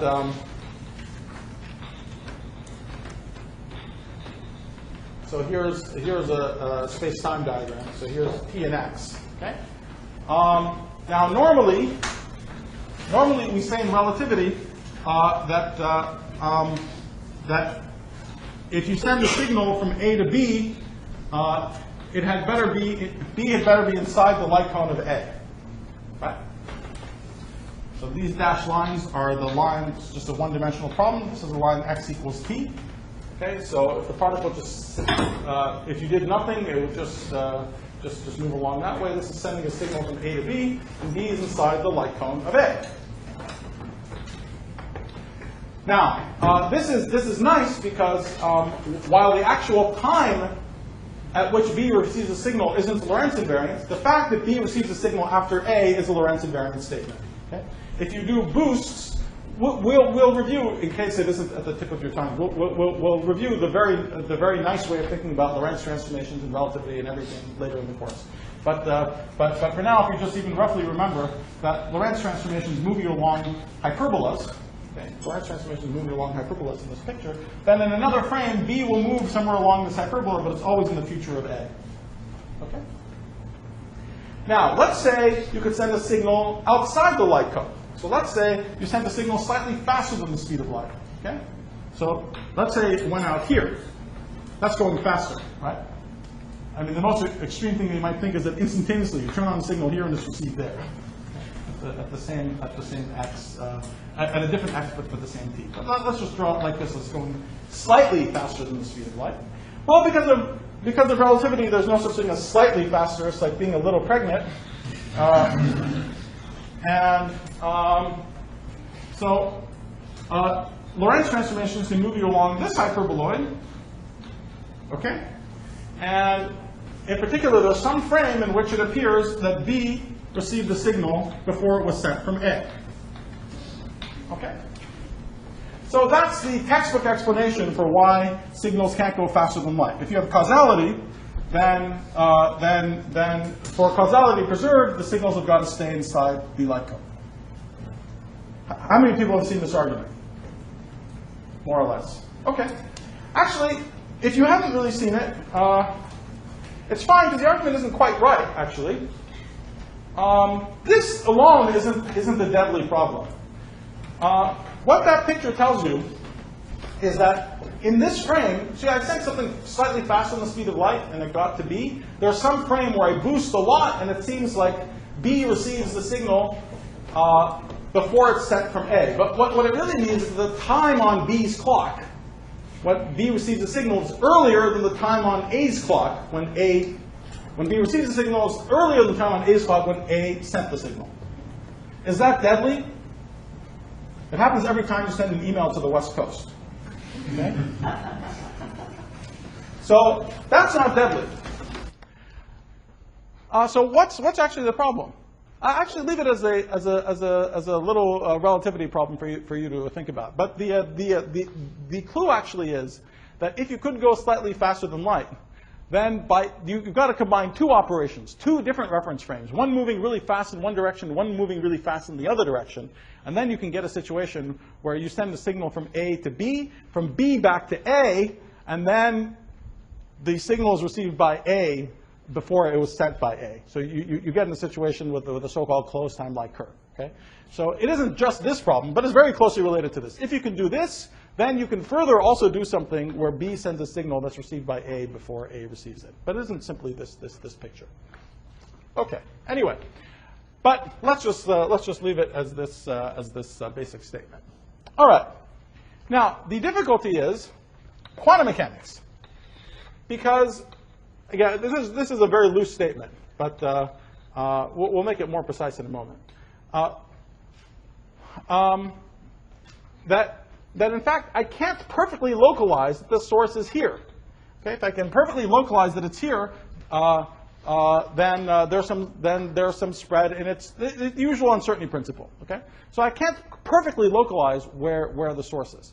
So that means that even though I thought I was turning on some interaction here, there was some small probability that it was really over here somewhere, and it did manage to get a signal out in what appears to be outside the light cone. Okay?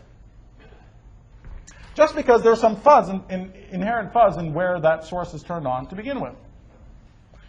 Okay, so that means that if there's some A and it's sending some, let's say, electric current from A to B, then there's a current passing, there's a net flow of electric charge, let's say negative electric charge from A to B. But B is outside the light cone of A, so if you boost in some other frame, we look like we have the problem that it's going, that the current is going backward in time from A to B. Okay? So what has to happen, so again, you would say, this is yet another argument. You might make these moral qualitative arguments. We can't put special relativity and quantum mechanics together because then we would violate causality. That's what I think the most naive person would say. But there is a way out, and the way out is to interpret what happens here in a different way. This observer would interpret what happens in a different way than this observer does, still preserving causality. This observer would interpret what happens as a flow of positive charge moving forward in time from B to A, rather than a negative charge flowing backward in time from A to B. Okay? But even for this rough kind of argument to make sense, there had better exist some particle out there with exactly the same mass, exactly the same quantum numbers, everything exactly the same, except the charge has got to be flipped compared to the electron, let's say. So you see that to even have a prayer of making quantum mechanics and relatively consistent, there has to exist antiparticles because of this basic qualitative argument. Okay? So antiparticles are the first. Dramatic way of understanding that. First dramatic consequence of putting together special relativity and quantum mechanics.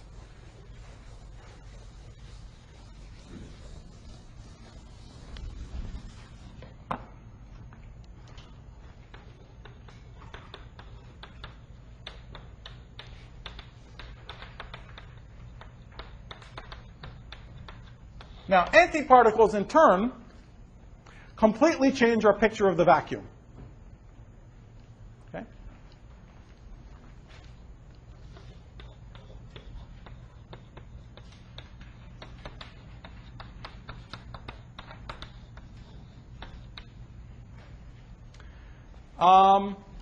Why? Well, so let's say,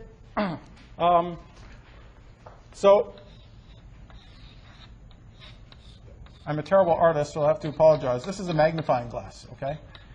So let's say we're looking at some region of space with a magnifying glass, okay? So let's say I'm trying to resolve some distances or times of order r. Then, by the uncertainty principle, there's some energy, uncertainty in energy in that, let's call it t, it doesn't matter. But there's some uncertainty in energy, which is of order 1 over t. Let's say that's delta t. Some uncertainty in energy, which is of order 1 over delta t. Okay? And now what happens is if I try to make delta t smaller and smaller, this uncertainty in the energy, I need to put more and more energy in that small region of space. And when that energy becomes larger than the rest mass energy of an electron and a positron, nothing stops me from producing an electron and a positron out of the vacuum. There's no quantum numbers. There's no energy is conserved. Everything is fine. Okay, I can produce out of the vacuum simply by looking at it an electron and a positron pair. That happens, so that happens when delta E gets larger than around m electron c squared. Well, I'm not putting any m electrons in. Maybe 2 if you want to say there's an electron and a positron. So it corresponds to delta T's, which are of order 1 over m electron. Again, this Compton wavelength of the electron that we talked about. Okay, so these kind of times, these sort of distances, you start seeing that just the act of trying to verify that the vacuum is empty, you're just checking that it's empty. It's not empty. Just the act of checking it produces particles and antiparticles. Okay? So that means that that what the vacuum does, what you see depends on how you're looking. It depends on the distance that you're looking at, the energies you use, and so on. Okay? The vacuum is an exciting place. If you have this boring classical picture of an electron sitting there with its electric field lines going out forever, that classical picture of the world is just wrong. As you get the distances of order, this Compton wavelength, so as you get the distance of order 1 over me, you should think any measurement you do, any question you ask, any magnifying glass you might imagine, would see not just the central electron, but would be producing all over the place around it electrons and positrons. Okay? Now, if you go to even shorter distances, you'll see even heavier particles. So there's the muon. The muon weighs 200 times, a lot more than the electron, 100-something times more than the electron does. Okay? So then you'll see that guy. Okay? As you go to shorter distances, any heavier particles, you will eventually see them too. Okay? So there's a whole roiling mass of so-called virtual particles popping in and out of the vacuum. This is all very qualitative, but if you look at it with a magnifying glass, any experiment you do will eventually probe and see those virtual particles. Okay?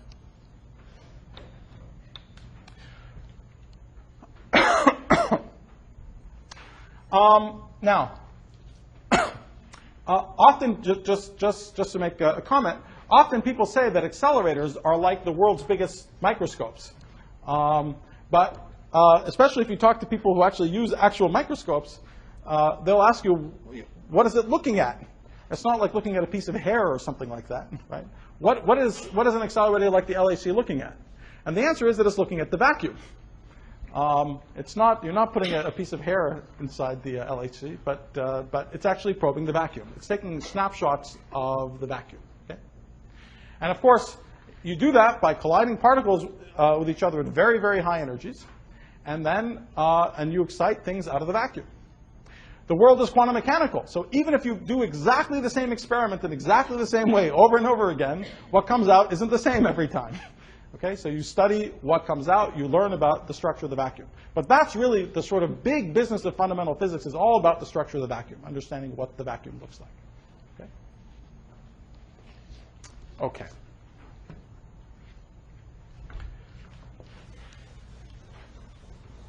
Let me mention another thing. While we're here. So this, again, this existence of antiparticles is one of them, is maybe the most important consequence of the marriage of special relativity and quantum mechanics. Most important qualitative consequence. And it also solved a variety of important puzzles that people had before, that classical physicists had. This is a very good example of the philosophy of radical conservatism at work. So I want to, when I can, a few times I will give examples. Okay? Let's go back to the year 1900. In the year 1900, people like Lorentz and Abraham and other people, classical physicists, were very bothered by the following simple fact. They were very bothered by the fact that if we go back to this picture of the electron, here are the electric field lines. Okay?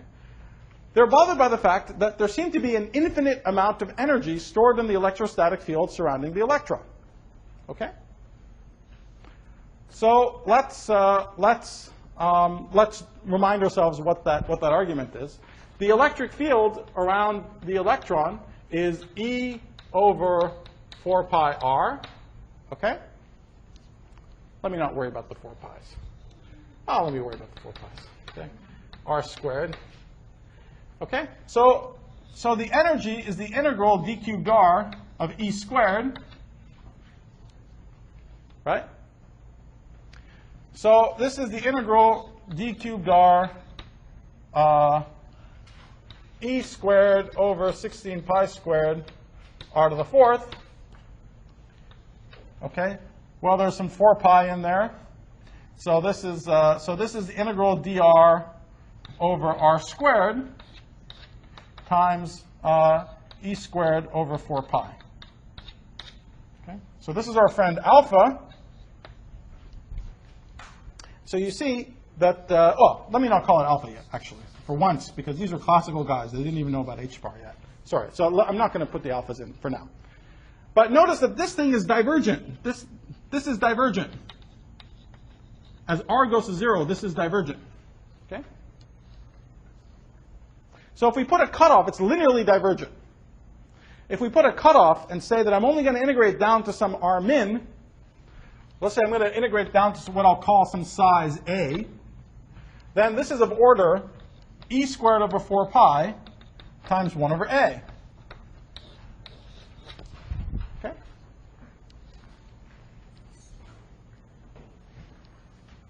Now, what did these people say?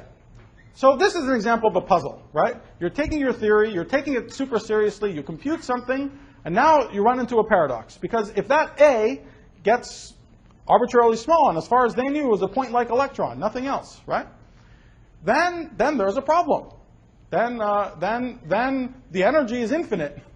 If you imagine that, just slightly abusing history, that energy would be associated with some m via E equals mc squared. So the electrons would be incredibly massive. Okay? So what did they do? They did what sensible, radically conservative physicists do, which is they said, something has got to give. So this picture of a point-like electron cannot be valid down to arbitrarily short distances. This was their argument. Okay? And it has to break down and be replaced by a new picture somewhere. Where should it be replaced by a new picture? It should be replaced by a new picture at distances a such that this guy is comparable to mc squared of the electron. Okay? So let's figure out where that happens. That's called the classical radius of the electron. And it happens when e squared over 4 pi, 1 over a, let's call it 1 over a classical radius of the electron, is comparable to m electron c squared. Okay? So it's when a classical is m electron c squared, 4 pi over e squared. Okay?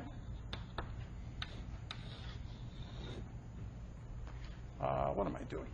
I can't even divide.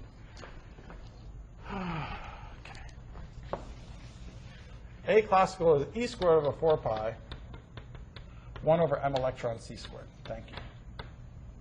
Okay? Now, and what did they try to do? Well, again, you do the best you can.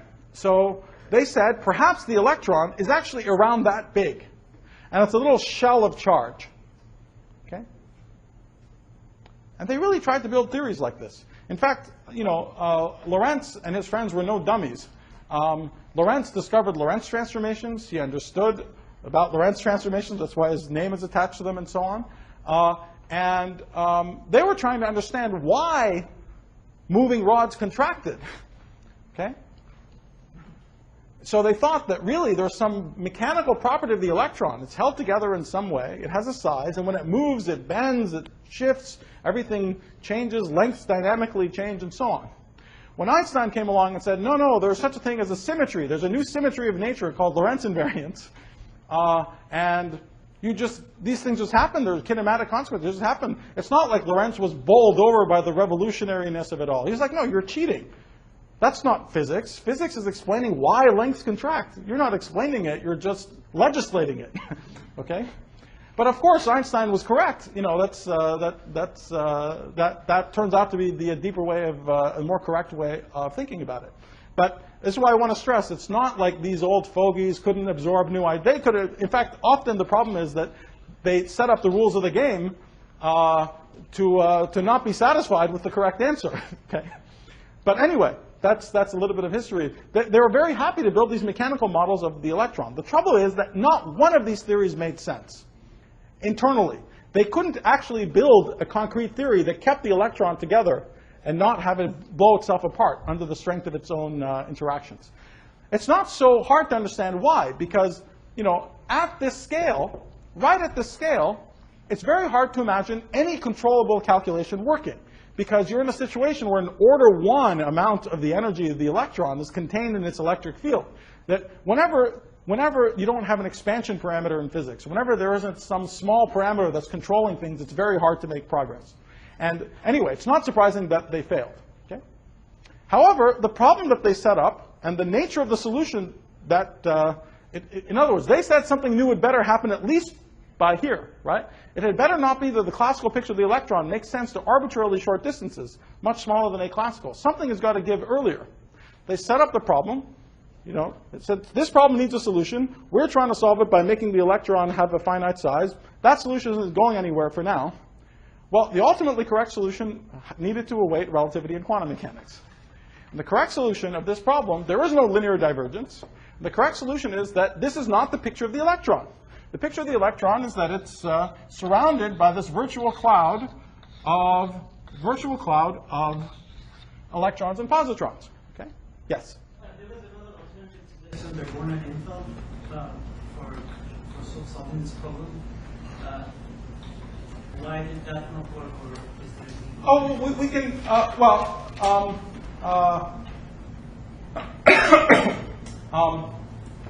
maybe I'll defer a discussion of that to a little bit later. That has many other problems. Yeah, that's just thinking of that as a solution to this problem is just in blatant contradiction with experiment. But the basic one-Infeld idea is an okay one. But as a solution to this problem, it is not. Okay, but I want to go through this exercise just to show you that these guys were not fools. Okay, let's see that this solution actually conforms to this basic philosophy. When does this new stuff happen? The length scale associated with this new stuff is this picture is breaking down to the scale which is h bar over m electron c. Right? That's the constant wavelength. Let's compare h bar over m electron c, which is where this picture starts breaking down, compared to this classical radius. Okay? So we have a actual breakdown. This is where dead had to happen by. The actual breakdown is h bar over mc. Okay? So the ratio of these things, a actual to a classical, is h bar over m electron c times 1 over e squared over 4 pi m electron c squared, which is nothing other than 1 over e squared over 4 pi h bar c, which is 1 over alpha.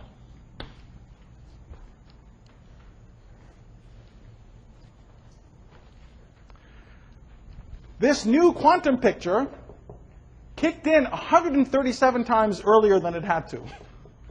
Okay? So they were right. They were not wrong. They had a problem. They said something new has got to come in. They didn't know what all the ingredients that were out there. They didn't know the world is quantum, there's virtual particles, there's all that stuff. So the only place they could see to fix things up was the classical radius of the electron. But just because they got the ultimate answer wrong doesn't mean that the philosophy wasn't right. It was exactly correct. This picture of the classical electron changed. It changed not only at the classical radius of the electron, but this weak factor, the small number that we know associated with the electromagnetic interactions played a role. And 137 times bigger distance than the classical radius of the electron, you start seeing that the electron is this big fuzzball with a core electron surrounded by this cloud of stuff. And that cloud of stuff completely screens this linear divergence, by the way, obviously, okay? Because you no longer see, when you get to shorter distances, who is the central electron, okay? You don't see that picture anymore, so the linear divergence gets cut off, okay? Okay. All right, so So putting together relativity and quantum mechanics gives us antiparticles. Antiparticles means that the vacuum is exciting.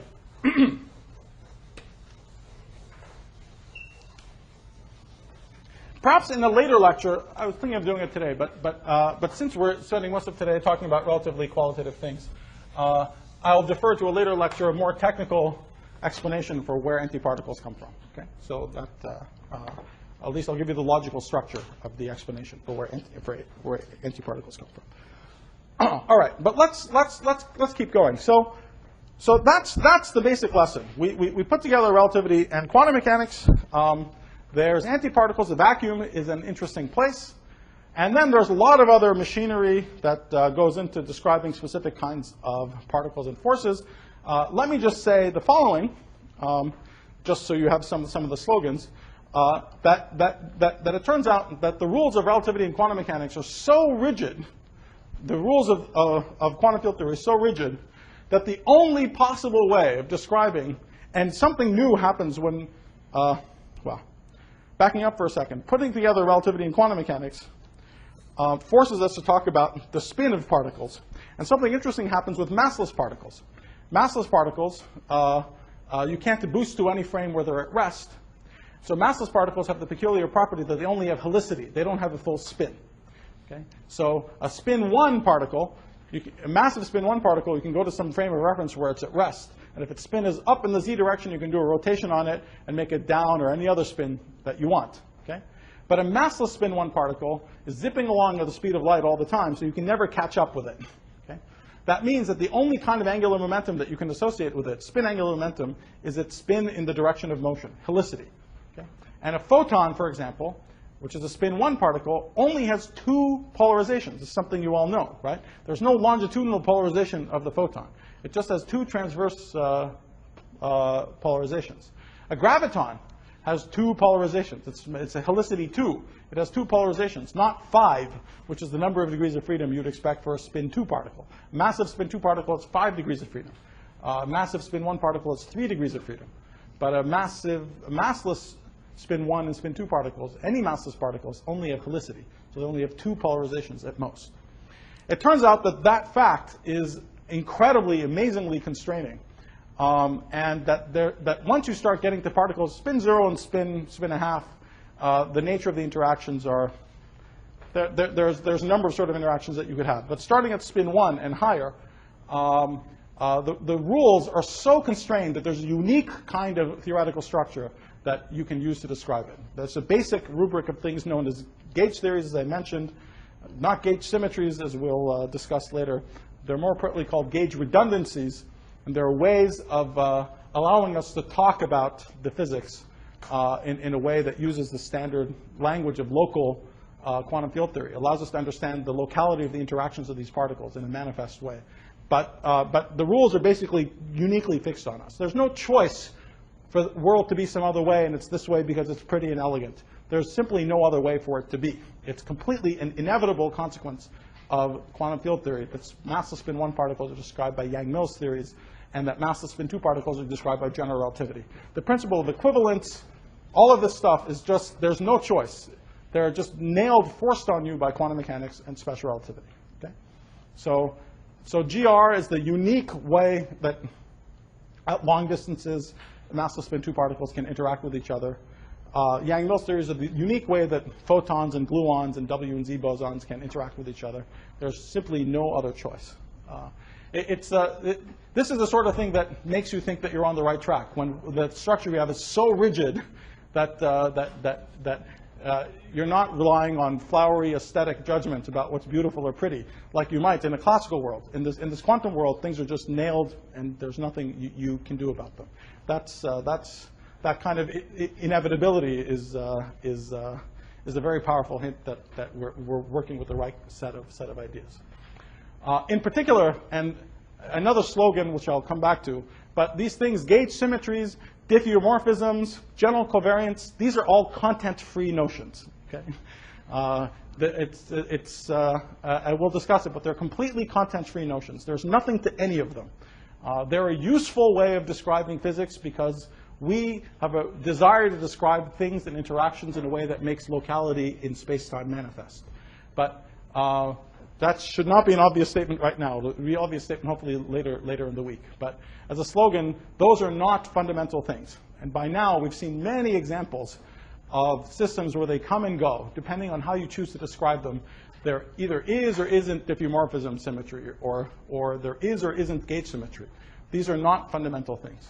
But if you want to describe things using the standard language of local quantum field theory, they're a very convenient way of talking about things. So what I want to stress is that putting together quantum mechanics and relativity into quantum field theory gives an essentially unique framework for talking about particles and forces. The kind of interactions that we have at long distances are totally nailed. There's not much we can do about them. There's very good reasons we haven't seen spin 17 particles. There's very good reason. There isn't some infinite zoo of possibilities that could be. What we're seeing is the way it is because more or less it can't be any other way. And that's something that we understand very sharply and precisely already, and which I will tell you about. Okay. So that's a big thing you're going to have to learn, as I said. Okay, that's but now let's assume that you've absorbed all of that, and now we're going to move on to where the limitations are. Okay, so this picture of the world tells you that if you want to understand things at higher and higher energies, at shorter and shorter distances, you just collide particles into each other at higher and higher energies. Okay, and that's fine. If there wasn't gravity, so this is it's really the legacy of the uncertainty principle. The reason we have to spend billions of dollars to accelerate particles at really high energies to probe short distances is because of the uncertainty principle, just directly because of the uncertainty principle. Okay, we want to probe very short distances. We need very, very high energies. If it wasn't for the uncertainty principle, we could build a little fantastic voyage spaceship and just make it smaller and smaller to see what's going on at short distances. But we can't do that. We can't do that because as you make the spaceship smaller and smaller, the uncertainty principle forces it to have lots of momentum, lots of energy. And so that's not tenable. Okay? Okay, so, but that's it. So we can, if in a world without any gravity, because of the uncertainty principle, we can't talk about positions and momenta. That's fine, but we can talk about just position. We can probe things at arbitrarily short distances. Okay? And we'll make more and more antiparticles and antiparticles coming out of the vacuum. We'll study whatever's going on. Nothing stops us, in principle, from measuring arbitrarily short distances. That breaks down in the presence of gravity. In order to see why, let's actually, before jumping to this argument, let me point out an important feature of what I told you about earlier about gravity having a dimension-full interaction strength. Okay?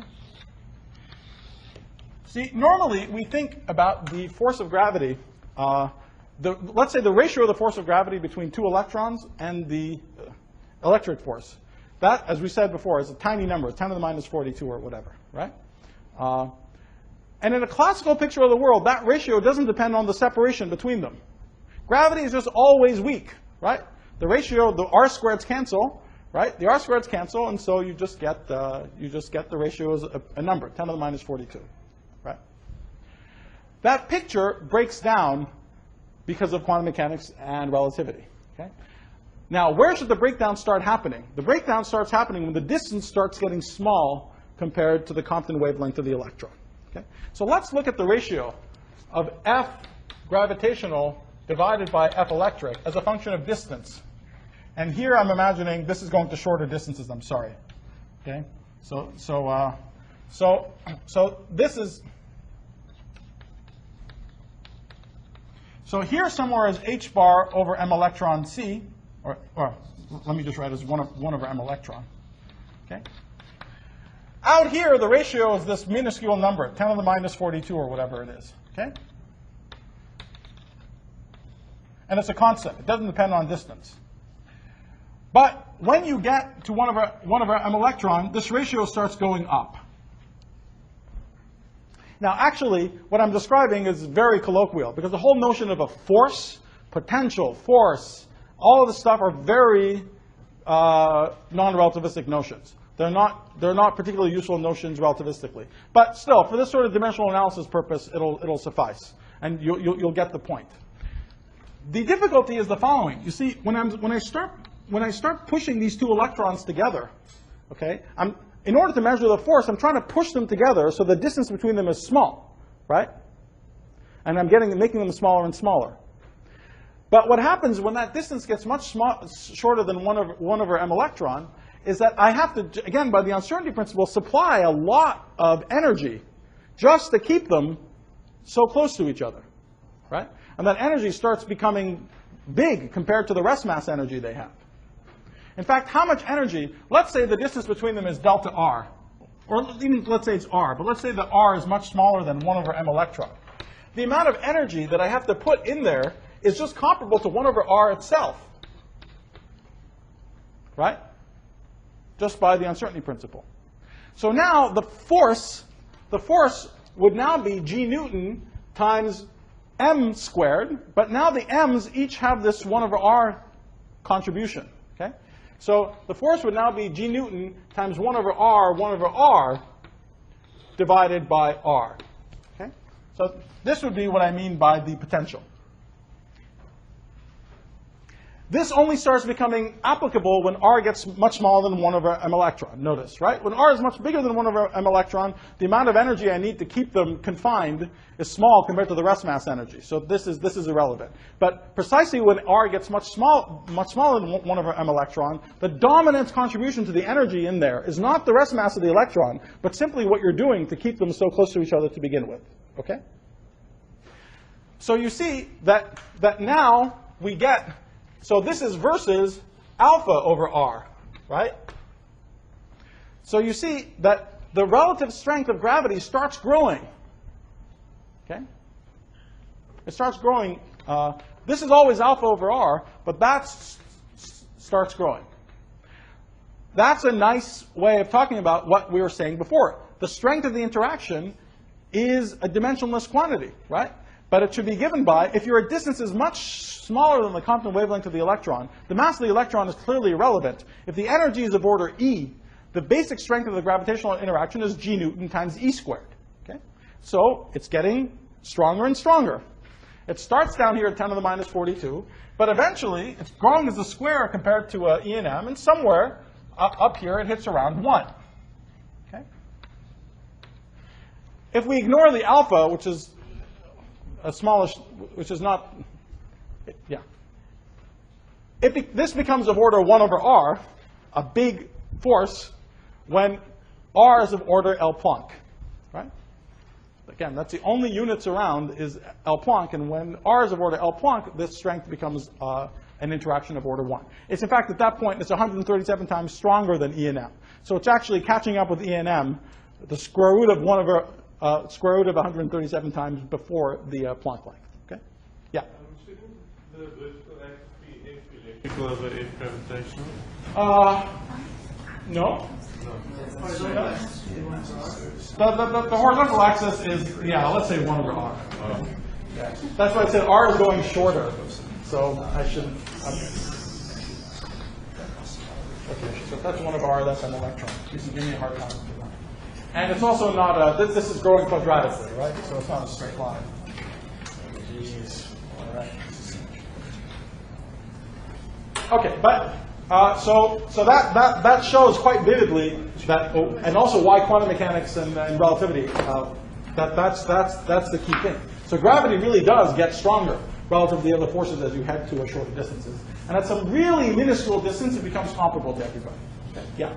As you get closer and closer, say, to an electron, and you start adding the pairs of electrons and positrons, will you be altering the charge as well, then? You are. In fact, that adding the pairs of electrons and positrons is this this idea of vacuum polarization, which causes a slow change in the effective strength of alpha. So alpha does change logarithmically as you go to shorter and shorter distances. But for this argument, that's not a very important fact. It is there, though. It is there. Yeah. Okay, one thing. At this scale of distance, does it make really all that sense to speak of distance? Because the electronic qualities of the two electrons are completely overlapping by now. This is why I was saying that really, this whole notion of a force and a distance and everything is very non-relativistic and isn't a very useful one here. More precisely, what's going on here is the following. More precisely, we imagine scattering two electrons with each other. Okay? And there's some amplitude for the electrons to scatter. Okay? So you just like potential scattering you study in quantum mechanics courses. You can scatter 2 electrons. The scattering amplitude, or let's talk about something physical, like the cross section. The cross section for the scattering of two electrons. The cross section has units of, this is a slightly more grown-up way of talking about it. The cross section has units of area. Okay, so let's say I'm scattering 2 electrons at very high energy, E. And E is way bigger than the mass of the electron, so I can ignore the mass of the electron. So what's the cross section? The cross section just by dimensional analysis from, if the center of mass energy, it should be it's a Lorentz invariant notion. So the center of mass energy is the Lorentz invariant quantity we could be talking about. But the cross section goes like 1 over E center of mass energy squared, just by dimensional analysis. Okay, it has units of area. This is from E and M. This is from E and M. If you're a little more careful, there's factors of alpha here, which makes sense, because if you didn't have any interaction, you wouldn't have you wouldn't have any. If alpha was 0, these things wouldn't scatter electromagnetically. So anyway, so that's what it looks like. But what is it from gravity? It gets contribution from gravity, which should be proportional to G Newton. Okay. But actually goes like E squared over M Planck to the 4th. Okay.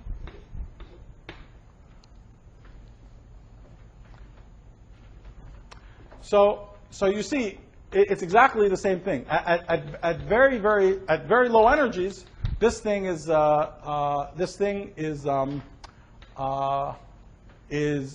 tiny compared to that. But when the energies approach the Planck scale, they become comparable to each other. Okay, and this is the more correct way of talking about the force between the electrons. You can actually measure this, in principle, measure the scattering amplitude with some thought experiment even, and then you would see that there's this contribution from gravity, which is utterly negligible at low energies, but which dominates and becomes comparable at high energies. Okay? Okay. Yes? In cross-section, gravitational cross-section, like it's like you are switching off the charge of the electron, and you are only seeing all the... No, so really, there's 2 contributions. So the total cross-section would be the sum of these two pieces. Okay? But in your head, you can imagine switching one of them off and switching the other one off. So. Okay. But if the forces have the same dependence, like why would the result be this? This is the point. The forces, as a non-relativistic notion, have the same dependence. They look like 1 over r squared at long distances. But that E squared upstairs is reflecting the physics I just told you about. As you start bringing them very close to each other, you start putting a lot of energy into holding them close to each other. So in fact, it's really not an inverse square law anymore for gravity. Okay, so we are considering the quantum. That's right. This is all for energies, as I said, way bigger than ME. Okay, so this is in the deep relativistic regime where we can ignore the mass of the electron. That's right. Okay. So that's the first statement about the Planck scale. When the energies approach the Planck scale, gravity really becomes comparable in strength to the other interactions. Okay. But something else happens.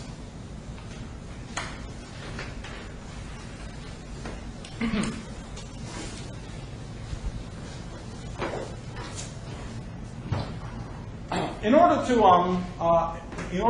tell you what the something else is, let's take a quick detour and let me remind you about one of the remarkable features of gravity with very, very massive objects, which is that if you put a lot of mass into a really small region of space, you can make a black hole.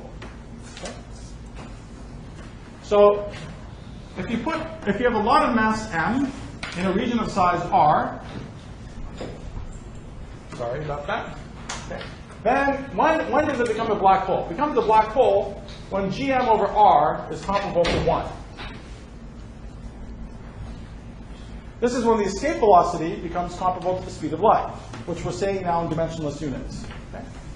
So if you want the old Newtonian way of thinking about things, you would say it's when the potential energy gmm over r becomes comparable to the kinetic energy of half mv squared. The m's cancel, so v squared is 2gm over r. That's the escape velocity, and we're setting the escape velocity equal to 1. To say that not even light can get out. Okay? So in fact, the formula of the 2 there is actually exactly correct. But let me just leave it as the squiggle here. Okay. So this says something. Now, actually, I want to stress something because this picture, the actual black hole of general relativity, is much, much more dramatic than this picture. This is dimensional analysis, so it's getting you the correct answer. Okay? But this. The black hole we just talked about, the way Newton would talk about it, or the way Laplace actually talked about it, is an object where if it's at that mass, then light, you could take light, you could shine light, orthogonally away from the surface of this object, and light would just barely make it out to infinity, right? But if you didn't want to make it out to infinity, it would make it out plenty of long, long ways, okay? In no sense is this object actually truly black. If you stood close enough to it, things could easily get out. Okay? However, in general relativity, it just does not get out. I mean, light, shining light at the horizon of a black hole, that distance from it, light just does not go out. It just bends sideways, but does not go out at all. So it literally becomes black. It's really very different. Even though the little dimensional analysis for when it happens is the same, the physics of the objects is incredibly different. Okay? It's a much more dramatic thing. It's one of the truly dramatic predictions of general relativity. We'll talk about black holes maybe 3 lectures. Anyway, but this means something, that if you put too much, let's say you're trying to see what's going on inside that region of space, so nothing can get out. So if you put too much mass in too small a region of space, you'll never have access to what's going on in there. You can never see it. You can never probe what's going on. Okay? So that's a very basic fact. Okay, so now let's return to our thought experiment. Imagine a glorious world where politicians gave us all the money we wanted. We could build accelerators the size of the galaxy, do anything we wanted, and we want to just probe what's going on with physics. Our program is to understand short distance physics as short distance as possible. Okay? The reductionist paradigm on acid. Okay? Just absolute, we're going to figure out the shortest possible distances. Very good. So we go to higher and higher energies. We collide things into each other at higher and higher energies. We use a better and better magnifying glass, whatever you want. But at some point, we put so much energy into such a small region of space. So in order to probe what's going on in this distance, delta r, right, we need an amount of energy, delta E, which is again of order 1 over delta r. So there's more and more energy in a smaller and smaller region of space. So at some point, we're going to collapse that region of space into a little black hole. So when does that happen? Well, when do you think it happens without doing any work? Obviously, the only words here are Planck. It's gravity. Like Planck, Planck, Planck everywhere. So this is going to happen at the Planck length. But let's see why. Let's see, just to gratify ourselves, let's see explicitly why. The amount of mass is 1 over, let's call it 1 over delta r. So it's G Newton. 1 over delta r is the energy. So it's Gm over r is of order 1, right? That's what we want. So that's G over r, and then r is delta r is of order 1. So it's when delta r squared is of order G Newton, which is L Planck squared. So at around the Planck length is the first time something new happens because of quantum mechanics and relativity. The two words together, we see that our act of trying to probe short distances, all of a sudden something new happens. There's a problem. The little region we're trying to probe is collapsed into a black hole. We can't get any information about what's going on in there anymore. Yes? Is there a size, what size the accelerator has to be for this experiment to work out? Actually, this is an interesting separate question. There's many indications. This thing I said about a galactic-sized accelerator is actually not, that wouldn't get you to the Planck scale. There's amusing indications that if you try to build a physical accelerator with physical things in our world, that it's very hard to accelerate things to the Planck scale, period. But But many of us suspect that that's not actually something fundamental, and so some clever accelerator design could actually do it. But if you took the LHC and you scaled it up to the size of the galaxy, what happens before you hit the Planck scale is that various, the beam buckles under its own weight. Various funny things happen. So there are some interesting papers on the apparent impossibility of accelerating things to the Planck scale, but it's probably not actually impossible. Okay, anyway. Okay, so that's very interesting. We're trying to probe what happens at short distances. We're trying to give operational meaning to what's going on at short distances by doing a measurement, and we get foiled. Now, what if you say, damn, let me build an even bigger accelerator, right? What's going to happen? Let's say you build an even bigger accelerator now. It's still a black hole, but I mean, what is the sign of what happens? Do things get better or worse? They get worse, because you make a bigger black hole. It has more mass, and you make a bigger black hole. So, you accelerate things up to the Planck energy, and you can't probe what's going on at Planck distances. You say, damn, now I'll build a 100 M Planck accelerator. That's fine. You just make something which is 100 times bigger than the Planck plane, and you can't even see that anymore. Okay? What you used to be able to see at lower energies, you can't see anymore because you build this big black hole, which covers it up. Okay? So this is really fascinating. It's a very zeroth order thought experiment. One of these things that one has to come to grips with. This entire reductionist paradigm that we go to shorter and shorter and shorter distances, and that's where the most fundamental thing is, because of gravity, just breaks down. And there's, in fact, nothing, no operational meaning that you could possibly give to distances and times that are less than 10 to the minus 33 centimeters, 10 to the minus 43 seconds. Okay? So no experiment you can do can resolve distances and times that are smaller than that. Now, at this point, you could take two. So that's one of the zeroth order space-time is doomed arguments. There are more refined things that we'll come back to we'll come back to later. That's the most zeroth order thing. Now, you could imagine that there really is such a thing as space-time, but we can't measure it because we make black holes. Okay? That's the sort of thing that's happened over and over again in physics. The story of physics for the past 100 years has been winnowing down the set of things we're allowed to talk about in a meaningful way. In a classical world, we could predict everything. Quantum mechanics came along and said, the word isn't positions and velocities, it's positions or velocities. Okay? Okay, so you absorb that blow, the world is deterministic, that's fine. Okay, at least we get to measure distances, and then poof, quantum mechanics and gravity now tells you that, no, sorry, not even that space-time itself, that was at least something that was left there as an arena for which everything else can operate, acts. Even that isn't there anymore. You could take the attitude it's really there and we can't access it. Just like you might take the attitude that there really is position and momentum, but we somehow can't talk about both of them. But this is a useless attitude, okay? It doesn't lead to any progress. It doesn't help you to think about things in any new way. It doesn't help you come up with any new equations.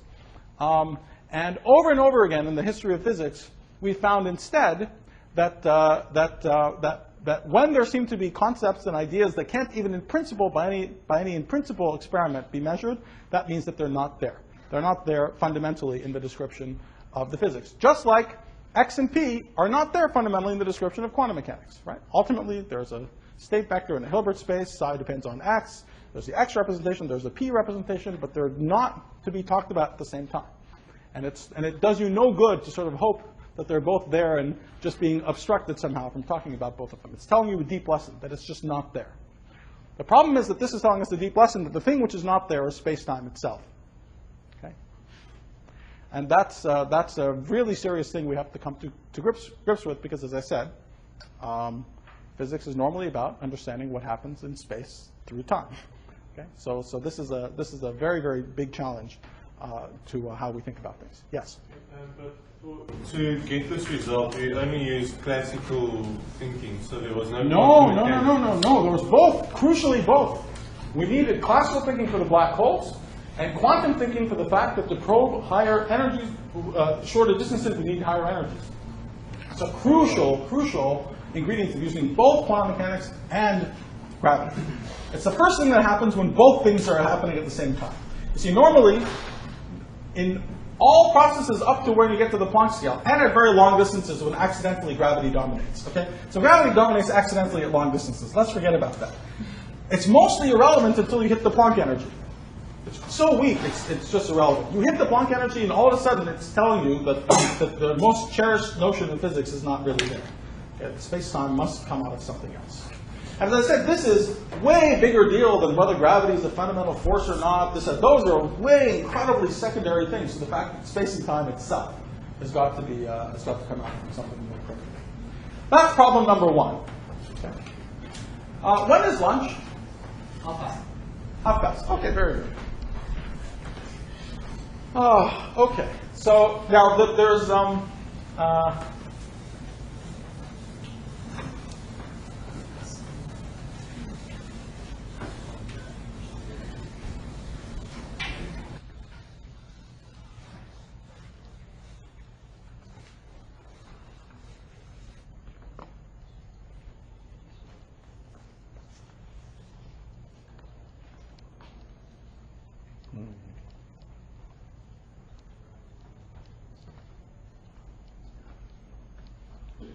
actually, I think maybe what I'll do is I don't think I can talk about the maybe I'll start talking about the other problem. There's a deeper way of talking about this problem that we'll have to come back to. I'm trying to decide whether to start doing it now or go to the other problem. 10 minutes is a little difficult for both of them. Let me move on to the second set of problems. We'll come back to the deeper way of talking about this. The problem is that the deeper way of talking about this is going to take 40 minutes itself. Okay, so let's move on to the other problems. The other problems have to do with the existence of a macroscopic world, as I mentioned, and the mystery that a macroscopic world exists at all. Very colloquially and roughly, the point is that all of these virtual fluctuations that we talked about, these virtual particles, if you try to measure what's going on in some region of space-time, you see these particles and antiparticles. You see the sea of particles and antiparticles. There's energy associated with these vacuum fluctuations. It's just like the half h bar omega energy that you're used to with the ground state energy of the harmonic oscillator. Okay? And all of that energy adds up. In fact, it naively gives you a very large energy density of the vacuum. If you look at a little region, and there's some energy in the vacuum fluctuations in that region, an even smaller region has an even bigger energy. So naively, it looks like you have a gigantic energy density in the vacuum, okay? Just coming from these half h bar omega. And naively, it's infinite because you can make your little box arbitrarily small. The delta E is going like 1 over R.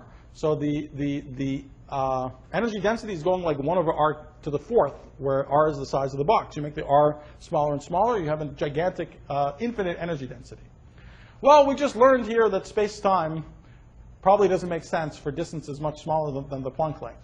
But you might get an estimate for how big this energy density of the vacuum is just by cutting this off at around the Planck length. So you'd expect to get out of this an energy density of the vacuum of order, again, all the words are Planck, of order Planck energy density. So m Planck to the 4th is something you might estimate as a energy density of the vacuum. We can make this argument a little more precise in a second, but let me just keep going with it qualitatively. Now, what is the problem with that? Without gravity, there's no meaning to the energy, absolute energy of anything. As you know, you can subtract anything. Overall energies aren't well defined. You can add a constant. But that's not true in the presence of gravity, because everything gravitates. Okay? Even the constant energy density in just the vacuum also gravitates. And gravity leads to curvature of space and time, as even roughly. For the purpose of this rough argument, it doesn't even matter saying these things much more precisely. What do you think would happen if the vacuum had, because of these vacuum fluctuations that we just said are ubiquitous, are one of the direct consequences of putting together quantum mechanics and relativity? if we had an energy density of order the Planck scale, what kind of curvature would you expect for space-time? Gigantic curvature, right? It should be curved at the Planck length. So the typical length scale that things should be curved on should be 10 to the minus 33 centimeters. And in fact, that's what would happen. If the energy density was positive, if it was negative, you would find that the universe was like crumpled to a space of negative curvature, with the negative curvature being 10 to the minus 33 centimeters. If the energy density is positive, you find the universe that is explosively accelerating, doubling in size every 10 to the minus 43 seconds. Okay? But the words, the times, everything is Planck, Planck, Planck. All right? Looks absolutely nothing like our world. Absolutely nothing like our universe. Our universe has a nice, big, flat universe. We're just accelerating recently, but we're doubling in size every 10 billion years, which is very far from every 10 to the minus 43 seconds. Okay?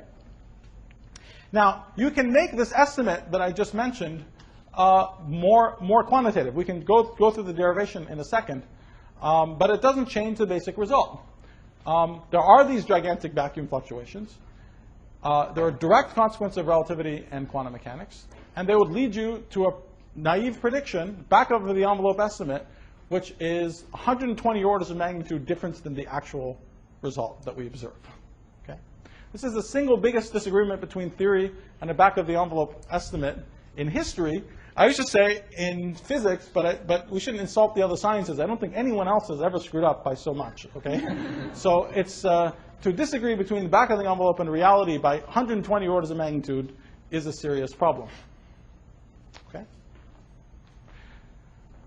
And it turns out that there's a little cousin of this problem, and as we set it up, you'll literally see it's a subleading correction in this problem, which would also make it impossible to believe that the weak scale is where it is and isn't also up at the Planck scale. You see, it's the basic problem. These vacuum fluctuations, by the uncertainty principle, there's vacuum fluctuations because of antiparticles. By the uncertainty principle, they're bigger and bigger at shorter and shorter distances. Why the heck is there a macroscopic universe? It sounds crazy, right? Everything is governed by gigantic fluctuations at minuscule distances. Why is there a big world? Why are things so nicely macroscopically correlated between here, there, there? Why is there a macroscopic universe at all? It's a very zeroth order qualitative question. Okay? Now, I told you we have this fantastic theory that agrees with everything. No experiment disagrees with it, and so on. So what the hell am I talking about, right? When I just said we do a back-of-the-envelope estimate, something is off by 120 orders of magnitude. Forget all the detailed things about how electrons move around and scatter and so on. You know, the world is big. So how can we have this? How do we accommodate this fact? The answer is we literally do the following. This is literally what we do. We say, look, there is this quantum mechanical, sort of half by h bar omega vacuum fluctuation contribution to the energy density of the vacuum. So let's call that contribution the quantum correction to the vacuum energy. Okay? The vacuum energy is often denoted by the symbol lambda. Okay? Let's say that lambda vacuum quantum. Imagine you compute it till you're blue in the face, and let me express the answer in Planck units. Okay? So let's say in Planck units you do it, and the answer is 1.27946 ... I go for 120 decimal places. So here in the 121st decimal place is a 1, then a 3, then a 6, ... Okay? That's what you get from these quantum fluctuations that we're just talking about. I'll make the estimate more precise in a second, but imagine that that's what you get. We say there just happened to be lying around a classical contribution to the vacuum energy. Okay? Guess what? That classical contribution was negative 1.27946 ... 136 ... Okay? That's what we do. Actually, this is what we used to do until 1997, thereabouts. Back in 1997, you see, this looks completely absurd, right? Because these things have nothing to do with each other. Naively, absolutely nothing to do with each other. This is a quantum correction. This is something classically sitting there already. They should have nothing to do with each other. And for justifiable reasons, an obvious reason, this is called fine-tuning, right? It's like you're just twiddling the dials of the parameters of the theory and making an adjustment happen in this way, right? So they cancel. Now, in 1997, people still believe this. Everyone knew that this problem has been around for a long time. But somehow you might think there's some very deep principle you haven't discovered yet that will tell you that this is exactly opposite to that for some reason. Maybe it's a new symmetry. Maybe there's something out there that correlates them perfectly with each other. Okay? So that was the fantasy, or that some such principle would be found, even though no one had ever had a concrete proposal for what it might be. But you see, that would really say that it's this to 120 decimal places, and it continues to agree past the 120 decimal places as well. But then people discovered that the universe is accelerating. Now, the simplest possible explanation, we'll review it, but the simplest possible explanation for why the universe is accelerating, and by far the best one, vastly better than any of the other ones, even given this problem, this is better than all the other ones. It tells you how crappy the other ones are, okay? But the best explanation is that there is a tiny non-zero value of the cosmological constant, which is not 1, but 10 to the minus 120 or so in Planck units. Okay? But what that means is that now, post-1997, we have to imagine that that lambda classical is this, and it starts differing in the 121st decimal place. Okay? So it's 4. It's a little bit positive. Okay? Oh, I guess it's, 2. Okay? 7. It can do whatever it wants after that. Okay? So they have to agree to 120 decimal places, but disagree in the 121st decimal place. Okay? Yes? So that classical contribution was actually there, or someone just said, oh, that has to be there? No, it just has to be there. We say, no, we say so it's a completely made up. It's a completely made up thing. It is a complete, but it's a parameter in the theory. It is a parameter in the theory. So this is why it is not incorrect to say we have the successful theory. It's perfectly correct. We've just chosen the parameters of this theory amazingly accurately. Okay?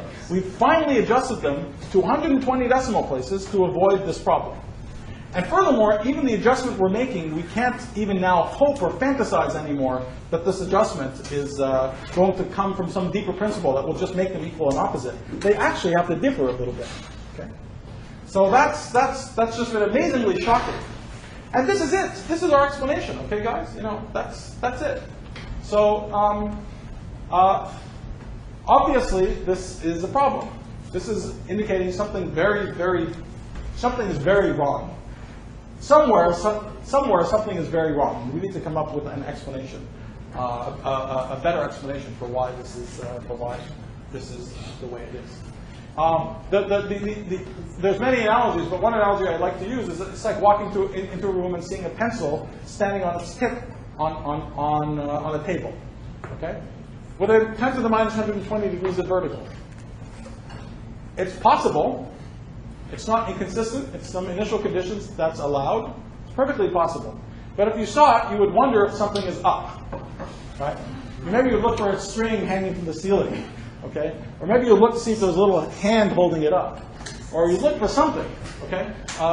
Even though it's in principle possible for it to be like that, you would think you're missing a mechanism. There's something up.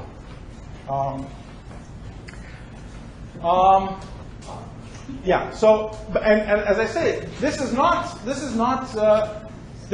problem is associated not with some egghead concern about the 7th decimal place in some calculation, but with answering a very basic question: why is there a big world at all? Why is there a macroscopic?